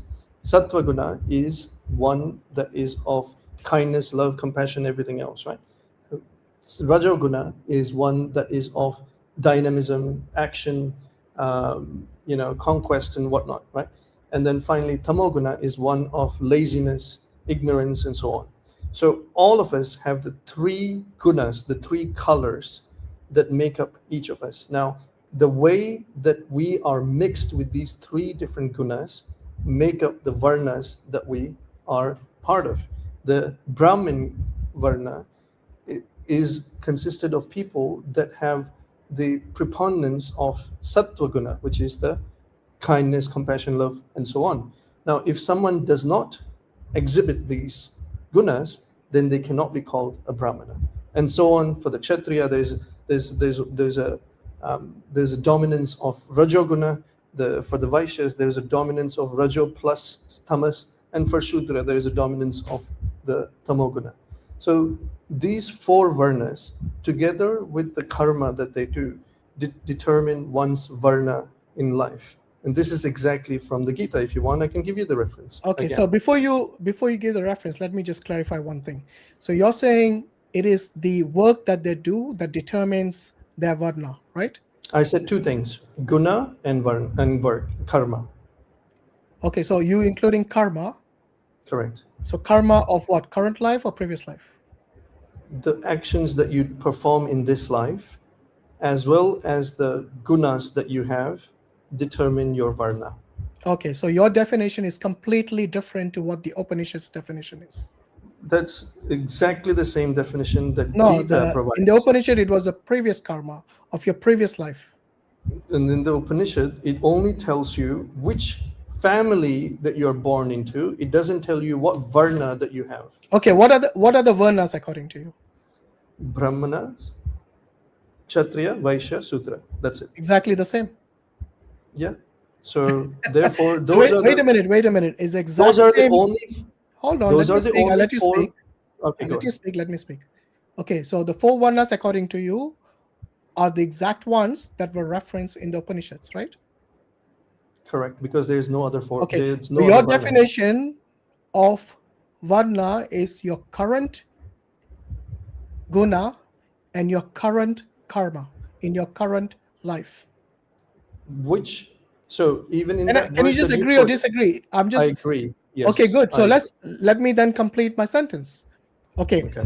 So the same 4 categories, but the only factor which has changed here is you're talking about the karma in this life, whereas the Upanishads is talking about karma in the previous life. Am I right so No, far? you're not. So which How family am I you're not? born? Okay, I'm explaining. The Chandogya Upanishad, in fact, this exact same verse that you've quoted, determines which family you're born into, right? So you're born into a Brahmana family, you're born into a Kshatriya family, Sudra family, whatever. But once you're born into whatever family, your varna is determined by your actions and gunas in this life. No, So wait a minute. the Why did you previous use the life- term family? You know, exactly, I.Hakim was right about you. You just switch words to confuse people. Why did you call the Brahmins, Kshatriyas, Vaishyas, and Chandalas in that particular passage in Chandogya Upanishad? Why did you now categorize them as family?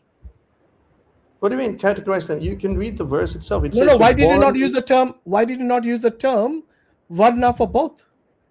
Varna for who? For the one Varna. For the one that you said is based on guna, and also for the one that's based on the previous karma. Okay, Why this did is you not use the term difficult, family? my friend.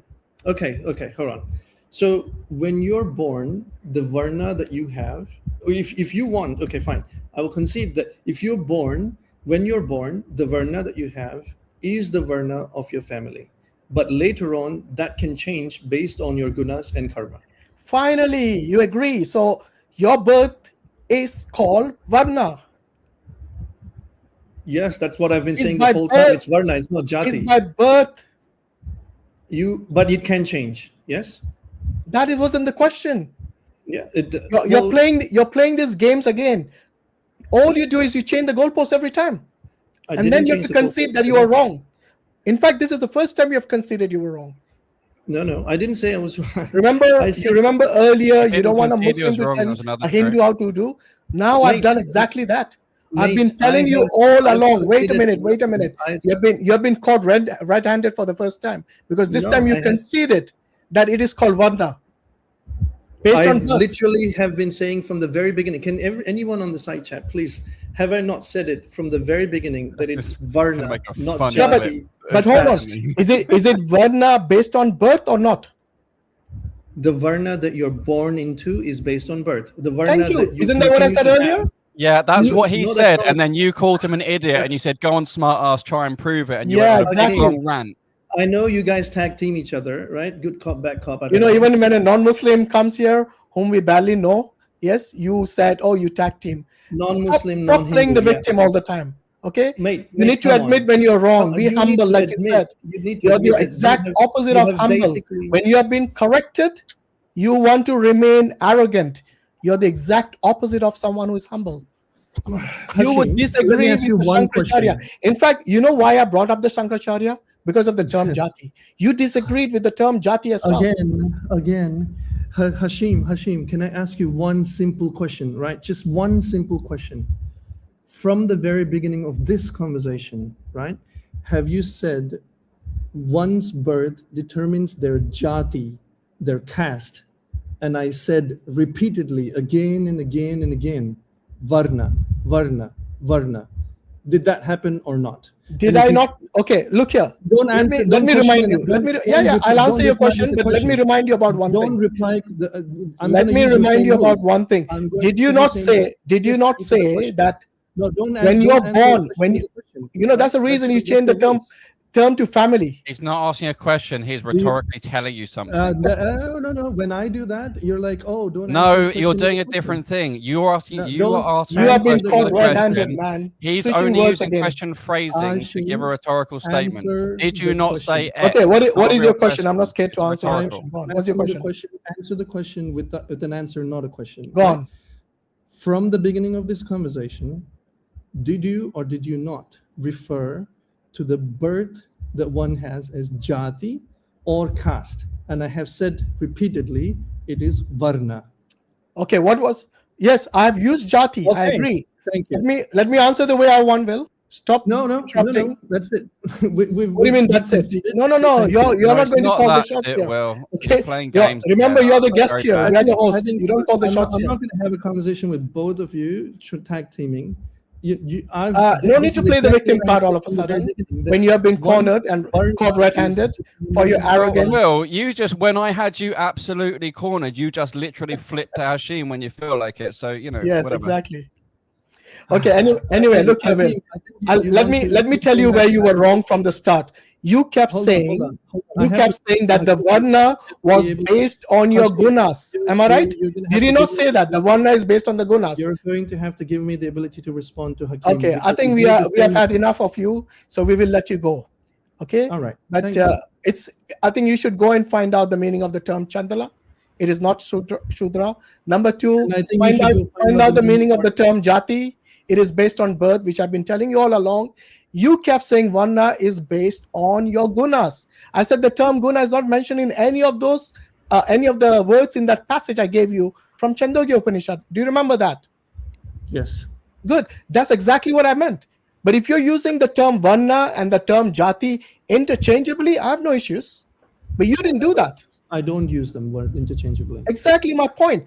For you, in order to determine a varna, is the vocation important for you or not? The varna that you're born into is based on your previous karma. I'll say this one more time so that it's really, really clear. I hope it is super clear. I don't think this is really that difficult. Okay, but I just want you to include the factor whether your will. gunas are required in order to determine your one-night birth or not. Okay, great. I will answer it completely. Hopefully, I will be complete in my answer. The varna that you're born into is determined by your past actions alone. The gunas and the actions that you perform in this life determine whether you continue to stay in that varna or you go and change into a different varna. Okay, is this clear? That's fine. It's clear. So now you're using the term jati and varna interchangeably. Am I right? I've never used the word jati. Okay, because you don't know the meaning of it. That's the reason. But because it is called jati, in fact. You can define it all you want, but there is not a single verse that defines it that way. Well, you haven't provided a single verse which defines the term chandala. And at least I gave you a reference from a scholar, which you denied. You haven't given me anything. You, my friend, have not given me a single definition of the term varna or jati. Have you? Varna? I can give you the definition. Okay, go on. Give me the definition of varna. Okay, give me a second. You're going to bring up Bhagavad Gita, am I right? To you, right? Are you going to bring up Bhagavad Gita? Give me a second. Okay. By the way, just want to remind you of one more thing. You use the term lower birth for the chandala. Hence, they are born. And I want to remind you that I've qualified that by saying that lower is only in the way that we think about spiritual progress. not in terms of ontological lower or higher. There's no hierarchy in human beings. Okay, we're all the same. That lower birth, by using that same definition of yours, can it apply to the Brahmin, the Kshatriya, and the Vaishya as well? Absolutely. Good. So then it's not only for the Chandala. Correct. Good. So now answer the question: why are the Brahmin, the Vaishyas, and the Kshatriyas? I thought I was looking up the word Varna for you. Yeah, not considered on the same level as a dog and a pig. Because in those birds, it is easier to make spiritual progress, but it is still possible to go back down and not make spiritual progress. So the state of the world today, lots of so-called people that are born into Brahmin families engage in nothing to do with truth seeking or spirituality. They wouldn't be considered Brahmins. That's fine. I got the point. So it's an equal playing field, whether it's a Chandala or a Brahmin. Am I right? Correct. Okay, then why is one at the same level as a dog and a pig, the Chandala, and not the Brahmin if the playing field is equal? Are all people that are born in different families on the same equal playing field? No, they don't have the same ability. The playing field is equal. You already conceded. When I said playing field, okay, so when I say playing field, I mean that all people are equal in quality. Playing field. Spiritual playing field, everyone is capable of realizing the truth. Again, this I can quote you literally from the No, I'm saying in that passage of Chandogya Upanishad, according to you, the the playing field is the same regardless of your past karma. No, they don't have different. Not Okay, everyone. so then they are not equal then. Even based on your theology, they are not equal then. The Chandala is not equal to a Brahmin, a Kshatriya, or a Vaishya. In terms of the ability for them to make spiritual progress, people have different situations that they're in. I mean, this is not very controversial at all, Hashim. Yeah, but then it applies to all four of them. That's what I keep telling you. That is correct. Absolutely, that is correct. So either you agree the playing field is the same or they are not. So you're saying the economical situations of people? No, I'm not talking about equality. I'm saying for the ability to attain spirituality, is the playing field the same for every child born in a Hindu family, regardless of their varna? So let's look at I this. can't be more clear than that. Yeah. We'll so clip remember it together when he previously said absolutely not. The playing field is different. It's harder for them. Now he's making a U-turn. He does it every time. Have you noticed that, Islam? No. Every time he's cornered, he makes a U-turn, and then he substitutes a different word as if we won't catch him out. We did every time. I don't know if you noticed that. I'm glad this is being recorded, and people can make their own judgment. They certainly can, and I think people are making their own judgments. They will.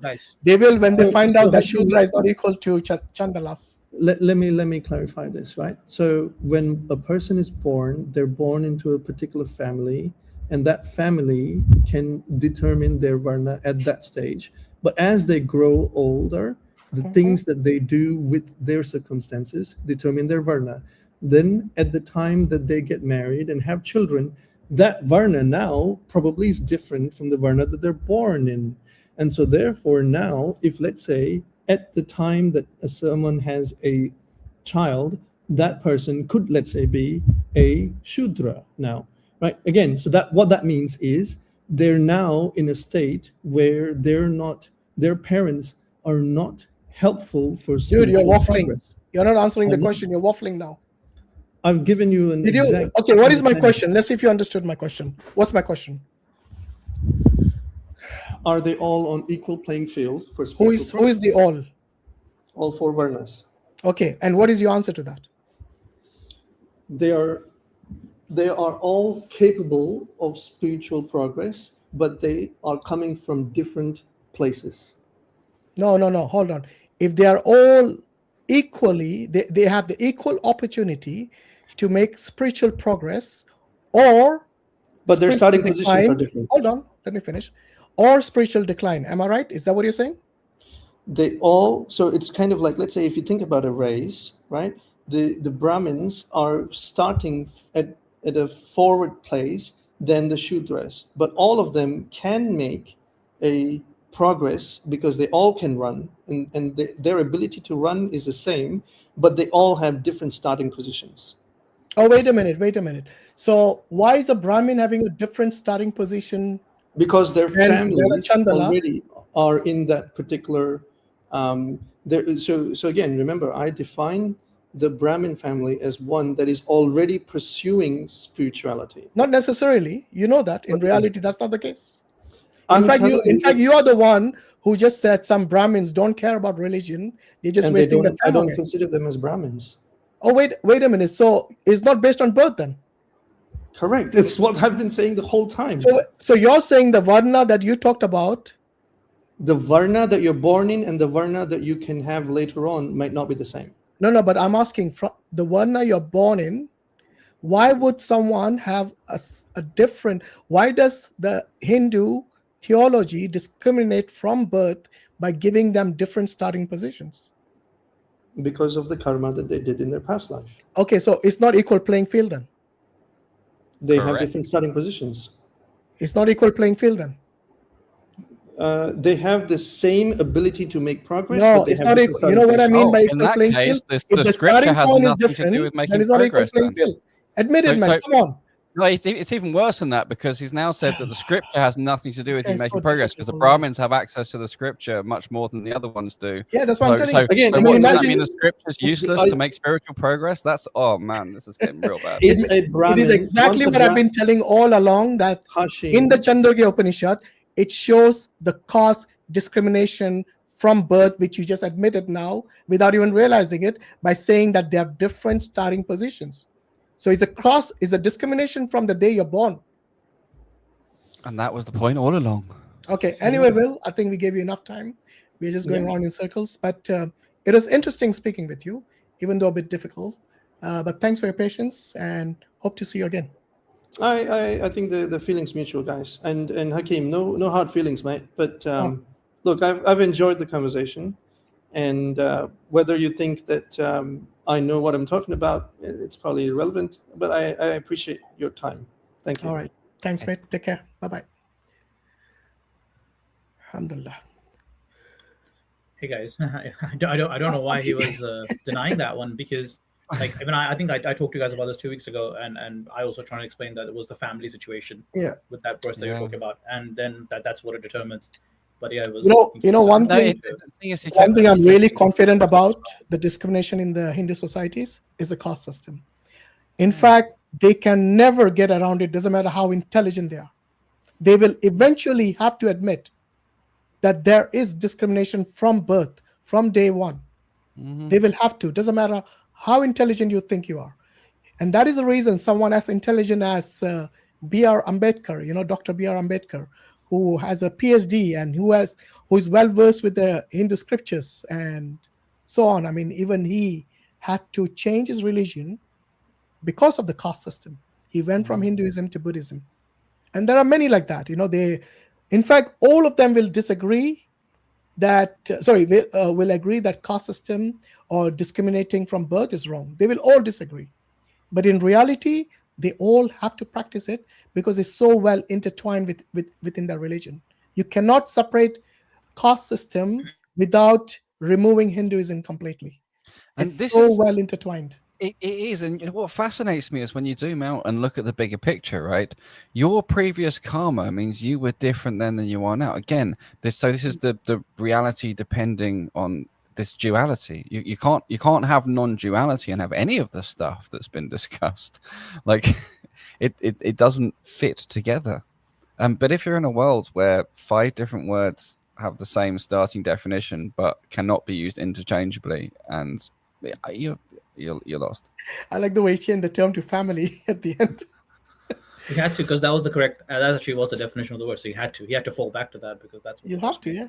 Because thanks to you guys, actually, when I had a conversation, I really looked into the caste system more deeply, and I have to admit that there are problems, and that's something I think as an Indian and it's we have to fix it. We still haven't fixed it. It's still a big problem. Bro, you can't fix it. That's the thing. That's the reason B.R. Ambedkar gave up on his religion. Because if it could be fixed, then he would have actually made efforts for it. I think he did, and he eventually realized it's not something that's fixable unless you remove Hinduism itself.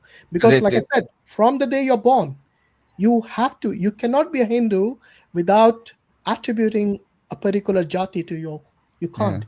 Yeah. That's the reason this new converts, like the Europeans that we spoke to, this Ukrainian guy at Speaker's Corner, he was given the caste of a Chandala. Yes, I saw that. You know how he translated it? He translated it from his guru as a dog eater. Yeah, I remember that. Oh, that was I think your video is viral on that one because that's why I saw that first time. I was like, what is he saying? Yeah.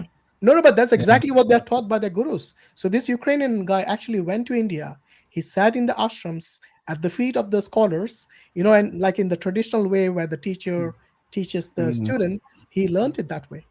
And they have to give him a caste. You can't be a Hindu without a caste.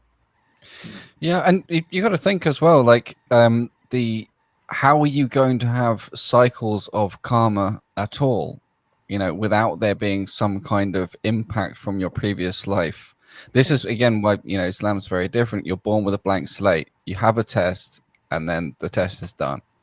True. That this is befitting of the Creator God, for whom the test is not for him to find out; it's for him to evidence who you are, so to make his justice manifest.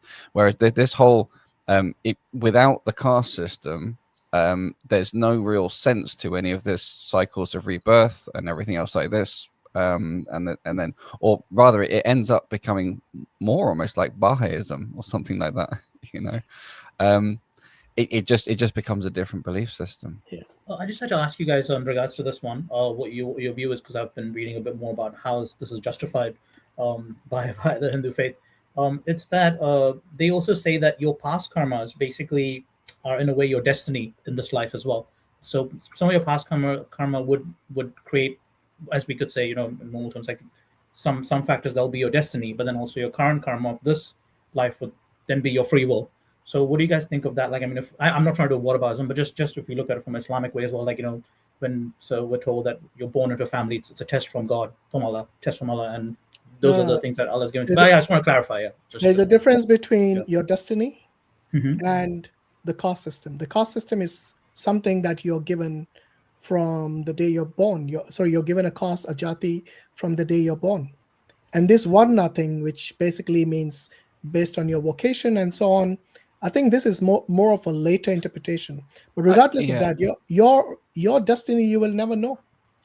Yeah, I think that the point to clarify here really is that in Islam there's no superiority of black over white and so on and so forth. So we're very averse to the prejudice labeling. It's the one's character, and people are only superior in terms of their iman, and that's only known to Allah. We very much sort of resist and don't really have this sort of a label that's to be used by society with regard to what your destiny is.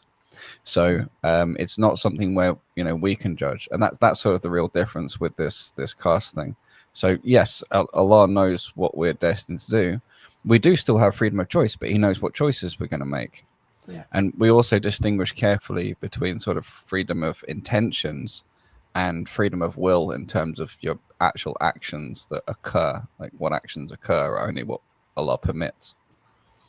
So does that answer your question, or is that just a sort of scattershot and we need to pick it apart a bit? Oh, no, that's fine. Yeah, I was only just giving my view that this is something else that I read, that the philosophy is that the past karma kind of just in reference to the Chandogya Upanishad that you quote, Hashim, is that kind of just is setting up your destiny, you could say, or some factors that will be predetermined by your past karma, and then this life would give you a chance to So that's a big difference, obviously, is that we believe we were created as souls long before we were put in our bodies, but there was no sort of sins and stuff we don't know about from past life or anything. We're blank slate from the start, and then you only really sort of accrue sins once you reach the age of majority. And even this notion that your karma is your current jati, or one, if you want to call it, I don't know. I prefer the term jati, based on your previous birth, is still unjust. Because the question is, why would a person be categorized as someone of a lower birth or of a dog or equal to a dog or a pig at the same level if they don't know what they did in the past life. But then wouldn't that be also the test, Hashim? Like, I mean, for example, if we say that, like, you know, you're born into a poor family, you're born with some issues, even as a Muslim, let's say, a better analogy test, as right? a Muslim would be me. I was born into an atheist family, so in a Yes. sense, I had a disadvantage spiritually in terms of Yes. reaching Allah. However, it's a bit. So on the surface, it looks like a good.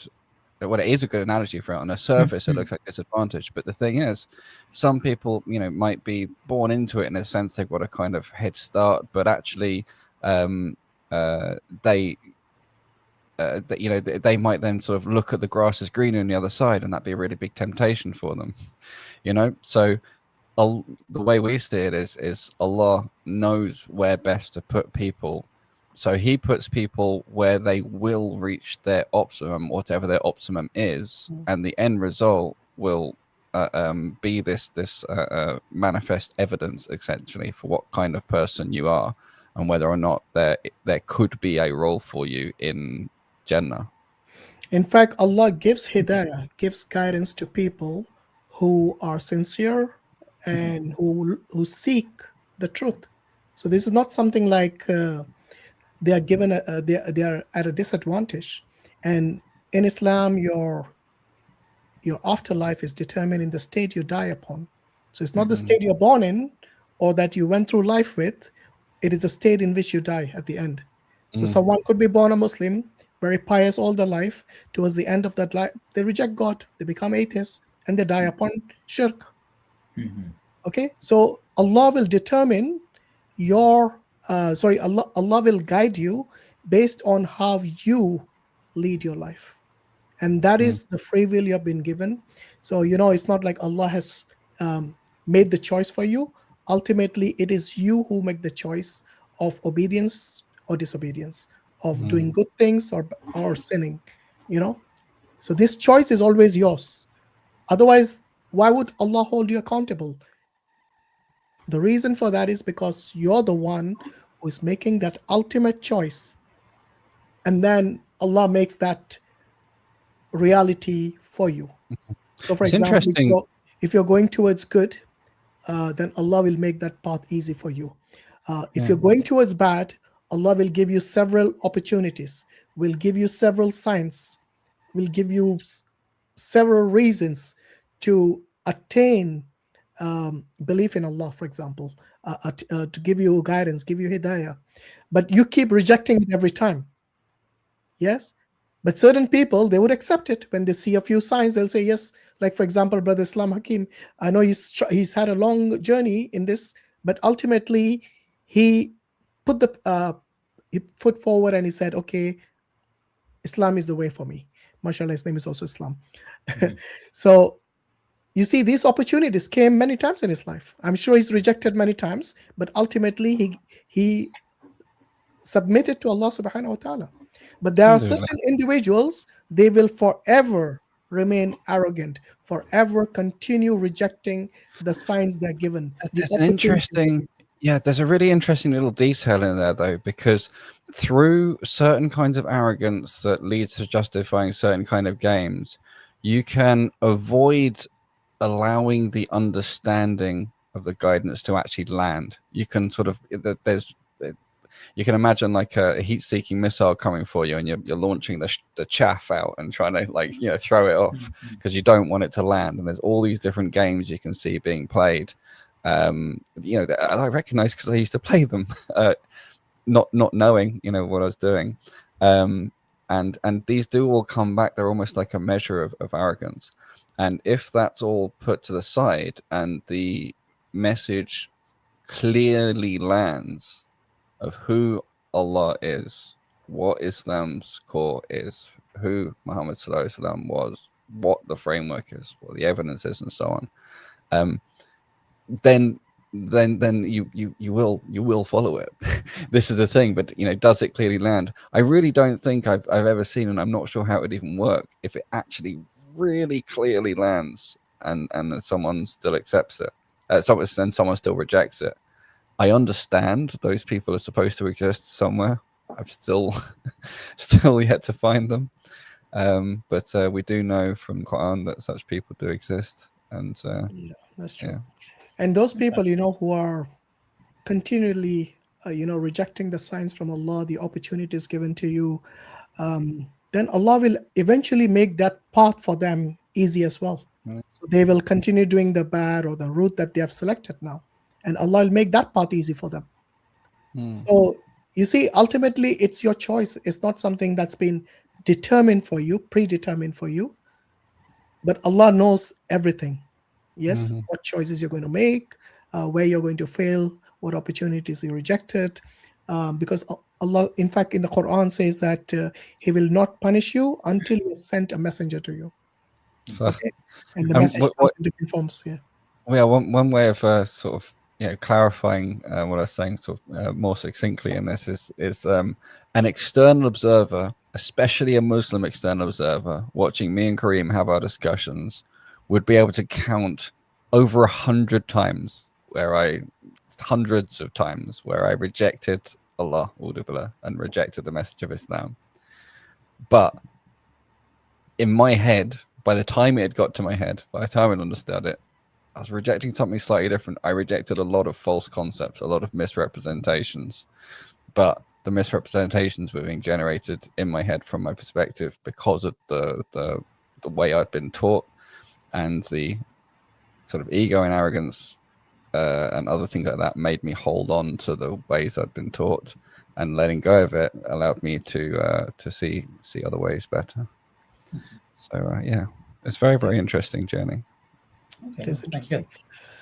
Yeah, I still have to see your video, Islam. I think there's a video of how you came to Islam, so I was gonna just watch that. And that was on DawahWise. Was it a couple of weeks ago? Yeah. There's a massive version on Dots Connected, which is probably unwatchably long, and then there's this one on DawahWise, which is much better because that was kind of like a second attempt. But we still didn't actually finish the last couple of slides. We mostly went on how I left atheism, and a lot of interesting discussions on science and enlightenment philosophy and things like that, and sort of the setup. But we didn't actually do the last bit. So, but it's good. Yeah, why not? Give it a watch if you want. Yeah, for sure. I'm a fan of. I've mentioned as well. If you remember, Hashim, I was a fan of you. That's why I've joined. That's why I just wanted to have these discussions and just get a chance. So when are you taking the Shahada, man? Let me just say, inshallah, soon. Don't delay. Remember, procrastination is from the shaitan. Don't give in to him. But if you have been given the opportunities, if you've been given the signs, then whatever is delaying you is basically from the shaitan. He obviously wants to drag you along with him to Jahannam, and that's the last place anybody wants to be. You don't want your enemies to be there either. So anyway, I think if you have found most of the truth, and there's always something that you'll have to research and do anyway. That is something which even we as born Muslims have been doing all our lives. Education is from the cradle to the grave, as they say. So the main thing is the fundamentals. Do you believe in a God or you don't? I do. I do believe in a God. I think that's why I'm even here, because I'm just trying to find. And do you believe that God is one, unique, and He doesn't have any other partners or any other associates or anything? I believe, that makes sense to me. But yeah, that's what I'm trying to kind of search.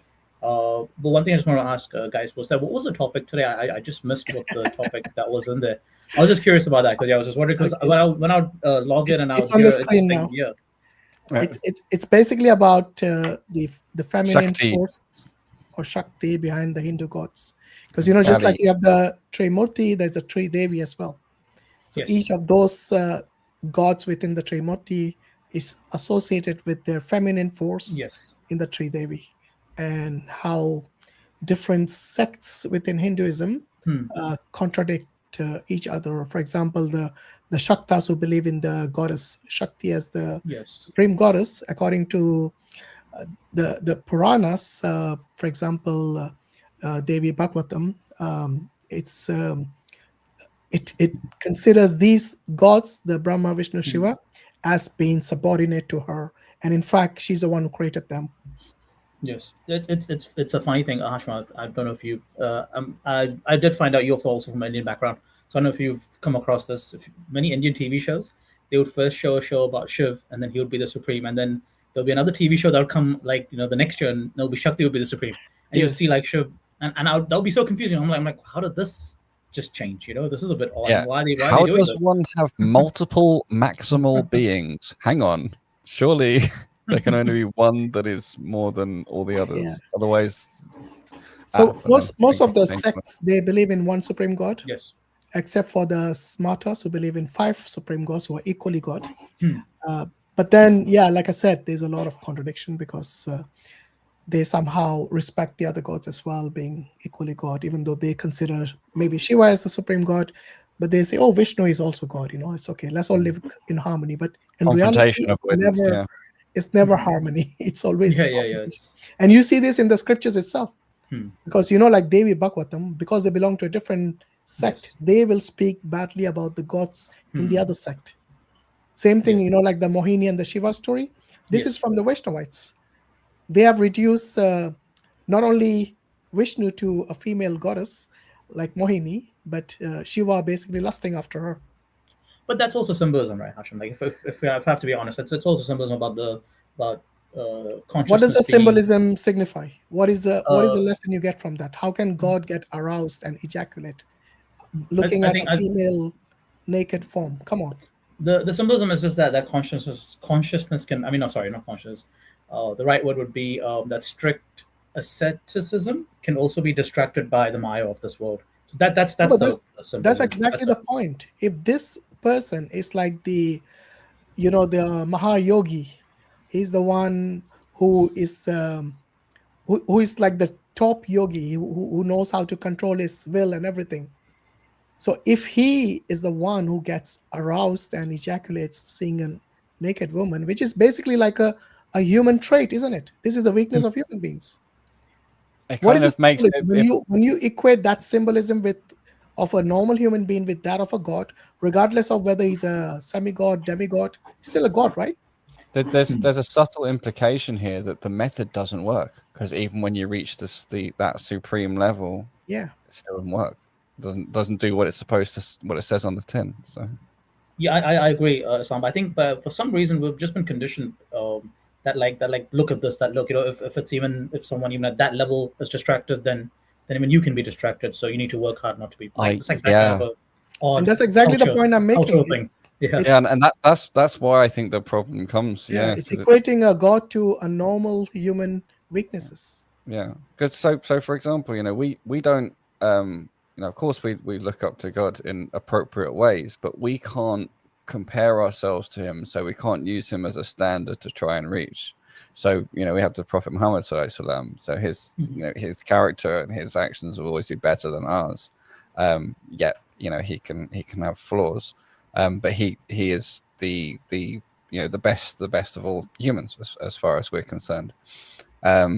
So that's something that's sort of understandable and attainable. And then as you approach that ideal, like stuff works more and more. The idea works more and more together. Whereas in that other story, it's like doesn't matter if you get to this ideal, still the same. It doesn't work. You don't do this. You don't transcend these desires anyway, and so you're always going to be even worse. And so it's like the opposite. Instead of developing, it's pushing you back from development. It's very I need a less purgative word than dysfunctional. If you can offer me one, I'll use it. I get what you mean, Islam, because that's something that I was just being fair that they talk about this being a symbolism, but it's just the end of it just doesn't make sense to me. Just like you explained, is that if even Shiva, for example, is being tempted by Maya, then we're just humans. What's going to happen to us? And by the way, it wasn't symbolic because the union of Mohini and Shiva gave rise to Ayyappa, who is considered a god in the south of India. Yes, that is it's not symbolic; it's literal for them. I think that's the apologetic defense of these stories. That's the only way that you can. That shows the contradiction between the main. You did your best. You did your best. Did my best. Give me that. Yeah. One thing I did want to say before I forget, is it relates to something you said before about your sort of studying and searching regarding the questions Hashim was asking you on the nature of God. So I've got like something like 40 odd books on thermodynamics, right? From engineering style stuff to like the foundations, the mathematical physics approach, and system mechanics and quantum craziness and stuff. Yes. But if you start with the basics of thermodynamics, start with the basic laws and how the basic ideas go together. Sorry, we lost you, I.Hakim. Your audio. Can you hear me? Yeah, now we can hear. Okay. So if you start with the basic laws, it's still not good. Oh it's man, it's better now. Yeah, that was you need to come closer. That means no. I think it's just if I move, the bit rate disappears. So I'll just stay very still. So if you start with the basic laws of thermodynamics and you start with the basic concepts, closed systems and temperature and pressure and volume and this sort of stuff, you get a basic decent understanding and things can develop and progress from there. But you wouldn't want to have to study and do all the exercises in all 40 books and go all the way to PhD level research in it before you say, okay, this stuff works. In fact, that would be logically impossible. You have to have already thought, okay, this stuff works and it makes sense in order to dedicate enough time to learn it to those higher levels to get that deeper understanding. So if you set yourself the goal of saying, I'm not really going to see if I'm into thermodynamics or not, or if it works for me until I've studied all of it, everything there is to learn, then you'd never, it's a set up to fail goal. So with that analogy, get it. I had this this thought, this very, very exact same thought myself, because I came through studying physics. And it was an interesting conversation I had with Kareem. Was like, because I sort of wanted to learn, I wanted to understand the whole Quran, I wanted to understand the whole Sirah, I wanted to know all the objections from all the sides, I wanted to know all the different schools of thought, basically like PhD in Hadith sciences before I take that step of the Shahada. And it's actually absurd, but it was something managed to make it make sense to me for a little while. And then when I thought about, would I apply that anywhere else in my life or for anything else, would it even make sense? That's when it cracked for me. No, but that's the commendable part, I would say, Islam, because at least for you have that conviction now, because you can confidently, like you just told me, that I've done the research, I've done the work. No, but I'm nowhere near having done all the Hadith sciences and everything. This is kind of my point. Was I've done what I can. I've done lots of work, but if I'd set myself the goal of already being a scholar level in Hadith sciences and said I'm not going to accept any Hadith until I'm all the way up there, or scholar level in tafsir, be my own mufassirun before I can read and understand something from the Quran. It's setting up an impossible goal, because you have to already. The reason being, I think, is believing that it works, and believing in the thermodynamics case, believing that it works is critical to be able to continue studying it. In the case of Islam, believing in Allah unlocks is like. In the case of Islam, believing in Allah and Muhammad sallallahu alaihi wasallam is like the key that decrypts everything else. You then get access to understand the rest of it. So that's kind of the key thing there. Yeah, maybe you should read up on the seerah of Prophet Muhammad sallallahu alaihi wasallam. Is that I think there's biography? The biography. Yeah. Is it Ibn Ishaq? Ibn Ishaq, is that? No, that's pretty old. I'm pretty sure that. I think if you look at maybe the Sealed Nectar, that's a good start by Mubarak Puri. Yeah, it's an off-recommended one. I didn't personally find it like the easiest to read, and I've got quite a few series. They all have their different pros and cons. Yeah, because I've heard of Ibn Ishaq like being very one of the famous ones, but I'm wrong, I guess. Yeah, that's. Okay, hopefully you'll take your shahada soon, man. Yeah, inshallah. That's all I'll say. But make sure you let us know. You got my email address as well? No, I do not. Would love to get that though. I can stick it on screen because I just thought if you some people end up sort of like keeping a list of like the main sort of things, Mhm. the main sort of questions or doubts or something, and it might just be stuff that I've already just exactly that one already. Which one you're recommending? Martin Links? No, I was saying if he has, which surah would you recommend? Which would I recommend? I've got one that's called Shiva. It's a 2-volume set. I can't remember the author. Okay. Another, your audio is gone again. Yeah, your audio is. Whose audio is gone? Islam Hakim? So Islam's, yeah. Mine. Right. So that's his email. If you can take a screenshot. Yes, I have got that. Thank you. Thank you. We'll guys. just compare notes, see if you if your things holding you back anything like the ones I had. So for what's sure. holding you back? What are the 3 things holding you back? Maybe you can discuss this next time. I think in the sense of holding back, it's definitely not the theology of believing in God and things like that. I would say it's just maybe studying the faith a bit more, and just would like to study the faith a bit more. That's all. And I just want to say, once you also have seen a lot of your videos on Speaker's Corner, you do a really good job at debating. I've learned a lot from you guys when it comes to debating. So that's one thing I can definitely say. That appreciate the content you guys put out. Yeah. Well, are you based in India? Where are you based? I'm based in New Zealand. Oh yes, that's right. Yes, okay. Yes. So all right. Yeah. Hopefully you'll keep in touch with Brother Islam Hakim to polish out those few things that you want to probably learn or understand. But as I said, do not procrastinate. Once you have realized the truth, inshallah, take the step forward.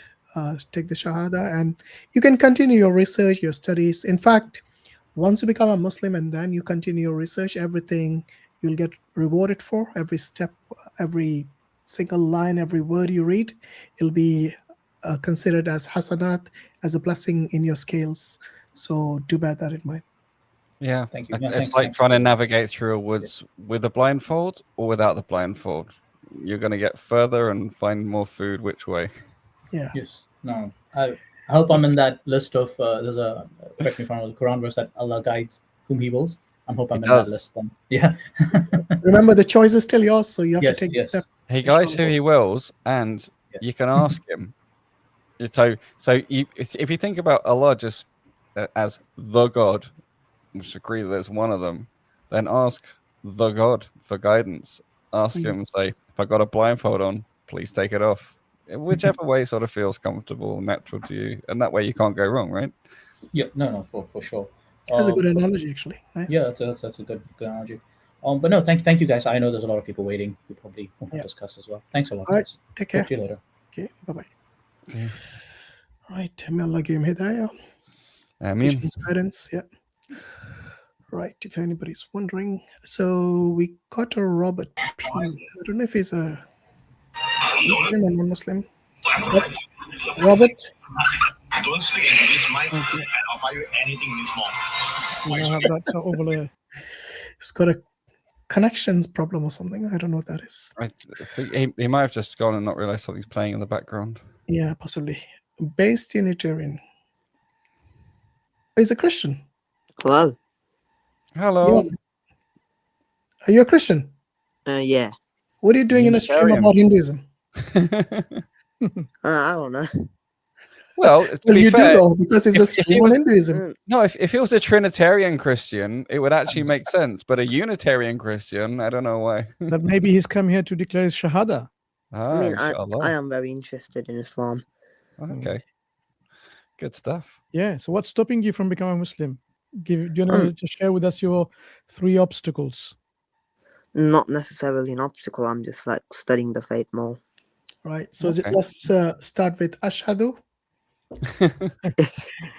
So let's just make it very, very simple. I mean, if you're studying it, so you understand the concept of God in Islam, in which God is one and only, unique, absolute, self-sufficient, independent. There is no lineage or there's no parentage, and there's no likeness whatsoever. Yes. Yeah. And does that make sense to you? Yeah. Okay, so this is the concept of God that we have in a nutshell in terms of what we consider God to be, the necessary being who has the most perfect attributes, which are absolute and any devoid of any imperfections or deficiencies. The next thing is this creator God has sent human beings throughout times as prophets and messengers to guide the people back, giving the same message why they are created, the reason and the purpose of their creation. And this is what you hear as Christian or a Jew in terms of the prophets and messengers that's been sent in the Bible. But we also believe that it's not just restricted to the biblical time and place, because God is just and merciful, and he sends prophets and messengers to all nations at all times, because that's how he demonstrates his justice and his mercy. He can't just let people go astray and then punish them, because he tells us in the Quran that he doesn't punish a nation or a community unless he sends them a messenger, and every nation, every community had a messenger. So that means the message that God has sent has always been the same, consistent, coherent, and throughout times this is something that God demonstrated his justice. This is something that you would agree with, right? Yes. Right. So one of those prophets and messengers had been Abraham, that you know. One of them had been Noah, Moses, Jesus. But in line with all of these prophets, there came another messenger who happens to be the last and the final.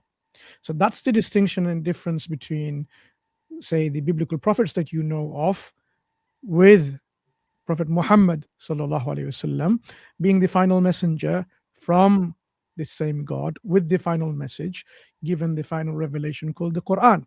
So the Quran is distinct from the revelations that you're familiar with, in which we believe they were given to specific communities in the past for their time and their utility, only for them, only for their use and their utility. But with the final messenger, the Quran is being sent as a universal guide, meaning the guidance that comes with this Quran is for all people at all times. So the Prophet Muhammad sallallahu alaihi wasallam is not a prophet of the Arabs, but he is a prophet for all the world, all the creation, right? He is the mercy to all the creation, not just mankind. Now, this is something that a Christian, if you are one, is having some issues of accepting, because if you accept him, then you are no longer living as a non-Muslim. You will be a Muslim, not in a generic sense, but in a technical sense, because you are a Muslim already in a generic sense. Your heart pumps the blood all around the body. You don't do that. You don't tell it. Even when you sleep, it does the job for you, because it's already following the laws of God. Yeah. So that's why your body is a Muslim, like everything else is a Muslim. But you can be a Muslim in the technical sense of the word, in which your mind, your intellect, your will submits to the will of the Creator, and then that submission becomes this Islam in a technical sense. So that's what we want you to think and say, like, okay, what's stopping me from making that submission? Is it that I don't know much about the Quran? Is it that I don't know much about the Prophet? Or I know enough, but I have some questions and I have some doubts? Which one is it? And still, I have read the Quran up to Surah Al-Hashr. Like, as of now, I just finished that surah today, and I'm just still like determining if Muhammad is a true prophet sent by God. Okay. What's your criteria of a true prophet? A prophet who teaches the idea of one God and brings a new law from God. Okay, so he's already ticked in that 2 questions. So what else? Because if that is your criteria, he's already demonstrated that he is a truthful prophet, of course, like who's telling the truth. Yeah. And how would you establish that? By seeing what the prophet says. Okay. So a truthful person will demonstrate in their speech and actions they're truthful. Yeah. Yes. So do you know some of the biographical literature talking about this particular aspect of his character? His own community, the people who believed in him and did not believe in him, both attested and certified that he was indeed as-sadiq al-amin, the one who's truthful and trustworthy. So this is what they testified. Mm-hmm. So you have a historical precedent in which they agreed, whether they were his enemies or not, that he was a truthful and reliable, trustworthy individual. Mm-hmm. They would trust their possessions with him. Yeah. Even the enemies would trust their possessions with him because he was that truthful. Yeah. Yeah. So what other characteristics are you looking for in him? Truthfulness and like a law that he gets from God, basically. Yeah. So he brings a law in which he says that, even if it's be against your family, your own self, your kith and kin, you have to be upright in your testimony, your witnessing. You have to be that just. So this is a law. I think if I'm not mistaken, that was like in a plaque in one of the universities in United States, whether Harvard or somewhere, because in a law school, because this is how profound that teaching is. No nepotism, despotism, no kind of, somehow like, I'm rich and I'm poor, but, oh, it's my family who is influential. None of that, because the Prophet Muhammad ﷺ has, it's been very clear in authenticated sayings that he said, even if Fatima, my daughter, if she were to steal, of course she hasn't stolen, or she is not going to steal. If she were to steal, her hand should be chopped off. So equal treatment in terms of law in the eyes of, people. There's no kind of favoritism. So he demonstrated that in terms of his life and his actions, the law he brought. So he brought laws in which he says, this is the moral code that God created everyone in different nation, tribes, colors, and so on. Not that they despise of each other, but they recognize each other. And the most honorable, the most in akramakum, the most honorable in the sight of God is those who are pious and righteous and God conscious and mindful of God. So he eliminated within this the idea of racism, idea of someone superior to other. In fact, the Quran in very other verses talks about how, don't do these things because it may be that they are better than you. Okay, do not despise of other communities or nations, or even like this womankind, they can be better for you. The Prophet in his very final sermon, he even said, be wary and careful about women. And one other thing he said, know that there is no difference between a black person and a white person, between an Arab and a non-Arab. There is no difference, except in, of course, in piety and righteousness that we talked about. So this is his statement, but look at the statement, how he made sure this reflects in reality, in practical terms. In 5 days, Muslims, men, for example, they go in the masjid, in the mosque, and they stand side by side in prayer. Whether they're rich or poor, black or white, brown or green, doesn't matter what color you are, doesn't matter how tall or short, or in terms of where you are in your wealth and richness. You can have someone leading that prayer who's a cleaner, and the person praying behind him may be the head of the state. This is how Islam demonstrates in practice this brotherhood and equality.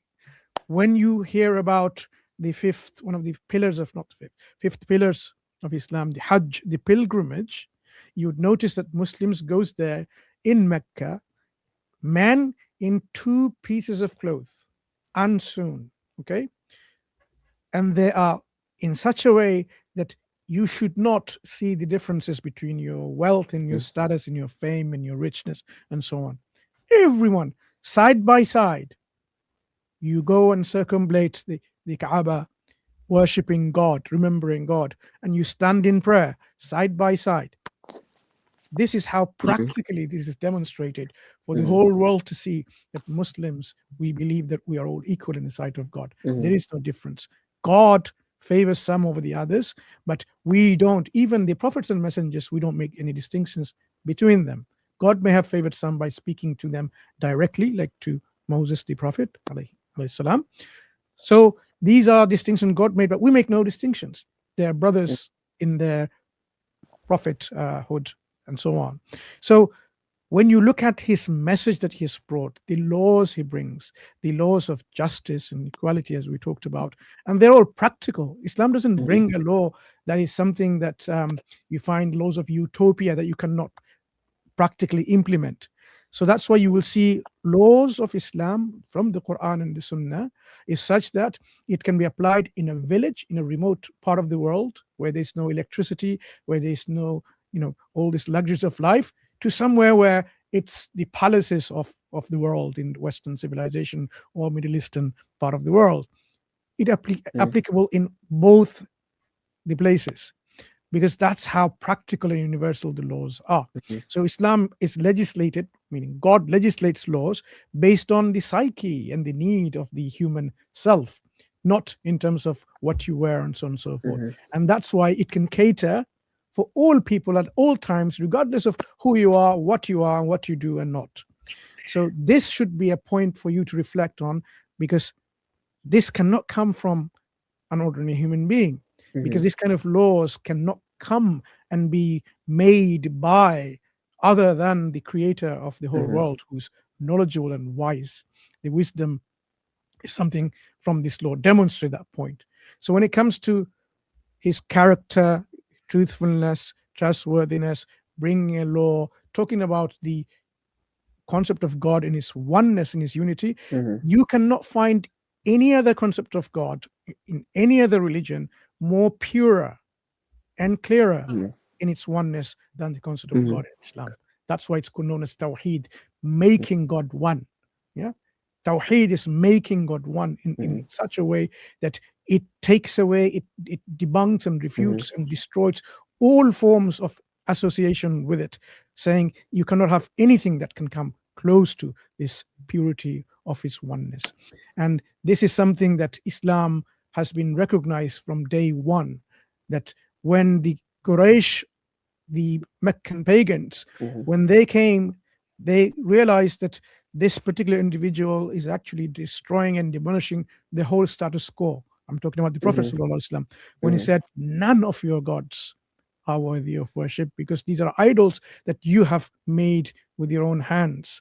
But there is only one and only one creator, which you, of course, now we know intellectually to be one. In this stream of Hinduism, any Hindus that is listening, there cannot be more than one God that you believe in. It's not possible rationally to even entertain this idea. So you have to really close yourself from your intellectual scrutiny, rationalization, and then blindly of some kind of contradiction, generating way, have to believe in polytheism or this kind of polytheistic, pantheistic, panentheistic ideas. So what else are you seeking in terms of making sure that he indeed is a prophet of God? I mean, when I look at the teachings of the Prophet Muhammad, I do find a lot of truth there, because this one man is like a miracle what he did, because he brought back the children of Ishmael from polytheism back to one God, as like the Old Testament says, "Hear, O Israel, the Lord is one." And this one man, he brought back like all of Arabia and then the entire world, basically, as Muslims say, the final messenger for the entire world. He brought them back from polytheism to the idea of one God, which I do see as like a miracle. Yeah. In fact, the greatest of all the miracles, I mean, looking at besides his character itself being a testimony of his truthfulness as a prophet, it's the Quran, the greatest of all the miracles.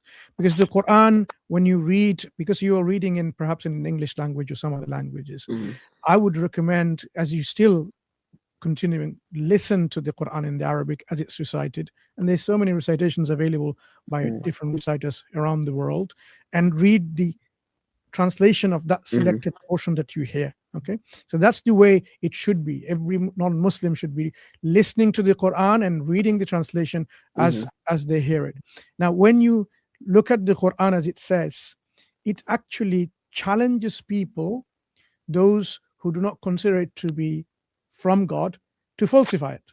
Like if you don't think, for example, it's not from God, it gives you the opportunity with the best of your abilities to falsify it, so you can be sure that it's not from God, or you can be sure indeed that it is from God. So this is how, at the level of your own query and conviction, the Quran deals with. It tells you, like, okay, if you are in doubt, and that level of doubt is actually what we call a baseless doubt. Some people doubt without a justified reason. So even if somebody doubted like that, what the Quran says, produce a chapter, a surah like the Quran, imitate it. If you can't do it yourself, then seek the helpers and other people's help, other supporters to help you to do that job. Because if you don't know Arabic, how are you going to do it yourself? But if you can't do it, and the Quran says, of course, you will never be able to do it, then fear the fire of hell, whose fuel is man and stones. But if you do believe, then of course there's righteous reward for you in the gardens underneath which rivers flow in paradise. And the Quran continues, because only the people of sincerity will recognize the truth and understand the challenge. People of arrogance and stubbornness, they will just keep ignoring it, because no matter how much proof and evidence you give it, it's not going to touch them. So the Quran actually, in various places, offers them this kind of falsification test, directly or indirectly. This was a direct challenge, and this is the prime, if not the most important, falsification test of the Quran, those who think it's not from God. And if you look at now today and the historical past, obviously this particular challenge was known to people, and they didn't just sit there in their idle, in being idle and not doing anything. They tried to attempt. So most of the attempt failed at the initiation stage, because they realized even those who were at the very beginning witnesses to Quranic revelation, those experts of Arabic language, the Meccan pagan Quraysh, they thought they're going to do something, and then they realized it is not possible, because the Quran came in such a structure that is totally unknown to them. It's an Arabic, but it's an Arabic in a different, innovative form. So all of their linguistic prowess and their poetry and so on didn't help at all. They could not imitate something like that. All they could do is simply say, it's magic. That's what there was, rationalization and justification, that something there the Prophet brought is like magic, because they could not explain in a rational way how this can be, that it is impossible to imitate. This was back then. But over the centuries, what has happened? People have been recorded in history to have tried, and some of these trials are some of these tries are recorded in history, and we know how pathetic attempts there were, because they tried to imitate it and it became very laughable. And one of the things like, oh, and the elephant, and what do you call the elephant? I'm just giving the English.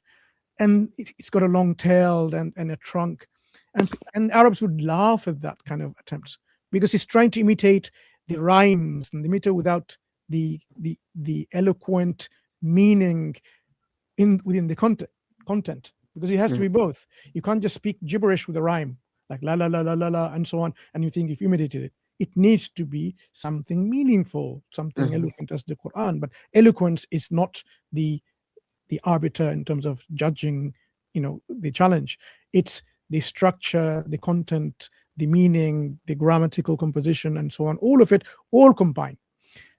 So now today, fast forward today, you'll find a lot of them are available in the internet. Some of them in English, some of them in Bangla, some of them in Arabic. You name it, it's there. 99.9% are not even attempts understanding what the challenge is. They don't even understand what the challenge is. So we have done, I have done personally as well, many examples of what the challenge constitutes in terms of the condition it needs to be fulfilled. Okay, and based on that, you need to then imitate the Quran. So when you go and examine all of these things, they fail in the first step because they don't even know what the objective nature of the challenge is. So when we then look and analyze those challenges, for those who think they are, because they don't say it is, you clearly see that they're failing.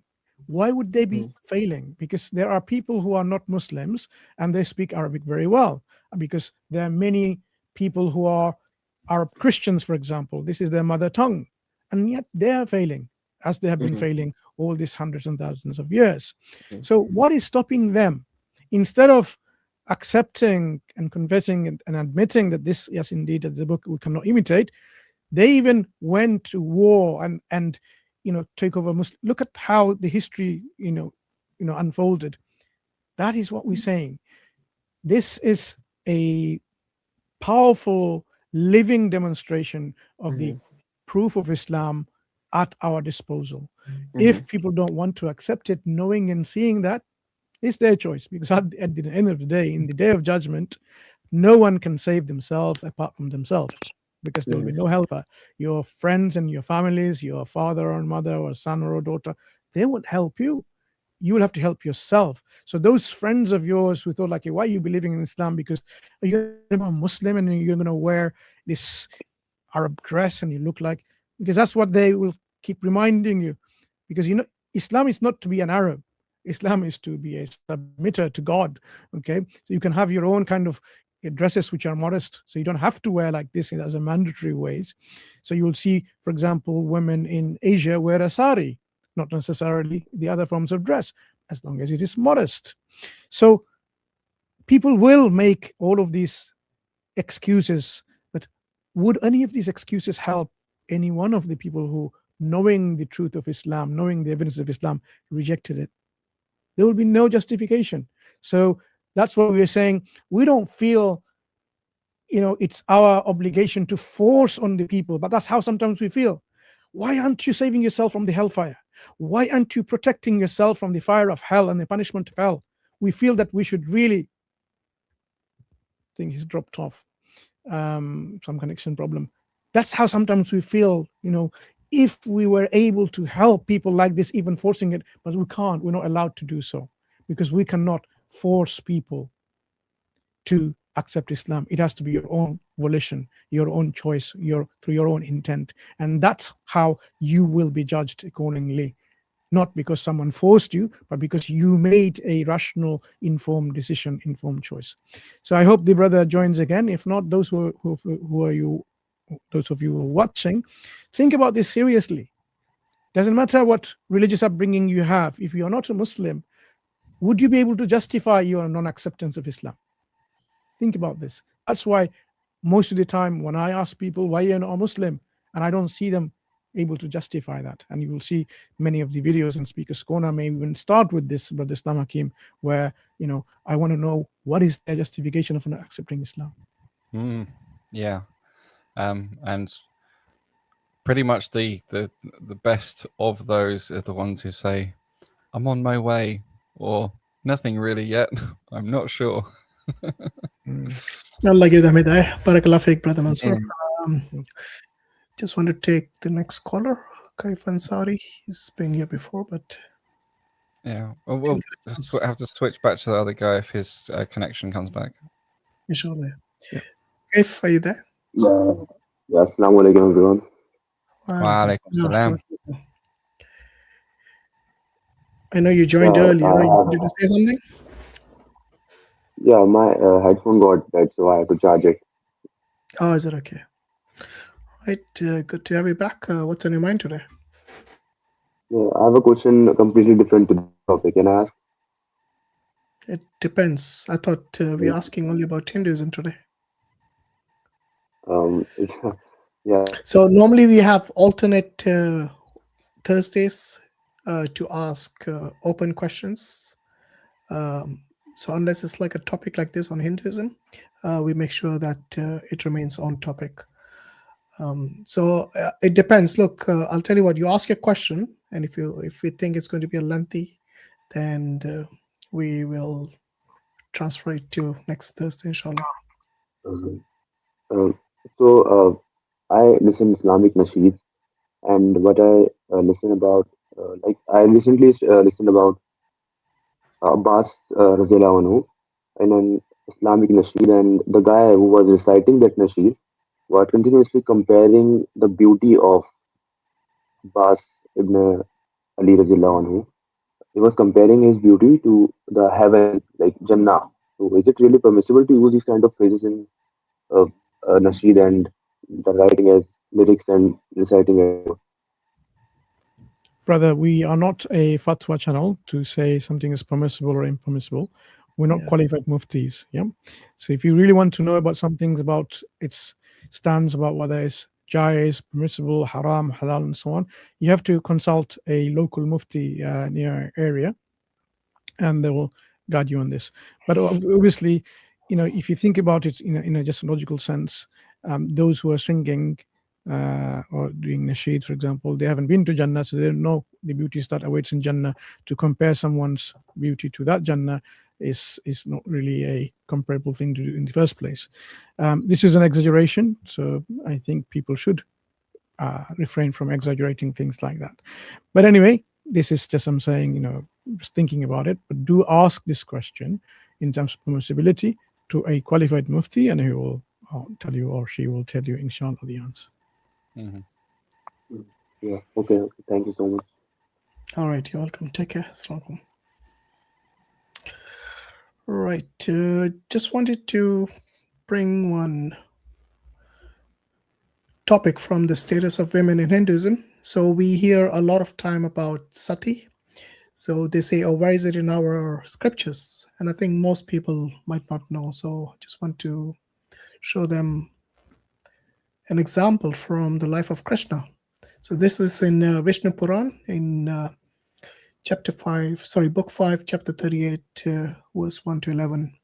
Talks about the 8 wives of Krishna embraced the body of Krishna and entered the funeral pyre.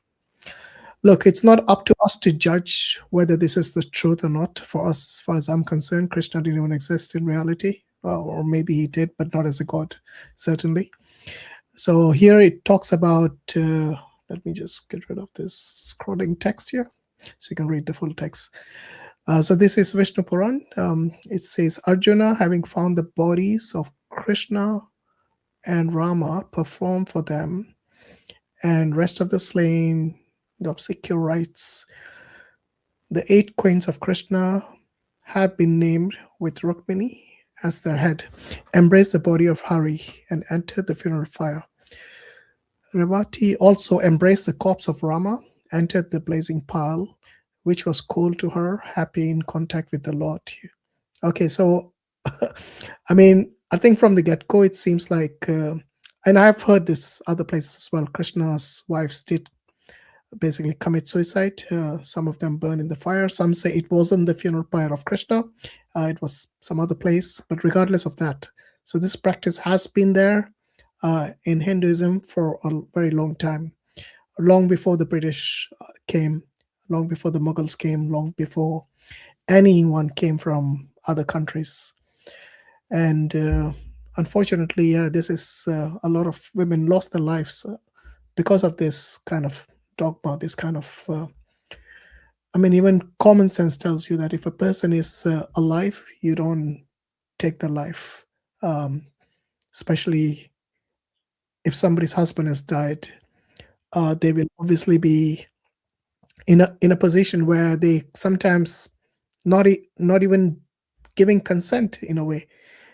So sometimes they are going voluntarily, sometimes they're pushed in the fire. Unfortunately, this is something which is, in Islam, it would be considered a great sin. It's suicide, basically. And I think they did the right thing by banning it.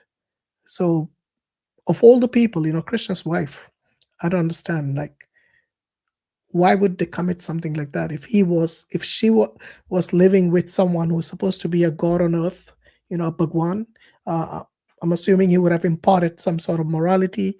If it was practiced in their society, he would have stopped it. But can't see anywhere in the scripture. One of the things that, I mean, funny is the wrong word. One thing that's really odd about this story is that Krishna, at least according to many, is supposed to be already at this highest level. So what is it with him and his wife and purging the sin? Like, because the point is supposed to be to get to this highest level, or to get as close as you can to a purer level. But if he's with his wives and he's at the top level, then what would have been the point of the 8 of them going in the first place? Yeah, I think they try to justify it by saying that, well, for her, that was basically her life, Krishna's existence. Krishna is no more, so there's no point of her living. This is how I've heard some Hindus try to justify it. Others say that, they attain moksha. So I don't know exactly what is truth. But he could have just been reborn again, right? Because that's what they believe. Krishna has come back, so they could have just waited for him. Yeah. I have no idea. I mean, I don't think they wanted to wait that long. There's also other routes to moksha which don't involve getting burnt to death. So maybe try them first, at least. Yeah, I mean, one of the ways to attain moksha is if you're killed by one of these bhagwans. Do you know that? Ravan, who is supposed to have kidnapped Ram's wife, he attained moksha straight after Ram killed him. So I think he found a shortcut. Just kidnap the wife. This guy's going to come for me and he's going to kill me. But I'm going to attain moksha. Why would I go through this cycle of life and birth? This is a shortcut. So yeah, this is the other reason I've found from many of the people who kind of analyze these things is like the life of a woman basically is meaningless without the husband. So she can't get married. I don't know. Many Hindus say that the widow doesn't get married. Many of them say they can't get divorced. So even if the husband is abusive, they have no right to inheritance. Yeah, and that's the really dark undertone with this whole, well, now that Krishna's gone, what else have they got left? Whoa, if that's going to encourage these women to be treated that way, or to think that way about their husbands, or that their value depends upon their husbands, they have no value after their husbands have passed, what's the point in life? That is so many levels of wrong all at once. That's right. Right. So do we have any non-Muslims in the back studio? If not, I'll start taking Muslims, inshallah. All right. We'll see if we can finish so that I can sleep in time for Fajr. Alaikum. Wa alaikum salam. You've got a connection now. Oh, huh. So I have some questions about like hadith and like things like that. Wrong Thursday. Yeah. Oh, my bad. So if you come next Thursday, inshallah, we can take those questions. By the way, what's your background? Kazakh, but I just recently reverted to Islam. My only real question is. Okay. My only real question is, how can you explain the universe as a simulation? It's not that. How can you explain the universe is not a research paper simulation? that's come out recently.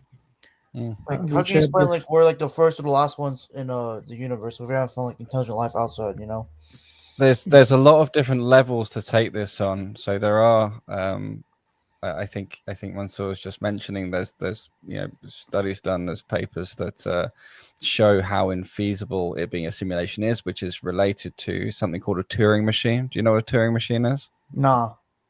So Turing machine is basically an archetype of something that computes any kind of computing machine, or in some sense equivalent to a Turing machine. And they managed to show that the laws of the universe, as far as we know and understand them so far, could not be computed on a Turing machine. Therefore, we could not be in a computer simulation. However, that doesn't prove we're not in any kind of simulation, whatever. But the thing is, at this point, you need to stop and think, how are you defining reality versus simulation? Because there is a sense in which this dunya is basically a simulation. This dunya that we're in is basically like a proving ground where we prove what we're like. Allah knows what choices we're going to make. He doesn't need to test us for his benefit. This is about, generating the manifest evidence of what's going on, demonstrating his majesty and demonstrating the proof, his justice, everything else for what's coming next, for the real life that comes next. So there's, depending on exactly what you mean, there's actually a good sense in which you could say this dunya is a simulation. However, this dunya is also very much real. This is reality. Like, what if like the first and the last, the beginning, like intelligent life, though? What do you mean? Sorry, the first and the last? Like the beginning and the end of intelligent life. Like, what if like the beginning or the end? Ah, well, see, if we're talking about intelligent life, well, two of the names of Allah subhanahu wa ta'ala is mine's gone blank. Mine's gone blank. Al-awalu wal-akhiru. Al-awalu wal-akhiru. The first and the last. So Allah is the first and the last. He's also Al-Hakim, the most wise. Right? He's so he is the first and the last, and he is knowledgeable. So there's really no such thing as a being. So, do you see what I mean? If that's the case, then there can't be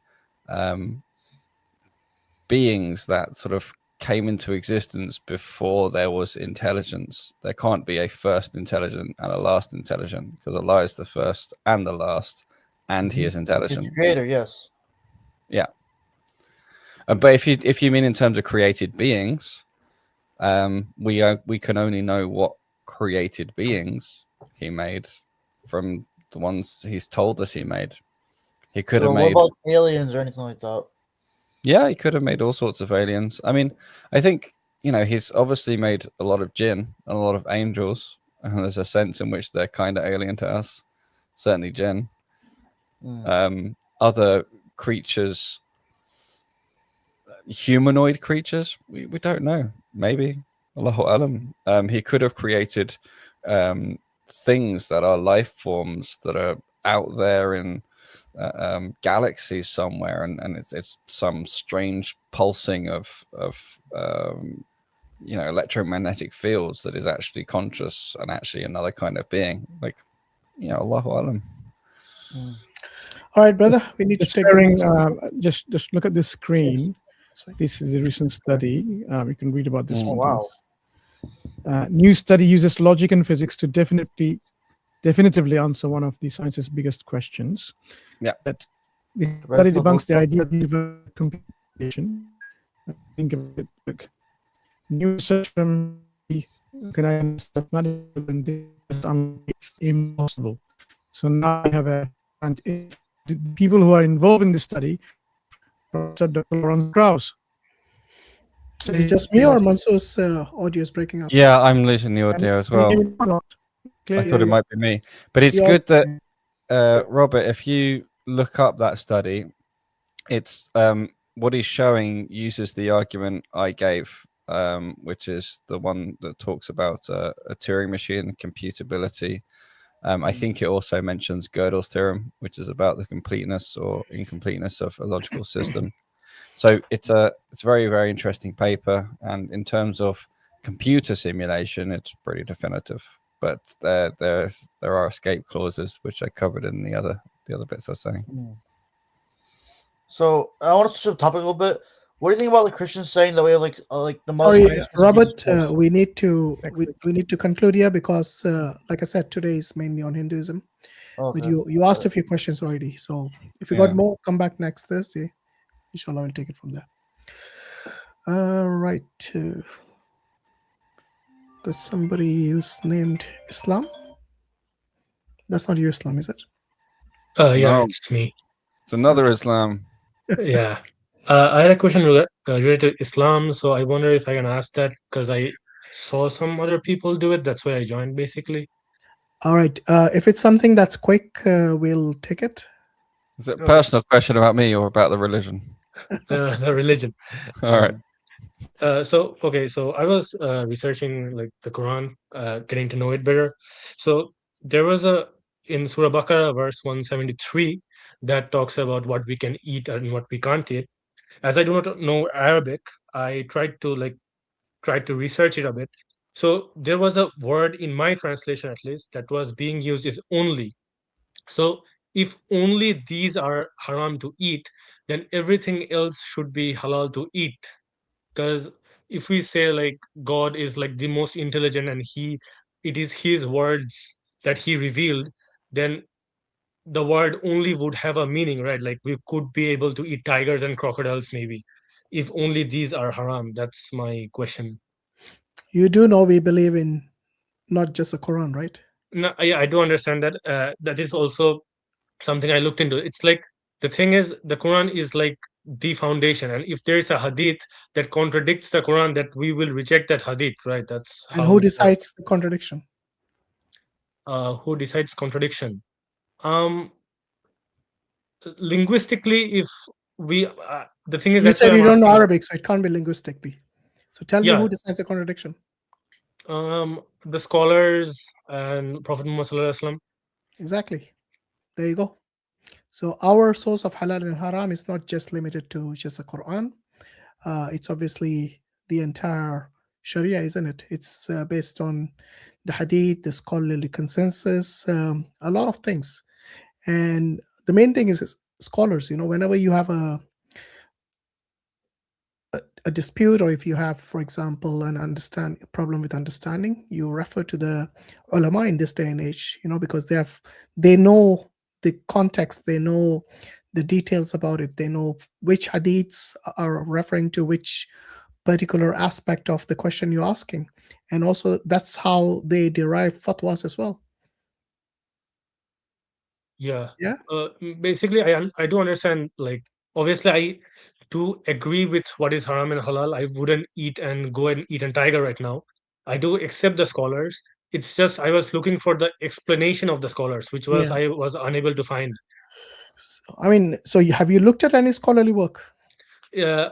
The thing is, it's more like I look at testimonies, like people like you who explain the stuff rather than the No. direct books of scholars. Yeah, if you don't know, I mean, whereabouts you calling from? Where are you calling from? I'm in the United States, but I am a Bangladeshi citizen. So you're in Bangladesh? Where are you? No, I'm currently in the United States, but I Okay, just so came I'm here like 3 sure. months ago. Look, if you have a local mufti, or even I think these things, simple things like that, I'm sure the imams will be able to point you as well. So have you asked any of your local imams? I have, and they had just given me the answer that so we have to use the Quran and the Hadith both. They just said that, but my question is basically if I This is- read a sentence, right? Brother, Yeah. this is a question to do with Arabic language, right? Okay. Does it mean innama? Does innama mean like an exception only, or does it not? Every single tafsir, I've just picked up one, and it has I'm just reading it, Tafsir al-Razi, and it goes on and on, giving different explanation of why innama is not necessarily just meaning only those. So if you have only consulted a particular tafsir, in Bangla there's lots of tafsir available. In English there's lots of tafsir. Even Tafsir Ibn Kathir is available in English. You could have started that on that one. And I'm surprised that a knowledgeable person that you've spoken to, he said, oh, go into the hadith and so on and so forth, and didn't even explain to you the Arabic constructs of innama. Does it mean always innama means that's it, is this only exception hasar, or does it allow for other kind of meaning and so on? Because that's what this is all about. So if you went to a tafsir by Imam al-Shawkani, for example, Fathul Qadir, these are the ones based on grammar. If you went to Zamakhshari's tafsir or Baydawi, you will find this is explained at the very beginning of this. What does it mean? Does it mean only or not? Because this is clearly the question that you had in mind. They've already looked at it and answered it already. So I mean, if you look at Ibn, as I said, Razi's tafsir is available, probably some version, part of it in Bangla. You speak Bangla, right? I do, yeah. Yeah. So check Ma'arif al-Quran is available in PDF by Mufti Shafi. He probably would have explained that in there as well. So would the answer be that? You know what's quite interesting, Islam, is that if you take innama and put it on in reverso, which is this good lookup for all the different sort of ways that word's used in different Arabic sentences, predominantly translates as but. It can translate as only. If you look up Arabic words that can be functionally used as only, you have many, many options. So this is one of those things where be very, very careful reading a translation. A translation is really just a miniature emaciated tafsir. It's a very, very lightweight tafsir because someone's had to interpret it in order to translate it. And Arabic is a much richer language. It's a much more diverse language. The way it works as a root system, and the way that you have morphology applied to the roots to develop words, many of them don't have a direct English analog at all. I mean, if you looked up, if you could do the same exercise and look up asamad, right? And you'll see how many different English words you have to try and use, and none of them properly approximate it. You need a kind of essay that ties together a bunch of different words to try and understand asamad properly. But often when you read the translations, just one near word will be picked. Self-sufficient, for example, or something else. So you've got to be really, really careful. This is actually a problem that when I was a new revert, I faced this a lot because I over-relied on English translations, and I ended up tempted into thinking I had a much better understanding than I really did. And then I started getting myself tied in knots. So yeah, be really careful, and always remember that you are just, until you're reading in Arabic, you're just reading an approximation. Even when you're reading in Arabic, you're still making mistakes in your head, making approximations. People study to become mufassirun, who can, you know, more reliably interpret the Quran. So yeah, that's I really strongly recommend yourself, you know, to take a bit of a check. So I just want to quickly answer what Imam Razi said in his tafsir, so at least you know one perspective already. He says, إنه لا يفيد الحصر بقولها. Definitely it doesn't just benefit in terms of just this restriction of only in the sayings of Allah subhanahu wa ta'ala, إنما أنت نذير, because the Quran talks about the Prophet sallallahu alaihi wasallam in this way, إنما أنت نذير. You're not only but a warner, but obviously he says وَلَقَدْ كَانَ غَيْرَهُ نَذِيرًا. Of course, we know that the other warners, you know, besides him, and also وَلَا يَنْفِي وُجُودُ نَذِيرٍ آخر. It doesn't stop him only from being the only one. There can be other warners as well. So this one example illustrates from the Quranic usage that it doesn't mean he is the only warner, and there cannot be anyone else. There hasn't been anyone else, and he can only be a warner and nothing else, even of himself. Yeah. So this is a linguistic issue, and the language of the Quran gives other examples to illustrate that point, that it doesn't mean only. So when Allah says, like, I only forbade you these kind of things, the dead and the blood and the swine's meat and whatever's been what has been sacrificed for other idols and so on. No, it's not only that. It doesn't mean no restriction. These are only highlighted specifically for in a particular group and category to make a specific point, but that doesn't mean that's the exhaustive all list. Yeah. And even then, if you find you might stumble across something else which does, you are this time you looked at the word and you find it correctly gives a restriction, you say, oh, but that doesn't match with hadith. Still doesn't mean you can reject the hadith, because you have to read the entire Quran, have the whole thing on your head, and cross-reference everything and think, oh, are there any abrogated verses? Maybe this verse was exactly correct in the context it's revealed, and we need to understand its context in order to get its proper meaning. Because sometimes, you know, where and when verses, it's not that the verse is only applicable to that context, but it's the meaning can sometimes only be properly understood knowing the context in which the verse was revealed and knowing where it sits in relation to other verses. You know, so someone came up to me on the internet and tried to imply that Muhammad sallallahu alaihi wasallam was a hypocrite because of some mutilation of someone, and I was like, well, no, what? Because he banned that. Like, this is very specifically banned. It comes out in the Quran, and then you know, it actually, that verse was revealed after this event had happened, and that event had happened because it was in response to, it was a like for like response for what had been done to the people before. So, you know, sometimes timing is really important. There's lessons in it. There's wisdoms in why things were revealed at certain times. There's a reason Allah took his time to feed us the Quran through Muhammad sallallahu alaihi wasallam. So be gentle, be careful, you know, keep yourself safe. jumping to conclusions can land you in hot water, or something much worse very quickly. Okay. Makes sense. Thank you for the explanation. But I really understand how misleading English only translations can be. I've been there. I'm not knocking you. I'm just trying to give you a word of caution from my own hard lessons. Yeah.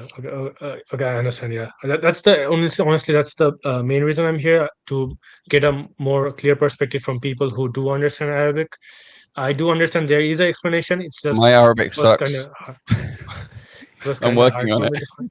Okay, makes sense. All right, Brother Islam, you take care. By the way, do you know that Brother Mansoor runs Bangla channel?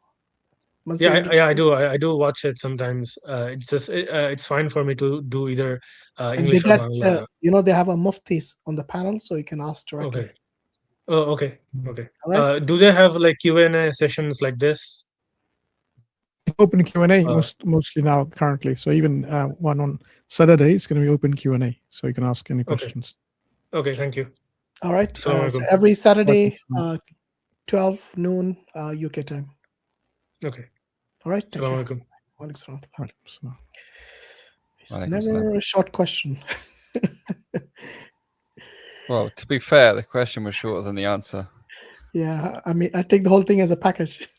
But it always gets me. Anything that's based on it says this in English, I've been there. Fires me up. Unfortunately, that's reality, isn't it? Right, Ramiz, you're next. Assalamu alaikum. Wa alaikum salam. Where are you calling from, Ramiz? I'm from Pakistan. Okay. You got a question on Hinduism then? No, it's not about Hinduism. It's about like history, Islamic history, and it's basically about for the as for the last 20 years, Pakistan is like under these political parties who are like based on ancestry. So I had I was talking to my friend, and he said that it's okay to have ancestral rule in Islam, and so I wanted to get your opinion on that. Sorry, it's necessary, you're saying, or when you said basically, and then came quite a complicated question, I started to worry that it might not be easy to answer quickly. Yeah, I understand that. So it might be possible. You don't need Muslim ancestry. Like, is that what you were asking? I don't know. I think ancestry is the wrong word. I think what you're talking about is dynasties. So you're talking about a son inheriting being the leader from the father. Is that what you're talking about? Oh, you mean yes. kingship? Are you talking about kingship? Cronyism. Yes. Okay. It's, I don't know. I think once again, you should ask this to the Muftis up, but we do have kingship now. Initially, there was caliphate. About its halal or haram, again, we are not Muftis. So maybe ask the Muftis directly. Okay. Okay. But that's not the Islamic the pathway to governance of the Islamic lands. It's not meant to be from father to son and so on and so forth, right? It's the best person that will be nominated by certain individuals who is fit to do that job. At occasions, it may have gone through this kind of kingship, and from king and to the prince and so on and so whatever it might be. But the Prophet ﷺ, he forewarned that this will be like this. They will come like this, and eventually, inshallah, the proper system of governance will return based on Nubuwwah. Inshallah. But be very cautious about trying to judge existent systems of governance, because there's things we might not know, things you don't know. There's a lot of, as much as there's hadith about there's obviously lots of information about the right way to govern, and especially when we're looking at the examples of the first 3 generations. However, a lot of very smart people who really do care about their deen have had input into the various systems seen around the world. And it would be potentially short-sighted at best to sort of start judging them. So just be careful. I guess the reason I'm saying this is because It's not as black unless and white as people think. Yeah. It's yes, it's not as black and white. It's quite complicated. And at the end of the day, you're either looking to become an advisor at that level, or it might not be a reasonable question sort of in the first place, if you know what I mean. Like, what are you going to do with that information? Basically, we were talking about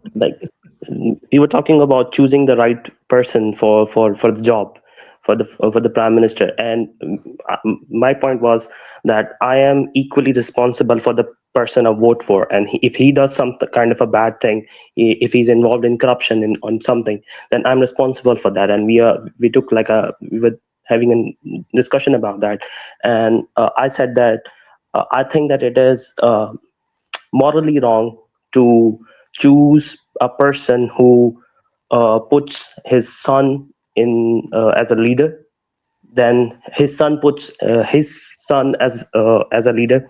So I put that point, but he said that he pointed out to Hazrat Mawiyah radhiyallahu ta'ala anhu, and he said that he pointed his son, and he is like mainstream Sunni all. So I think you don't need to finish off the discussion. I think this is roughly where I feared, because what it seems like is that you're being tempted into judging various people and various situations that are happening.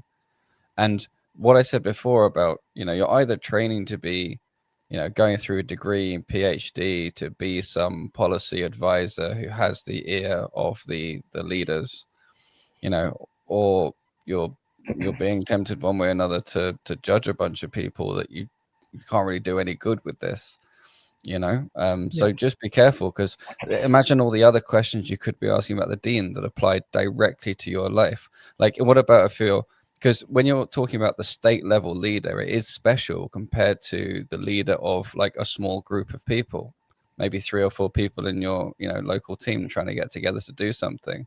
Try and think about what's relevant to your life and what's going to be really beneficial to you, and focus your learning of the deen, because that's ultimately what this is, right? You're asking questions and trying to learn more about the deen. Focus your learning on things that are closer to home, things that are going to really benefit your life more directly, and try and avoid questions that lead you to judge people in situations you've not really been in, or just to judge people really at all, unless that's your role. That would be my advice on it. Was your question, Ramesh, in relation to the current situation in Pakistan? Is what you're referring to? Yes, the current situation in Pakistan. Yeah, but Pakistan is not governed by Sharia. So why would you expect its leader to be a caliph?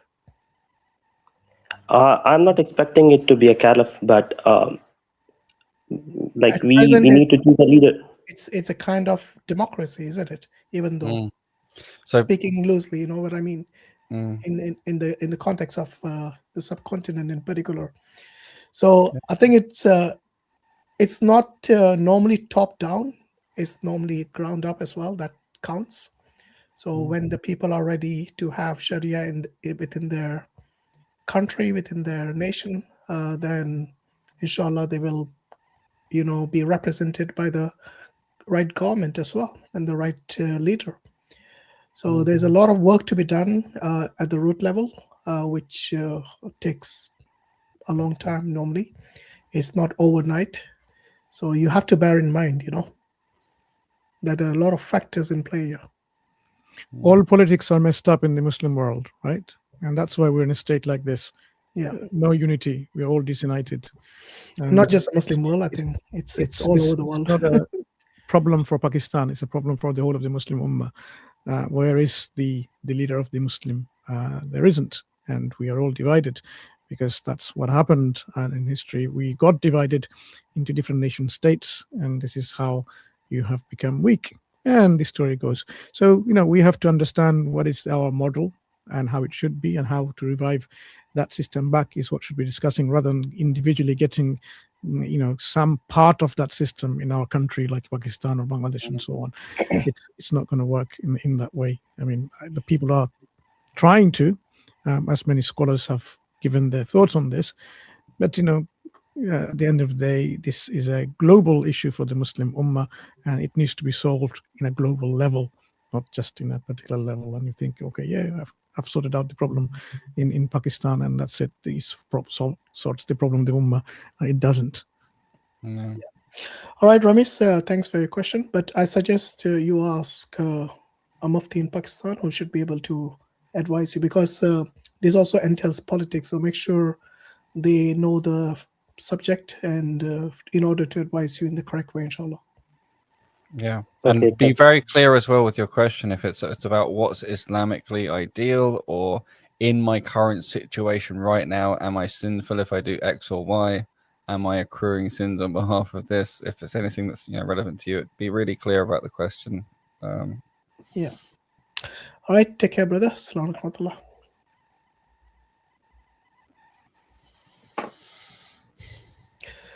All right. We just got 2 more callers, and then we close, inshallah. And we close, yeah. Yeah. Just want to play just this slide regarding Sati again. So this is from Brahma Puran. The reference is chapter 10, verse 75 to 80. Talks about a few things, actually. This will answer your previous question, Brother I.Hakim, as to why they commit sati.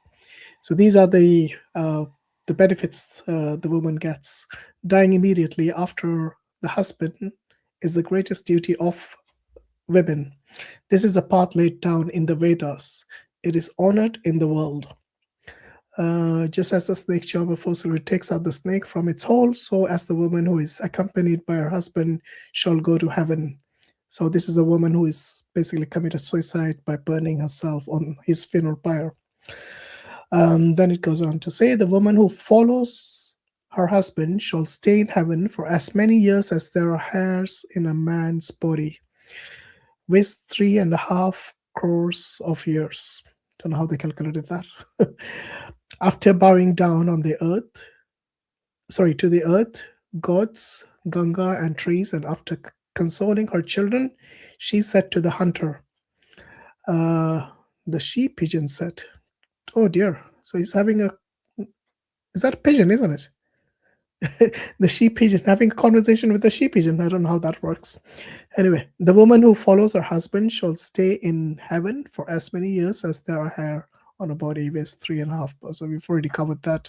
I think just a couple more slides. So highly fortunate one. You skipped that bit. Yeah. I think it's this one, yes, Srimad Bhagavatam. So I think the Hare Krishnas would love this chapter. So this is Book 11, chapter 31, verse 19 to 20. It says, tormented by separation from the Lord, his parents gave up their lives at the very spot. My dear Parikshit, the wives of the Yadavas then climbed into the funeral pyres, embracing their dead husbands. So Yadava is basically the clan of Krishna. That's the family or something. Text 20 says, the wives of Lord Balram also entered the fire and embraced his body, and Vasudeva's wives entered his fire and embraced his body. The daughter-in-law of Lord Hari, that's Vishnu, isn't it? Lord Hari, entered the funeral fires of the respective husbands, headed by Pradyumna and Rukmini. This is the wife of Krishna. And the other wives of Lord Krishna, whose hearts were, what is the word there? Completely absorbed in him, entered his fire. So this is another example of where Krishna's wives committed suicide by by throwing themselves in the fire. So I think some Hindus ask, where's the evidence for it? It's in Srimad Bhagavatam. Now this is one of the major books of those people who follow Hare Krishna. I think there's must here. Srimad Bhagavatam as well. She then prepared a blazing fire with firewood and placed the dead body of her husband upon it. When this was finished, she lamented severely and prepared herself to perish in the fire with her husband. That's Srimad Bhagavatam, Book 4, Chapter 28, verse 50. Yeah. Kurma Purana, Chapter 2, verse 34, verse 108 and 109. It says, a woman who enters a funeral pyre along with the husband shall uplift him even if he is a Brahmana slayer. That means one who has killed a Brahmin. It's supposed to be a very huge, big sin in Hinduism. So even a Brahmin slayer can be uplifted. An ungrateful fellow or one defiled by great sins. So if he's an extreme sinner, he'll be uplifted. If the wife kills herself by throwing herself alive in the fire of her husband who has passed away. Learned men know this to be the greatest expiation for women, expiation from her sins. Agni Puran, it says, a widow as well as the wife of a man who has gone abroad shall not decorate her person. She should always be bent on the worship of God and the welfare of the husband. A woman whose husband has gone abroad shall wear same ornaments for the welfare of the husband. The woman widow who enters the funeral fire along with the dead husband would also reach heaven. So yeah, they get heaven by burning themselves.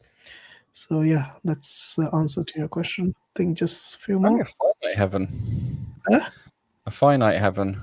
Yeah, they have to go to hell to get to heaven. Yeah. Hell is a fire on earth. Well, the earthly hell. So this is in Mahabharata, again, one of the epics of the Hindus, in which Madhuri committed sati by entering the fire of her husband. The reference is Book 1, Chapter 126, verse 30. Again, Devi Bhagavatam, in which it says, once Madhuri, full of youth and beauty, was staying alone in a solitary place, and Pandu, seeing her, embraced her, and due to the curse, died. When the funeral pyre was ablaze, the chaste Madhuri entered into the fire and died as sati. Devi Bhagavatam, Book 6, Chapter 25, verse 35 to 50. This is in Valmiki Ramayana, another epic of the Hindus. This where the story of Ram and Sita is. So Valmiki Ramayana, Book 3, Chapter 66, verse 112 says, I too devoted as I am to my husband, shall accordingly meet my destined end this very day. Nay, embracing this body of my husband, I shall enter the fire that will be prepared for his funeral. So yeah, a lot of examples of sati in their epics, in Srimad Bhagavatam, in the Mahabharata, in the Ramayana. It's full of it. And they always blame it on the... Huh? I don't know if I can do much more of them. Okay, just two more, and then we have actually one more after this, inshallah. So Mahabharata, Book 1, Chapter 25, verse 33 says, wife of Pandu ascended in the funeral pyre of her husband. Mahabharata, Chapter 16, Book 16, Chapter 7, verse 24 to 26.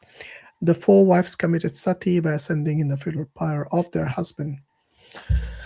There you go, guys. Lots of references for you, those people who are being in denial about sati in the Hindu scriptures. Again, I know the Hindus who are, modernists or who want to just be in denial will say, oh, we don't accept all these books. We just go by the Vedas. Remember, one of those books actually said it is in the Vedas, so there's no guarantee the text has been preserved any longer in the Vedas either. Okay, we just got two more callers and we'll end it, inshallah.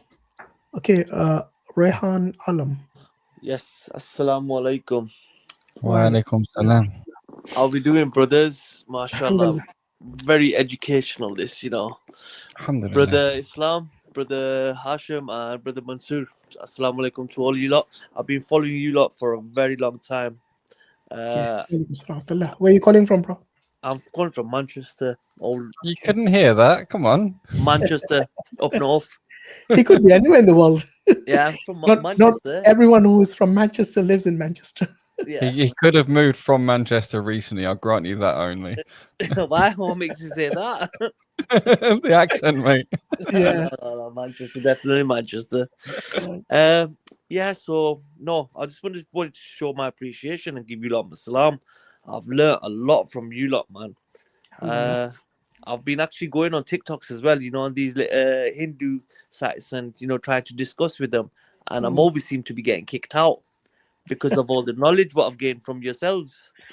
Why don't you invite them here on DawahWise? Honestly, I have been doing, even on Facebook, you know, when we get into little arguments with I wouldn't say arguments, you know, little debates. I say, come meet me on Thursday on DawahWise. Come link me up on DawahWise. And so honestly, I'll be egging them on. I'll be like, come to DawahWise, YouTube DawahWise every Thursdays and come discuss. But yeah, like I said, I'm always seem to be getting kicked out of their pages. But no surprise. Wow, fantastic. Yeah, I'm not surprised. Yeah. So is this your favorite topic, Hinduism? No, well, it's between Hinduism and another one of your favorites, Qadianism. Oh, I see. Okay. I'm sure Brother Mansoor loves that, innit? I could tell sometimes Brother Mansoor is getting right headache. No, that's Qadianism. Just by what's up. I gave up. Talking about it because it's. Yeah, I could see it from the last time you were on it and you were trying to be the mediator. I could see the frustration on your face. Literally. Moderator. Yeah, moderator. Sorry. Yeah, I could see the frustration on your face, and I'm like, wow. So Yeah, really for Qadianism, slippery, you need aren't to they? go to Brother Adnan Rashid's channel or Brother Imtiaz's channel. Yeah. They But still do them, by the way. Pardon? They still do the topics on Qadianism on Brother Adnan's Yeah. channel. Well, I've been, like I say, I've been listening to you lot for a very long time now. We're talking years over here. I was first introduced to Speaker's Corner through Brother Mansoor. I come across one of his videos. I'm going back 6-7 years here now. MashaAllah. And you got hooked? And I got hooked. Yeah. And then I got introduced to the whole clan. And I'm thinking, inshallah, one day I'm gonna come down. After Speaker's Corner, inshallah, go for a scran or something and properly get introduced. But I would love to do that. Inshallah. Inshallah. I can assure it'll be better than a Man U game. Yeah, definitely, 100%. But like I said, I've been hooked on you lot for a very long time, and I love the way you've all got your own little, your personalities. Obviously, you're all individuals, and the way you go about stuff. Yeah, what can I say? Barakallah Fiqh, Brother Rehan. Inshallah, hope to see you soon. And May Allah grant you all the success and guidance and improvement in all of your dawah efforts. Keep me in your du'as, brother. Keep me in your du'as. Okay, okay, Allah Hafiz. Allah Hafiz. Assalamu alaikum. Right, last caller, Eshad. Eshad Farmao. What's he saying? Madhavism. Madhavism. No idea what that You're muted. I think he means madhabism, as in. Madhavism. Okay. Yeah. Eshad, you want to unmute yourself? We can't hear you unless you've gone to sleep. Which would be understandable. Oh, he's awake. Assalamu alaikum, brothers. Wa Thank alaikum you. salam. Jazakallah for giving me this opportunity to ask this question. I've been following your discussions on Qadianism, and I feel like Mahdavism is closely associated with that kind of thinking. No, brother, I disagree with you. And by the way, this is one of those topics which I suggest you discuss with the Mufti Sahib, okay, who are more knowledgeable. We kind of avoid topics where there is sectarianism, some sort of division, unnecessarily. Our channel mainly is focused on Dawah. Yeah. So this is more of a specialist topic, and no one says by madhas. I'm assuming you mean the four schools of what do you mean by that? Is that what you mean? No. So what they say it's is about madkhalism, right? So is that right? What it means? I thought No, he meant. No, there's madkhalis as in the ones related. Let him say what he means. Go on. What do you mean, Arshad, by this term? It's the people who follow Muhammad Jaunpuri and identify him as Mahdi, the promised Mahdi.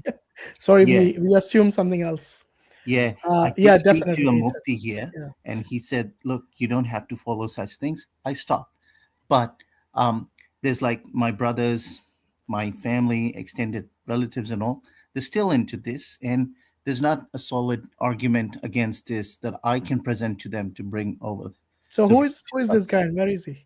Is he alive? Oh no, 600 years ago he passed away.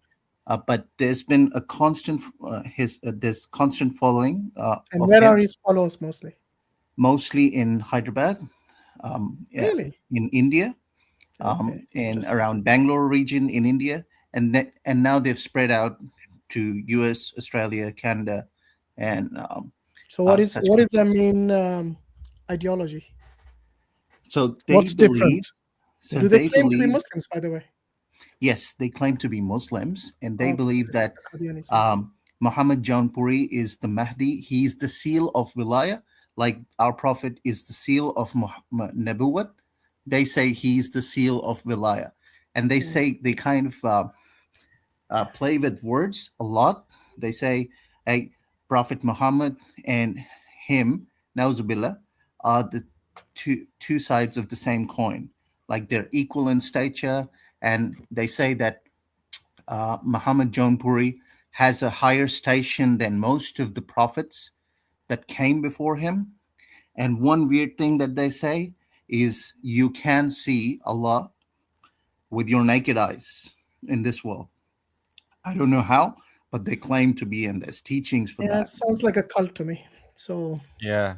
maybe speak Yeah. to I'm just Brother curious, when you Adnan say or Brother Mahdi, MTS. is that the same as the Mahdian eschatology, as in like that? So they believe the end times happened 600 years ago. Yeah, and they say that during the end times there's going to be no Mahdi. There's only going to be Isa alayhi salam, and because their explanation is like Allah will not send two Khalifas at the same time.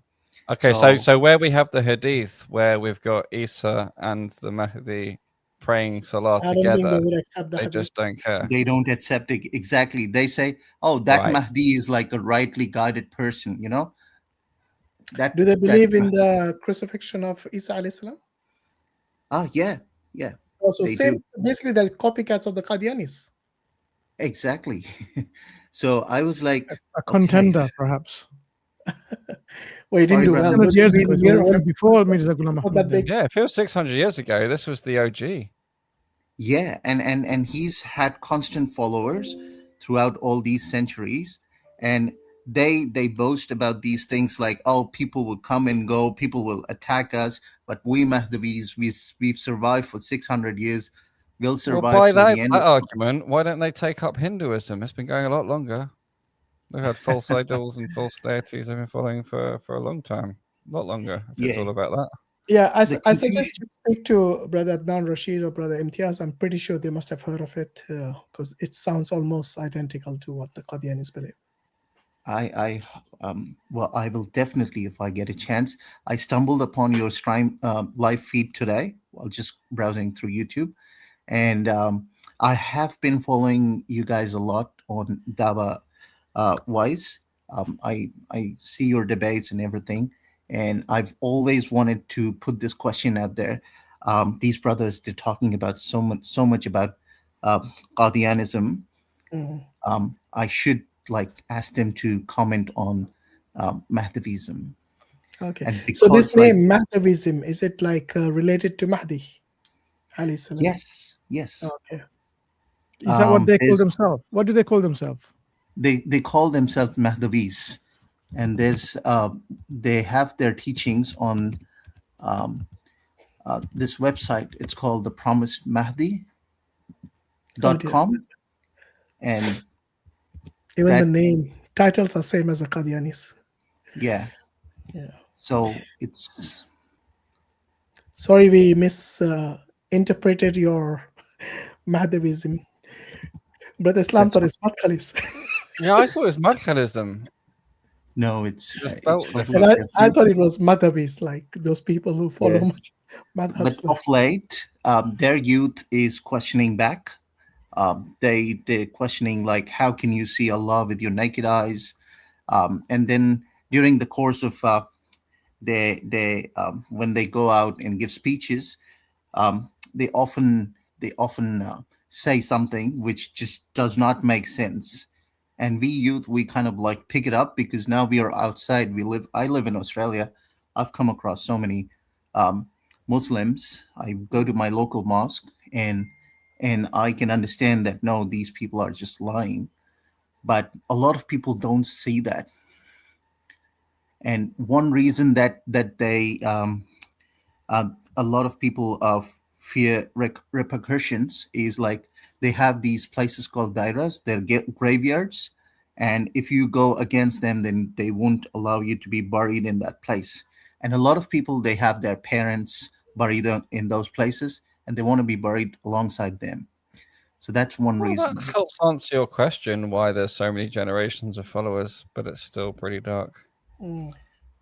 It Do they have a does to close me. cult like the Qadianis where they have like membership and stuff like that, where they get ostracized if you leave?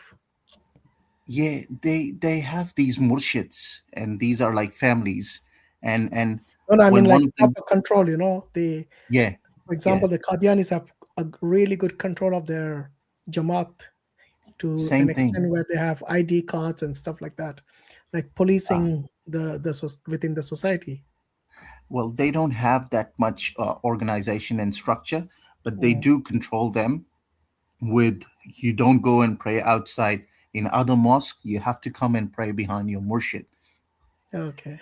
because the Interesting. murshid is the enlightened one. He has the knowledge. He's been given something called sina basina, like knowledge passed over through generations. And he Student has that to knowledge. teacher-student relation, yeah. Yeah, Oh. it appeals I thought to it a was lot a of good way of people. Basina. It has, sorry, brother. I was making a joke. Go on, carry on. It appeals to a lot of people.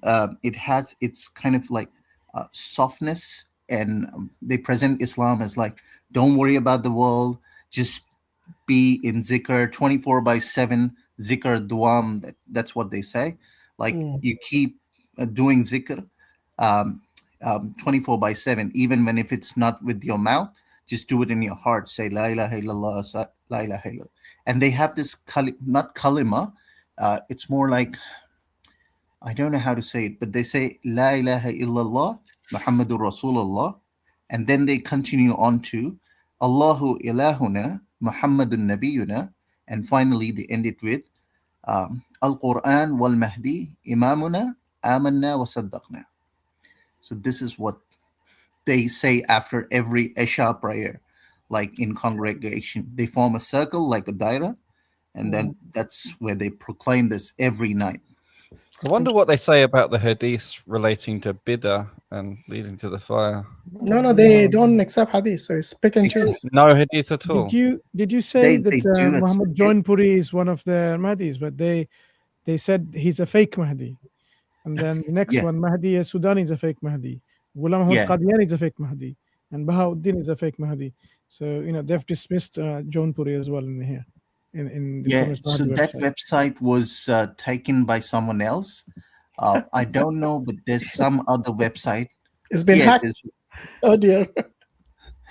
There's another website. I can't recall right Never mind. now. Let's leave it there. We don't want to promote this material any further. Yeah. But So much what I again. suggest you do is bring it to the attention of Brother Adnan and Imtiaz Bhai, and inshallah, I'm pretty sure they already know about it. And the reason they might not have made videos about it is probably they are not that big in number. But yeah, bring it to the attention, inshallah. They're in millions now. I would appreciate if you can tell me how to contact Brother Adnan. Send us your email on DawahWise@gmail.com, and inshallah I'll forward your message to Brother DawahWise at Adnan. Jazakallah, brother. Jazakallah. I thank you so much for this opportunity and trying to get this thing out there. This needs to be handled, and inshallah it will be. Inshallah. I'll send that email to Brother Adnan. Barakallah fiqh, brother. Take care. Assalamu alaikum. Someone says he's from the lost 10 tribes, and they want just 2 minutes. I mean, I can just offer you a suggestion in 30 What do you mean seconds. the lost? Become a tribe? Muslim, even if you're from the lost 10 tribes or 5 tribes. The option is there for you. Become a Muslim and save yourself from the hellfire. You don't need to continue following the past when the past is not very clear to any one of you now, because people have not preserved the messages of the past. The Quran is the final message with the final messenger, Muhammad sallallahu alaihi wasallam, and that's what you should be looking into, not your ancestry or your heritage. His guy said, John Pri, I love Pani Puri. Now you're making me hungry. All right, guys, Jazakallah khair for your patience. Our moderators, Brother Gambit, Brother Naim, Brother Inflogan, who has been with us from the beginning. MashaAllah, Barakallah Feek to everyone. I don't know if Brother Habib was there today, but thanks for those timestamps you post as well. And I don't know if Sister Laila came today. I don't think I saw her. But if I did miss any of the moderators, you're included in the blessings as well, and our duas. Barakallah Feekum. Make dua for Sister Layla, because if she's not here, there must be something serious going on. She might be busy. Inshallah, she's right here. So we just got a couple of super chats. Just want to quickly go through them. The Vilga is lying again and again. Jati exists. I agree. Doesn't have guts to accept the truth. What it is, honest person. I think that was about the same guy. Salam Muslim, talk at him. Don't know what that is. May Allah reward you all. Pray for Maghfirah. May Allah Maghfirah give you Maghfirah. And we have some new members. Jazakumullah khairan. Shamsuddin Patel. And again, okay, Jazakallah khair. Yeah, brothers and sisters, those who haven't subscribed yet, do subscribe to DawahWise channel. We got DawahWise Gold as well, and we got DawahWise Bangla and DawahWise Arabic too, and Nusantara. So these are different. You can find the links to all of this on dawahwise.com, our official website. And yeah, if you become a member, that does help the channel. We got costs like paying the people who translate to other languages, cost for editors, stuff like that. So if you can support anyway financially, that'll be greatly appreciated. All the links are on our website, dawahwise.com, inshallah. And we want to thank all those people who have already contributed financially or in any other way, like our moderators, the people who contribute in the comment section on our channels. Jazakumullah khairan to them. May Allah bless you and reward you with Jannatul Ala, inshallah.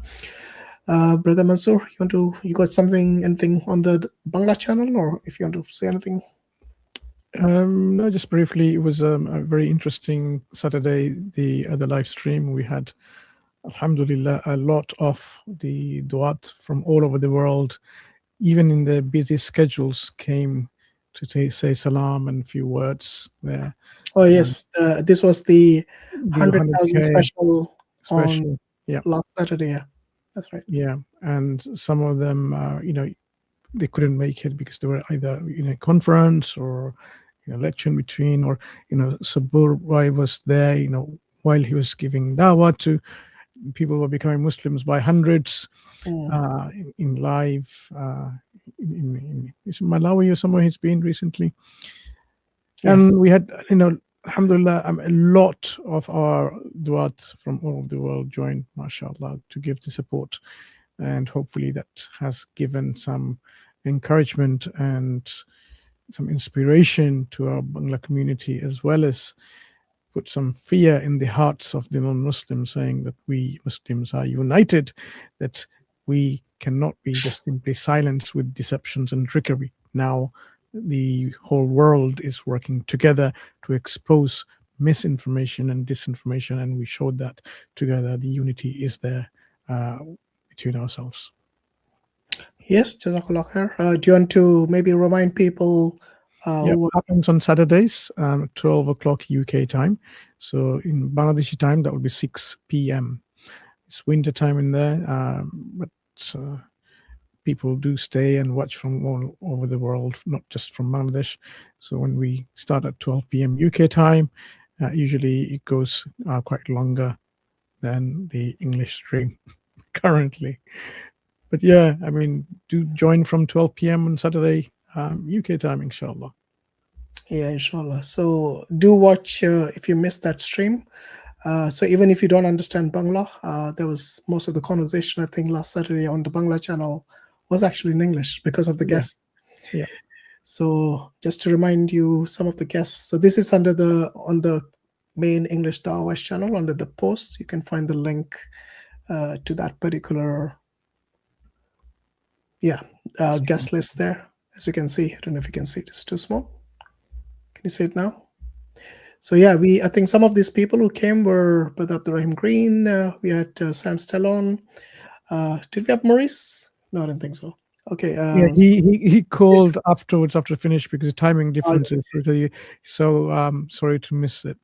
Yeah, so we had someone not on the list is Brother Adnan and Muhammad Hijab. They joined as well. Yes. So from Dr. Shoaib Malik to Abbas, Zakir was there. Abbas was there, and Okay. Swami Jannah, Yemeni, Ali, yourself, Sabur Bhai, Farid, Sheikh Uthman ibn Farouk, and many others. Alhamdulillah. Yeah, alhamdulillah. What a list. So missed it.